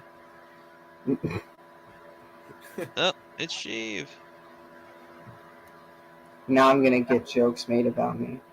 Yeah, Oh, no, did I that is what start it it is. all? Hey guys, You know, speaking of Don't Naked look- Sheev, I have a joke. I have a point. The Galaxy Gun, those missiles are going to have to drop out of hyperspace, lose their inertia, turn, jump into hyperspace again, and do multiple zigzags to get to their target. So they don't need to be fired out of a barrel at all, whatsoever. So the only reason that the galaxy gun is a long cylinder is because Sheev was compensating for the fact that his clones were Ken dolls. Well, I thought that missiles travel through hyperspace, like through a wormhole or something. They remember, when you jump to hyperspace, you can't usually do anything in a straight line. It's going to be, you'll eventually hit something because the Star Wars galaxy is more crowded than our galaxy, with anomalies that force you to either drop out of hyperspace or just stop existing because you hit the mass shadow. I thought it was a different dimension. It is, but remember, it Well, overlaps he's with our. apparently 16, so you can't say that. That's what Scott told me. So you can't say that. I was actually wrong about that. I Oh, you went were back wrong? like Okay, somehow I I'm safe. misremembered that. Like, how do you misremember that fact? I know I remember reading it somewhere, but I checked the. I don't I checked think the it ever RPG did that, guide. Ethan. That would be kind of cool, but that still doesn't change the fact of the way hyperspace works is. Wait, Ghostfish. Sorry, I was just. I just wanted to let Scott finish his thought because he's in the middle of talking. Yeah, I somehow I misremembered that fact. Yeah. I thought I read it in the actual like narrative text of the comic, but I checked the RPG guide, I checked the audiobook, and the comic itself. It's not in there, so I don't know What? where I got that fact. What Oh, did you really? misremember? The fact that the clone emperor when he like the naked Sheev, I thought he said he was 16 years old or something. Oh no, I remember that like from something. no, he's in his prime, but a human male's prime is from like 19 to 25. Yeah, but I thought I remember reading that in the narrative box or in the audiobook or something. I mean, technically, he's less than one. He just popped out of the tube, but That's true. so you're all going to jail. This is the ISB. You were saying Ghostfish about Ethan's comment. That would actually be a pretty cool idea too, Ethan. But it still doesn't change my initial problem. Is the galaxy guns project in hyperspace? There's mass shadows from every object in real space that's big enough, and there's a bunch of mass shadows that don't seem to correlate directly to anything in real space because there's just anomalies, gravitational, what's not, dark matter, whatever their excuse is, to excuse why you can't just go in a straight line, because space really would be completely empty and hyperspace would have no mass shadows either. I thought hyperspace was empty. I thought they go into that in the Black Fleet Crisis, where they try to eject Milspar out of the escape pod in hyperspace, and he can't come back in real space. He can't. Eventually, he might hit something and cease existing, because if you hit something in hyperspace, remember, every object in hyperspace casts a mass shadow. That mass shadow will, at best, if you have a good safety on your ship, pull you out of hyperspace at the edges of the gravity. And as you get too deep into that object's gravity, you'll just stop existing. You'll be destroyed without hurting the thing you hit. Just to emphasize that, unlike New Canon. Okay, I was are you sure about that? My Republic told me otherwise. Yes. So, technically, there were issues. There were issues with this as far back as the Clone Wars, as far back as the Revenge of the Sith visual dictionary book or cross-section book. But you don't. But the way the mass shadow works is you don't damage the object you hit, but you'll be disintegrated basically. Right. And never come back out of hyperspace. I'm not a good the Star Wars fan. I've never missile, thought about any of this. But the Galaxy's missile has to change course, and you can't really change course well in hyperspace. There's a little bit in Courtship of Princess Leia where it's implied that Luke is changing the ship's course well without dropping out of hyperspace, which seems weird and impossible when he's trying to help Isolde get to Hapes. You mean Luke Skywalker? Yeah, Luke is driving Isolde's capital ship and doing it in a way that lets him change course slightly without having to pull all the way out of hyperspace and lose time, which doesn't make sense, but whatever. Hyperspace has always had authors not completely following the rules. But the Galaxy Gun just doesn't make sense to fire in a straight line, because there's, especially from the deep core where there's so many gravitational anomalies, that there isn't going to be a straight line to your target. So it could have just been a rack of missiles, Yeah, and the that's missiles true. launched themselves into hyperspace, and then the missile has to drop out every now and then, turn around, move a different direction, go around the obstacle, and then jump back in. Well, what's the rebel planet that gets What up? destroyed? Was it Pinnacle Base gets destroyed by the Pinnacle galaxy? Base on Dasucha 4, which is the moon of Dasucha, which is a holy planet to the Hutts. Right, and when it comes when the rebels realize they're being attacked, the missile comes out of hyperspace and they see it, and then Yeah, the they missile has panic. it has to come out of hyperspace to actually hit the planet and do damage, because if it was still in hyperspace while it was intersecting with the planet's location in hyperspace, it would just vaporize itself against the mass shadow and be reduced to random energy in hyperspace. Alex, did you? The gun stays in orbit over BIS. That's what made it so much more dangerous than the Death Star. It didn't have to expose itself to destroy a planet. It could stay safely protected well behind Imperial lines on BIS. That's what made it so dangerous. I'm sorry. Until R2 just yeeted the fucking Eclipse 2 into it, because he's R2 motherfucking D2, and he just killed a couple billion people. Because BIS died in the resulting explosion. They also needed to end the comic real fast, so that was a quick, cheap ending. Yeah. What were you gonna say, Jay? Oh, I was gonna say, what's your thoughts on the stream? On the stream? Oh yeah, I had no control over that, obviously, and it was a really good stream. I'm glad that Lance got an opportunity, since he can't on his own channel, but he took over mine. Yeah, I see. Jay's Thrawn reminded me of the question I had wanted to ask earlier. Favorite Thrawn voices and least favorites? Mark Thompson. Best. Mark Thompson's my favorite. I don't actually remember what Thrawn sounded like when he was voiced by Wedge Antilles, so I can't say. And yes, remember the original abridged audiobook was Wedge Antilles and C-3PO. It was Anthony Daniels and Dennis Lawson, or Dennis Lawson and Anthony Daniels, doing the original abridged audiobook. And I did not like him in TIE Fighter. It's just really deep and rumbly and doesn't sound like a Thrawn at all. I'm gonna be basic. I'm gonna just go with Rebels, because I really like Lars Mikkelsen. He wasn't bad at all in Rebels. Lars did a good job. I didn't in like Rebels. the soft voice. I didn't like it. Deeper voice. Yeah, the voice was okay. I liked the somewhat deeper, more authoritative voice in Mark Thompson has, but not as deep as TIE Fighter. No, that was too deep. I liked also it was very bit crushed because it was a 90s video game. Blue Pig, but you also say that the Thrawn trilogy isn't good. So how can I ever trust your opinion? Yeah, but his voice in Rebels wasn't bad. The problem is they're just gonna put Mikkelsen in makeup, and Mikkelsen looks. Thing is, Thrawn is supposed to look mostly human, and let me put it this way: if you change Lars Mikkelsen to blue, he's not gonna look human. No, he's got a very, very, very strange shaped head, and you color him blue, he's gonna look weird. He's gonna look like even more alien than Thrawn should look. Yes. Ghostfish. He's gonna look like Megamind if you color him blue. Who would you cast as Thrawn if you got the choice, Ghostfish? There was that one. There's been a couple. There was that one picture of him that looked like Jeremy Irons, and I was just like, that would have been an interesting Thrawn. Yeah, I've seen that picture. I remember Benedict Cumberpatch. Oh yes, I'd choose him. Benedict Cumberbatch. I remember a friend pitched. Cumberbatch. I had a friend who pitched Henry Cavill playing Thrawn. I was like, wait. No, he's far too buff to be Thrawn. Thrawn's not buff. Oh, that reminds me of Jag Fell that I had meant to talk when people have been talking about him earlier. Jag Fell is Sunter's third son, right? He's like the third eldest. The other two died. The one that he was reminiscing about in Stackpole's NJO novel died, and the one that in Survivor's Quest died.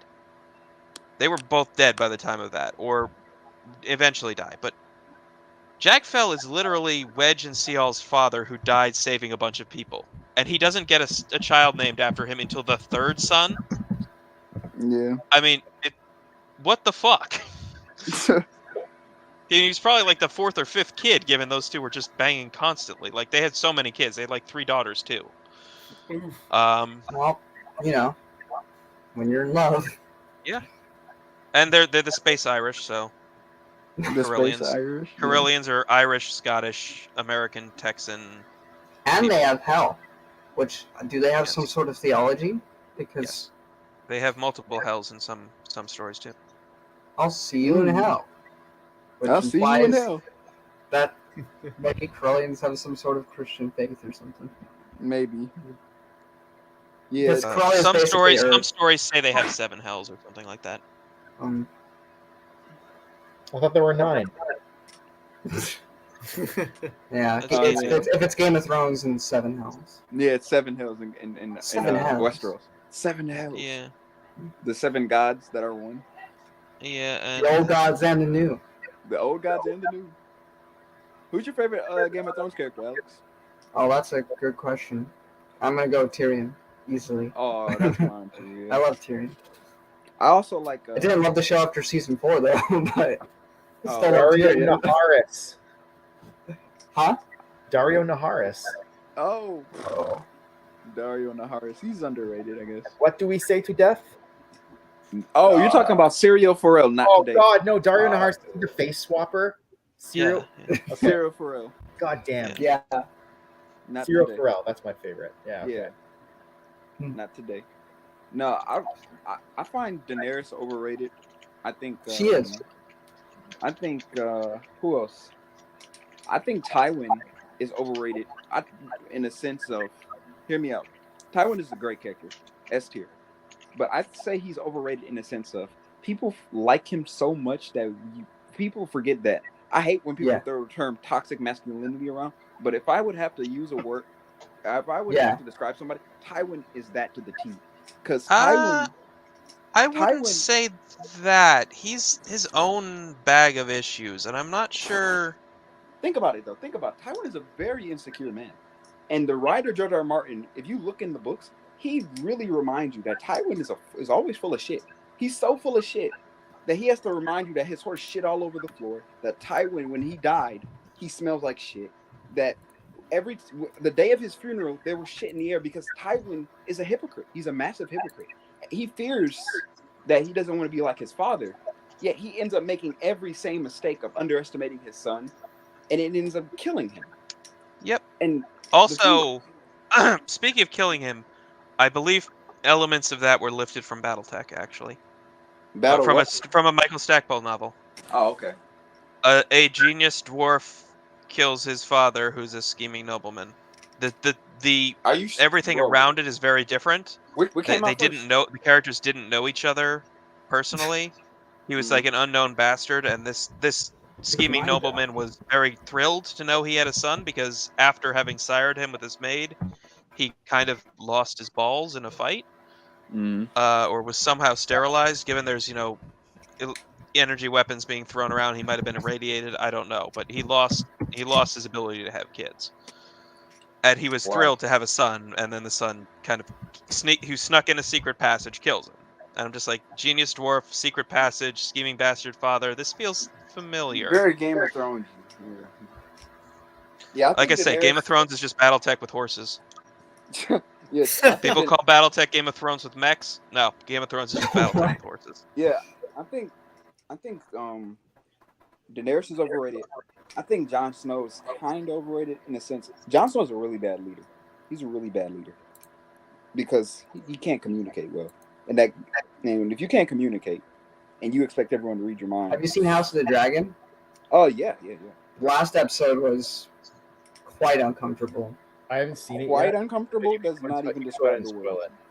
Well, I'm trying to be as family friendly as possible because I knew it was coming. You thought a brother and a sister was bad, who are of both at least consenting age. I guess she is in the show, this new show, but we're cutting it close.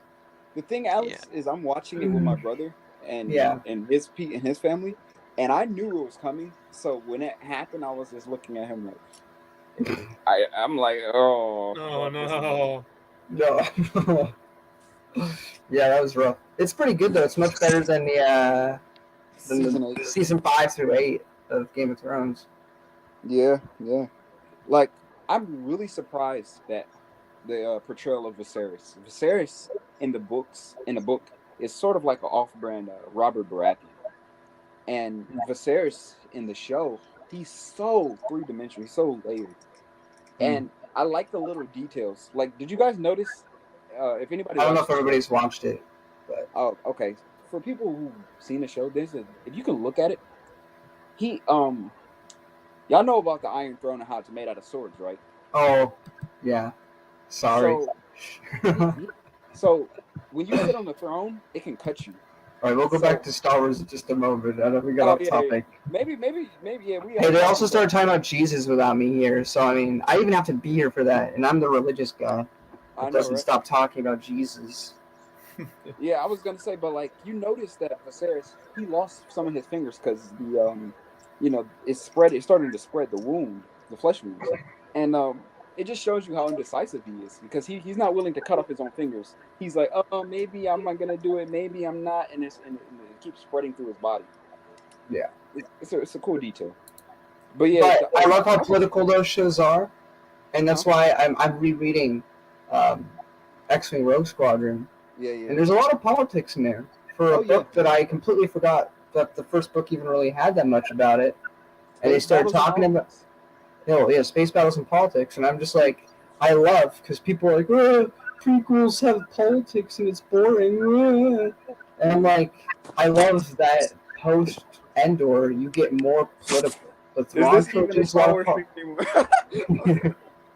The Thrawn trilogy has a lot of politics in it. X-Wing seems to, and especially in Black Fleet Crisis. This is one of the reasons I actually really enjoy Black Fleet Crisis. I love Leia's story in there. I loved everything. I like the story around Leia. I don't like the role Leia played in it and the way she I know reacts. you told me. You've said this before. Yeah, I've said it before, but there's a whole audience now. Yeah, that's true.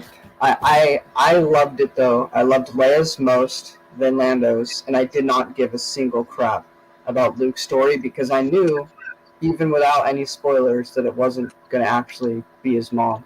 Because I know that the EU doesn't contradict, even with the Bantam era. So I was like, it's going to end up being a red herring. And it was. So it was just a pointless. Yeah. And there was also Hermit for a bit, and I'm consistent. I hated it in the sequels, and even though it was just for those books, I was still annoyed about it in that book too. So. When I heard about that quote-unquote retcon like years ago, I was wondering if they would have just made a red herring like that. I'm so glad they did. I was gonna say, Scott, I'm sorry if I alienated you. Yes. Oh no, you're good. You're good, Jeff. No, because I don't watch Game of Thrones, so I can't add to the conversation. Yeah. I was just being stupid. I know how you feel. You see this? You see his name? His face. Anyway, that's all.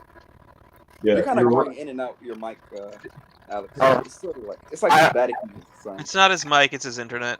Oh, it's his internet. Okay. Scott, do you legitimately think Black Fleet Crisis is the best trilogy? Because I know you've plugged it a few times, but I'm just... I'm back and forth. There's 3 trilogies that I think are my favorite. One is A.C. Crispin's trilogy, her Han Solo trilogy. Jedi Academy trilogy, although I think the first book, Jedi Search, is a little bit slow going. I think Kevin J. Anderson has some problems with writing Han Solo. And he just has trouble getting started. The Spice Mine scenes, like in the first book, just drag on, but the second and third books pick up. And then Black Fleet Crisis, I think all 3 stories are solid. Luke's, I think so, the weakest one, but it still kept my interest. Like, because I read that before the prequel, so I was still stumped with the plot. I won't give away spoilers, but. Like it was exciting enough for me. I like the context. Luke's story is interesting to me in context, looking at it through what did they accidentally get right, like Luke worrying that his mother played a role in his father's downfall. Yeah. Like he wasn't imagining it exactly that way that it happened. He was probably imagining a much more active role rather than being a pawn of Palpatine. But it's being accidentally right like that I really enjoy, which is also why I really enjoy. I know I've gone over this with you, Alex, like 3 different streams. I apologize, but there's new people here. Michael, or or what do you call it? Alan Moore's Star Wars comics. There's some of them are really terrible, but the Dark Lord's Conscience is about Vader resisting the attack of a guilt multiplying psychic, Right. probably a Force user, but it might be some other types of psychic power, because there are kind of those in Star Wars too. And the original one is he just doesn't have a conscience. He doesn't care about all the evil he's done. Right. The New World, with the prequels in existence, Darth Vader is just always at 110% guilt and self-hate at all times. Right. And there's nothing this psychic So can that's do to why make he him couldn't feel win. worse about himself than he already does. So that's why it doesn't hurt him anymore. That actually makes the story And a lot better. Yeah, it's like, that's the thing. It's Michael Moore's best comic, and it's only good because George Lucas made the prequels. Yeah, I was Okay, gonna for say- the man who has everything is really good too. Yeah, I was gonna say do I sound okay? I need to check every time. Yeah, we can understand you. You sound weird, but completely intelligible. You sound great. All right. I was gonna say when I read Black Fleet Crisis, I saw the term by Leia when she was in the Senate. She said a vote of no confidence. I was like, that's a prequel thing. So I was really excited about that when I was reading it. And Well, that was it- before the prequel. too. Well, yeah, before the prequels. So I'm just saying, like, I made the connection. Yeah, it's one of those accidental connections. Although votes Yeah. of no confidence Yeah. are a thing No, in they're a real parliamentary democracies, and I guess George had already settled that the Republic and that the old and new republics would be parliamentary, which it makes sense. A directly elected executive for a galaxy-spanning thing doesn't work. I mean, even with like a federalized, you know, thing, even with like a federalized electoral college type system, a direct election for the executive by voters would not really work because it's as much a UN as it is an actual government. Yeah. Yeah. What's I think it was interesting cool about that Sindel Tawani was mentioned in the Black Fleet Crisis. yeah, she's a reporter. That was nice. What's interesting about the Black Fleet Crisis is if you compare it to like the new canon, what was it, Bloodline? You'll notice Leia's the complete opposite politically as she is in Bloodline. Like in Black Fleet Crisis, she's Really? very much in favor of the military, like pushing the Fifth Fleet as being like a Yeah. military force. And then Yeah. if you read Bloodline, she's the complete opposite. She's like In anti-military. Bloodline, I wouldn't say she's completely the opposite. She's definitely for decentralization over the most part, except she eventually starts liking centralization a little bit more because she realizes you have to be organized to fight the other organized groups. Yeah. But Yeah, she's there are militant and non-militant versions of both the centralist. I refuse to call them centrist. It's a stupid fucking name. Because they are the centralists. They wish to centralize things, not centerize things. Centralize things. Yeah. Like the centralists have her, like they have their own militant and non-militant wings. Some just want it bureaucratically, and like there are militant and non-militant versions of the whatever the other party is, the more independence, partnership of equals type faction is. Yeah, I just felt they dumbed down the politics and Bloodline so much that they could have used some. They could have aspects done way worse because they actually gave each party. They weren't really a strictly left-right modern real-world politics stand-in. Each of them had their own left and right wings, and like they were a completely different part of the axis, and that was very nice and not horrifically preachy the way things can be these days. So that was nice. I don't know. I felt like it was like so contemporary. It was like United States politics trying to like be put in Star Wars. I hated Bloodline for that reason. I think they thought tried. dumbed it. Go ahead. I think they try. I felt more like they were trying not to be modern politics immediately because it was not 2016 yet, so they hadn't gone completely nuts. And they had that whole stupid thing where people don't know Luke and Leia's father's Darth Vader. I was like, how is that possible? In That's Legends, always been known. well, Legends is weird about it. Like they're never completely clear about when it became public knowledge. Yeah. Like in the Jedi Well, Academy it's trilogy, pretty clear. in the It's pretty Jedi clear from the Academy start. trilogy, they don't say that Anakin, like, it's a surprise to Luke's students when he tells them this. But in what do you call it? Killing Twilight, what's the Tatooine Ghost, everyone already knows. Yeah. Which is set before the Thrawn trilogy, which is set before Dark Empire, which is set before the Jedi Academy trilogy. So, like, literally everyone knows little orphan Annie grew up to be Darth Vader and that these two are his kids. What? I And don't remember that in Tatooine.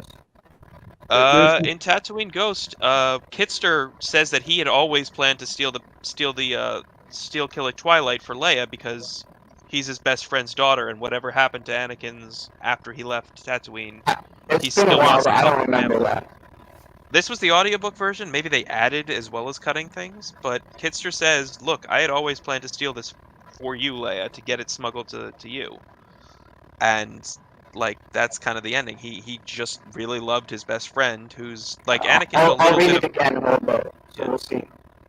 I'll read it before I read the Thrawn trilogy again, so we'll see if that's in there. I'll look out for it, but I don't remember that being a thing. Yeah, I was just gonna say I remember some scenes like in Junior Jedi Knights and Young Jedi Knights that, you know, they'll have those scenes where Luke talks to all his students in the grand audience chamber or whatever, and he'll say, "Oh, you know, my father, Darth Vader." Oh yeah, by then it wasn't a big deal. Yeah. Like everybody seemed to know it already. Yeah, by then everyone knew, but I seem to recall that in Jedi Academy trilogy, it was the first time he had told people about it. I don't remember that. I You don't might be remember. right, but I just read Well- that too, that series, so maybe I'm Like, wrong. Maybe it I was maybe it wasn't remember- Jedi Academy trilogy. Maybe it was iJedi, and maybe that was Stackpole's mistake. I don't know. I just remember like his first batch of students was like, you know, Gantoris and Streen. Like those weren't really people who knew galactic politics real well, so they may have just been out They there might and not, they yeah. didn't know.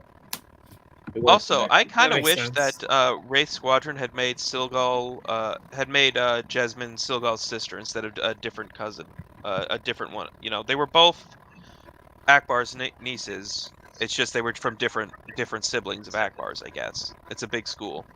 But it would have been interesting if they had been sisters. I don't know what really it would have added, because at the time, but by the time Jasmine died, Silgal had already been, you know,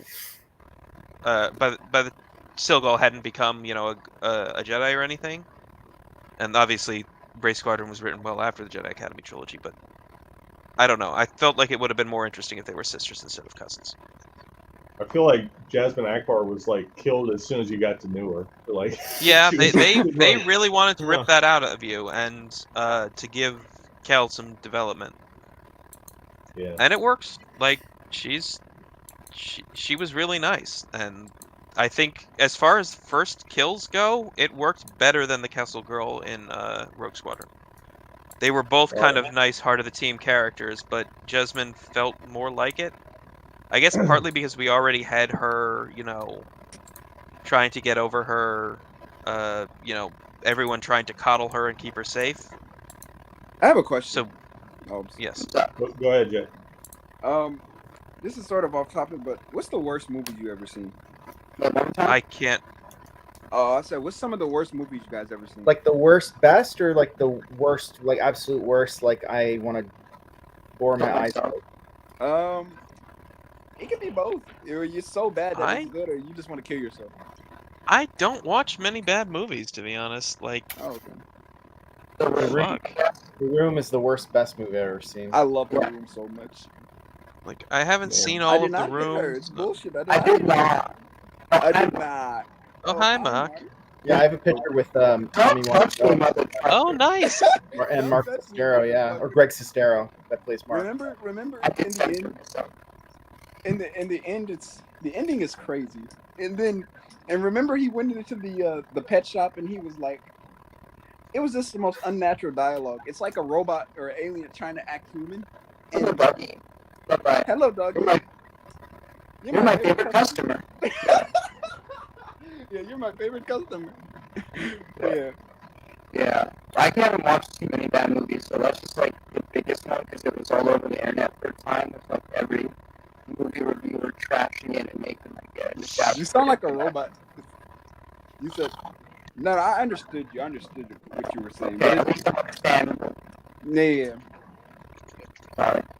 But like bad, I don't know. I mean, there's a lot of horror movies out there that are really, really bad. Oh, hell yeah.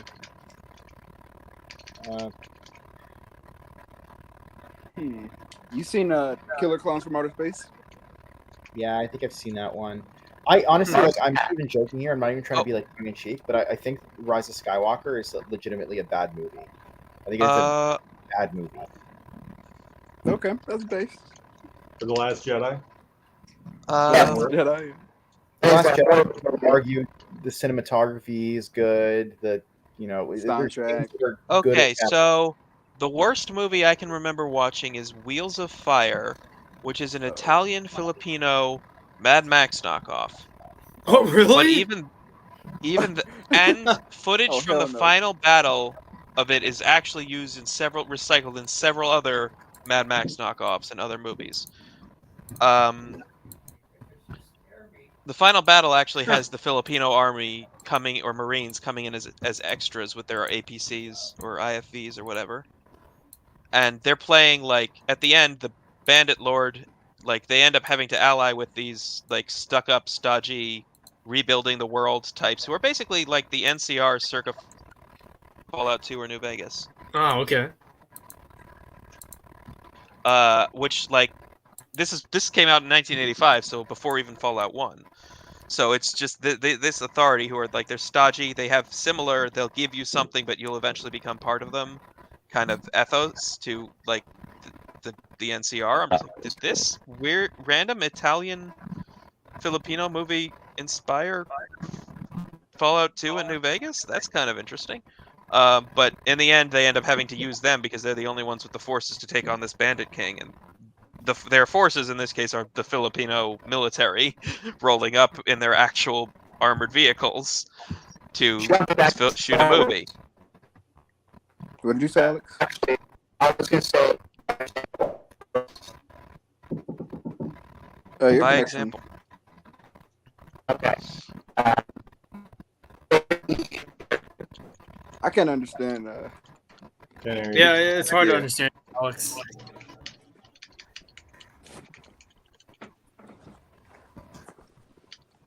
Marcel, you know what that means? Invasion. A communications disruption only means one thing. Invasion. Favorite EU character? Ooh. Nil Spart. No, I'm only kidding. He's actually pretty good. He's a pretty interesting He's character. pretty good as a villain. Yeah. He's in the top 50 for me, I'd say. Yeah. Is it back to the Black Fleet Crisis real quick? Yeah. Well, I think one thing that made it really stand out is, all the EU haters complain, oh, the post-Return of the Jedi is just, New Republic versus Imperial Remnant over and over again. But here we have a story in the Bantam era that breaks that mold. Like, yeah, well, the main villain isn't the Imperial Remnant; it's a different faction. I'd say there's 3 that are different factions. Queller, the Cyruk, and the Yavithans.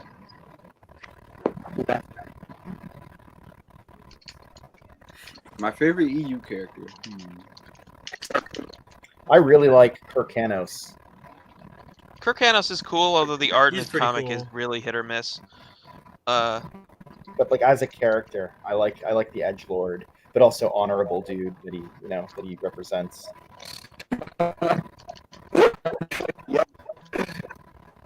I like besides Thrawn, I'm gonna go with dang, I just had it. How did I forget what I was about to say that quickly, man? It's crazy. Jaina Solo is what you're gonna say because she's the best EU character, hands down. I like Darth Krayt. I love Darth Krayt a lot.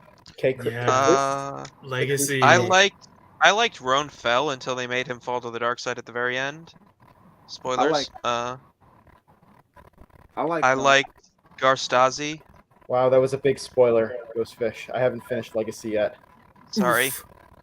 It's okay. I'm just gonna I go. love Quinlan Voss. Quinlan Voss, from the yes. Republic Yeah, comics. I think Quinlan Voss is just too much of an edgy for me, but I love him too. I'm one of the few people who actually liked what George and Dave did with him. Oh, you like I was Quinlan Lebowski? Yes. Heresy. I was gonna go with Jay's pick. I was gonna say Ishrard Het.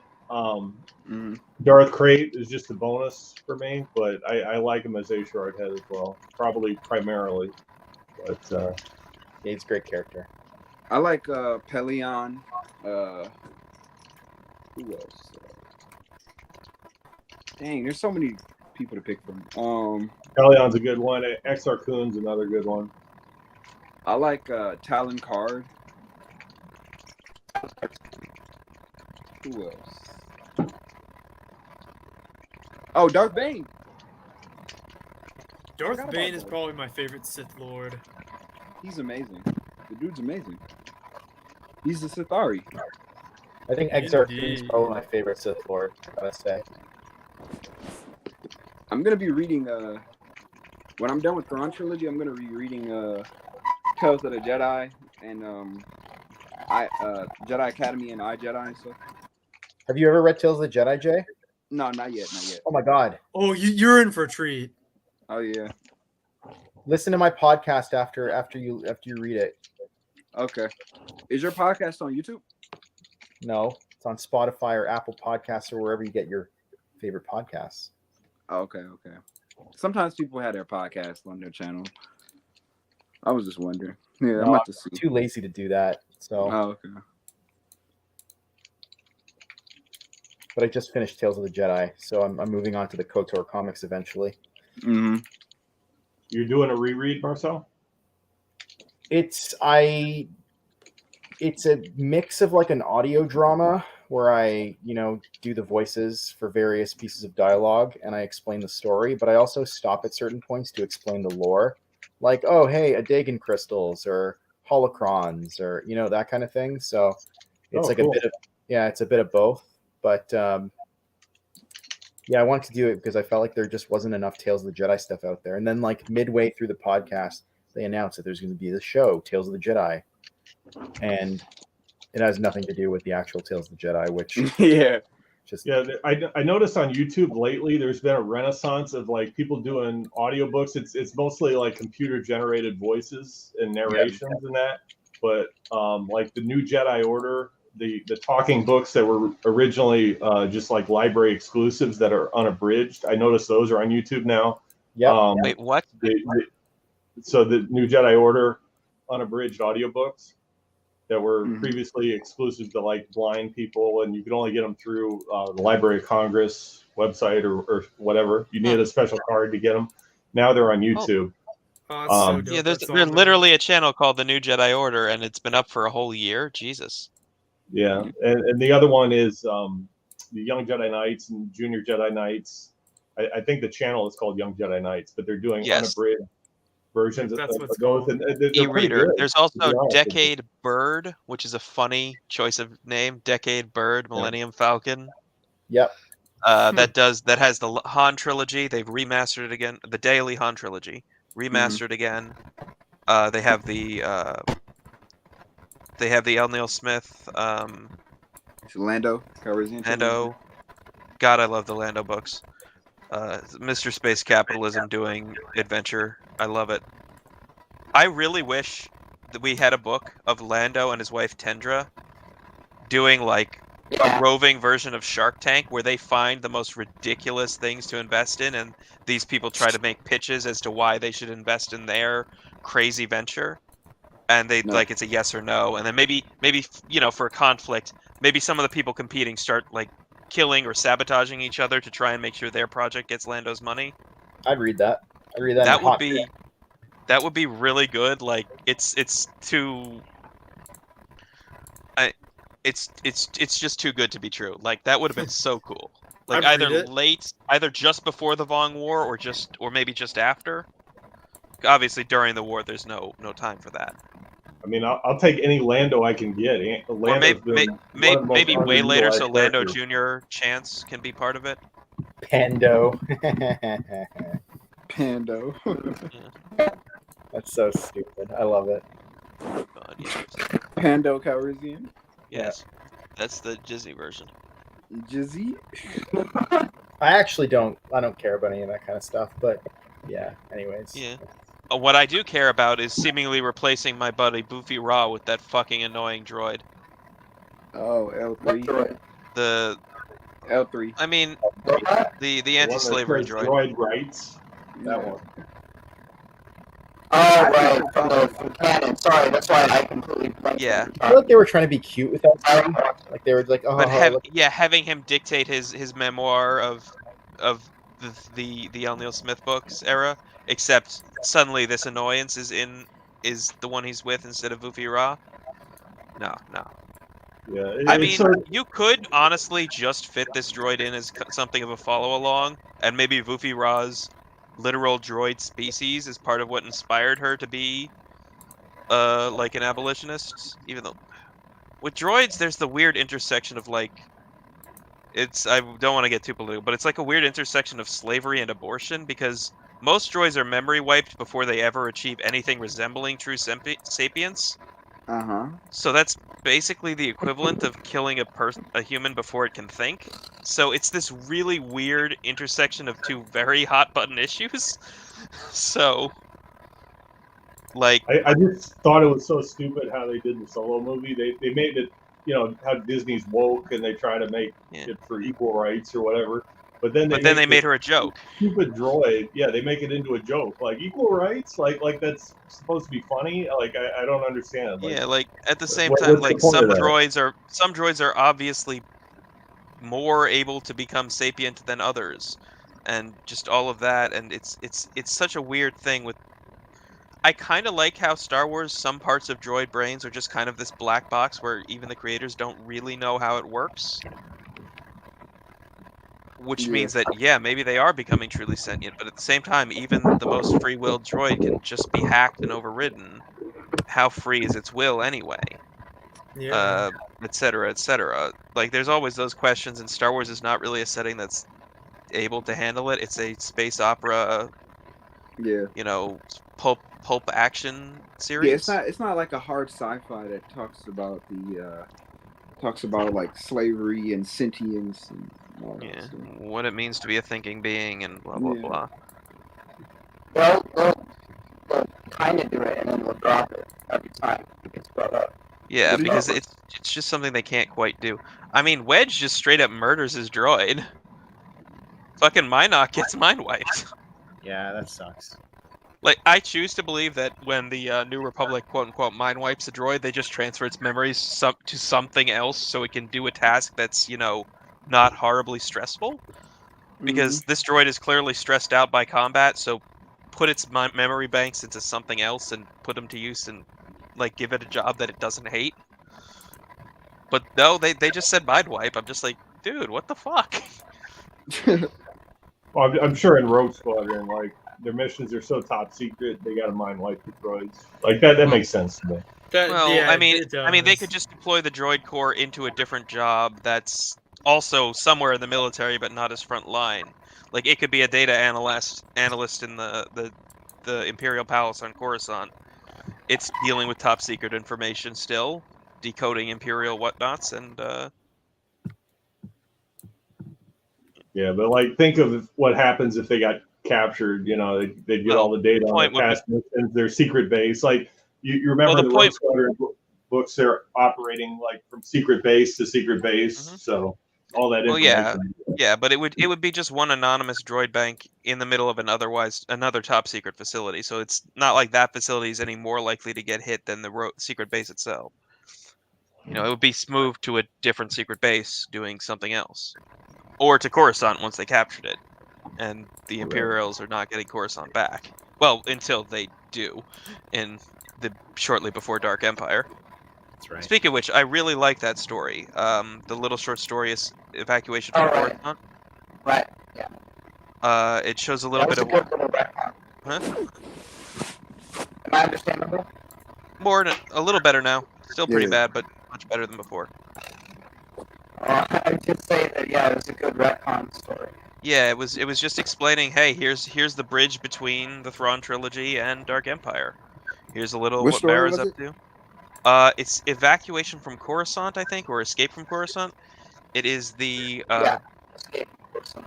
it is basically the Empire goes up with the biggest fuck off fleet that most people didn't imagine they still had. Focus fires a single section of the Coruscant planetary shield for an entire day and drops it and invades. And this is somebody getting away from it. Yeah, We're it's in the talking, multiple Adventure Journal. torpedo spheres, multiple super star destroyers, dozens, maybe hundreds of star destroyers, and definitely hundreds of smaller ships. Escape from Coruscant. It's Adventure Journal. It's Adventure Journal, and it's plugged into Tales from the Empire. It's collected in Tales from the Empire, not Tales from the New Okay. Republic. Even though because Tales from the Empire and Tales from the New Republic aren't they don't actually denote when a story is happening at all. Yeah. Tales from the New Republic has plenty of stuff from before the New Republic even existed. Yeah, it has a lot of stuff from Brian. Makes no sense. Yeah, I remember Because when I cracked open Tales from the New Republic, and the first story was Garmbella Bliss escaping. He's Dark Now, during- Interlude at Dark Now, that's the one. which is a great story. Although I will say, for the other one of the two that Zahn and Stackwell made, Side Trip, Mhm. Yeah. that should have remained a twist. This is Thrawn in disguise at the very beginning. Fuck you. That really should have been a twist. It's called Retreat from Coruscant. I just looked it up. Retreat from Star Wars Coruscant. Sorry. Adventure Journal issue 7. Yes. Or Tales from. Or I read it Tales. in Tales. Yeah. Have you ever heard people claim that Mara Jade not appearing in Dark Empire is somehow a contradiction? Well, this is what she was doing. Although there's another thing that she was also doing at that time that is covered in Mysteries of the Sith. Mysteries of the Sith is set, I believe, slightly before Evacuation from Coruscant. It's during the early stages of Shadowhand. Yeah. Before Palpatine revealed himself. And it's got her only the first level. The first levels where you play as Kyle and Mara as an NPC. Those are set early in Shadowhand. And I choose to believe that the disguised asteroid bombardment ships in those first levels, I choose to believe that those are the other Eye of Palpatine, which broke in two, and then they just made it into two ships. It's an expansion to Dark Forces 2. Dark Forces 2 Jedi Knight has an expansion called Mysteries of the Sith. The first 4 levels you play as Kyle, and the rest you play as Mara. Yeah, I was always wondering if those asteroids were somehow connected to the Eye of Palpatine. That's what I choose to believe. That would be a great retcon. Yes. They're the other Eye of Palpatine, but it kind of broke in two, so now they've got 3 eyes, like his sons. Anything that ties it back to Jedi Prince, great. Yes. Yes, so there's the eyes of Triclops now. But that's what I chose to believe, and I loved the sniper in that game. Yes, it's just kind of cheating because you're well outside most of the enemy's activation radiuses, and it only eats 4 shots. It only eats like twice or maybe 4 times as much ammo as the normal Stormtrooper rifle does, so you're not really... No, it's like only twice as much. It's 4 shots instead of 2 per shot. So it's just cheating. It's so much better than the sniper in Outcast. I fucking hated the disruptor rifle sniper in Outcast. I never played those games. Yeah, they're good. Yes, give them a try, man. Yeah. Dark Force is a bit tricky to get running. DOSBox, the Steam version and the GOG version just pop up in DOSBox and do all the work for you. But if you want true mouse look, you need either a mod. And there's a really big mod as long as you don't have Windows 7. As long as you have Windows 10, you can use a really new mod. I actually had to upgrade my system. I finally did it just to play the modded Dark Forces. To play a modded game from the early 90s was what finally made me give up my literally easily hacked Windows 7 that I should have gotten rid of years ago. Damn. I gave it up. Pixel Mart, bro. Oh my god. She's made of like 3 pixels in Mysteries of the Sith.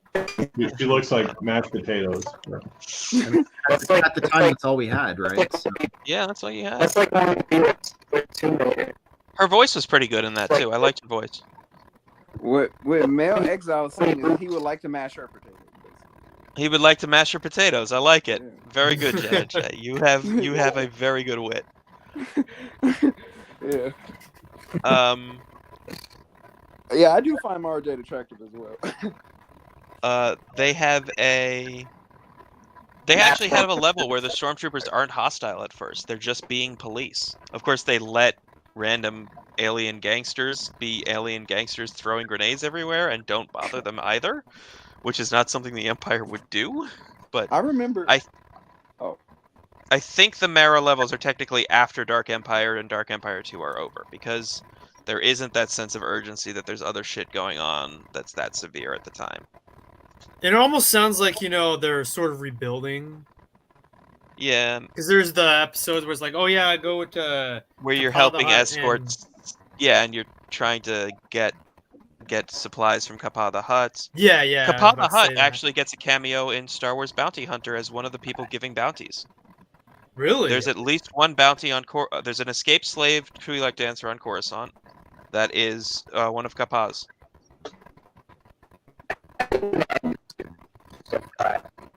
Yeah, so it's a pretty cool thing that they did there. I remember when I was younger, me and my friend, we were at basically church, and we were talking about Star Wars, right? And we were arguing. I was telling him, he was like, "Clone troopers are the bad guys." I'm like, "No, they're not. The clone troopers are not the bad guys." And then he was like, "Yes, they are." So me and him were just going back and forth on this. I'm telling him the stormtroopers and the clone troopers are two different things. So we get on Lego Star Wars, right? Back on the DS. You guys remember the Nintendo DS back in the day? Oh, of course. Yeah. We get on the Nintendo DS for the Lego Star Wars, and then I said, "All right, if the clone troopers start shooting at you, then they're the bad guys." So the clone troopers are helping him, and he was like, "Oh yeah, you're right." And then now I think about it, if you look at Order 66, well, they kind of are the bad guys. But Yeah. They're it's just a doing their stretch. job. I remember like years ago I was arguing with someone. He says, "Oh, lightsabers can cut through anything." I'm like, Darth Maul, he tried to cut through that ray shield. His lightsaber did not cut through it. Well, that's The a shield.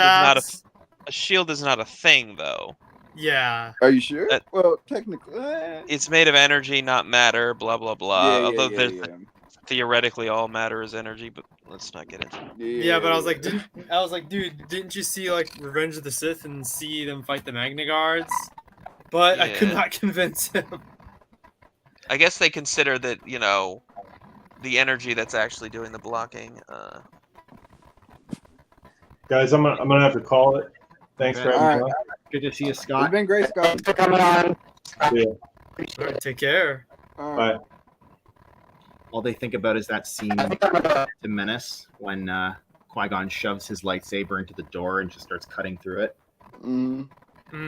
Exactly.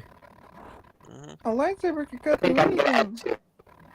What's that? I mean, George did have the rule that any other sword could be cut through by a lightsaber. He didn't apply it to other weapons, but it was weird like that. Like, even if a sword has electricity, like an electrostaff, it'll get cut through straight away. That's why the Darksaber existed in TCW, and that's why those electric swords that the ninja guys use in the episode with the train where Asajj is working with Kid Boba, why those can get cut, but electrostaves can't. George just had a rule: it can't be a sword if it's blocking a lightsaber.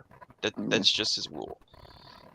It doesn't really make internal sense, but it's an aesthetic thing. George is a very aesthetic dude. Yeah, he's very good at optics and visuals. Indeed. I would never. Or what were you saying, Alex? Understandable. A little bit. I would never forget in the Clone Wars micro series where that alien is talking to Count Dooku. He's like, Count Dooku, and he's like, "Indeed." Like, my God, you did not understand what the fuck he said. What you see?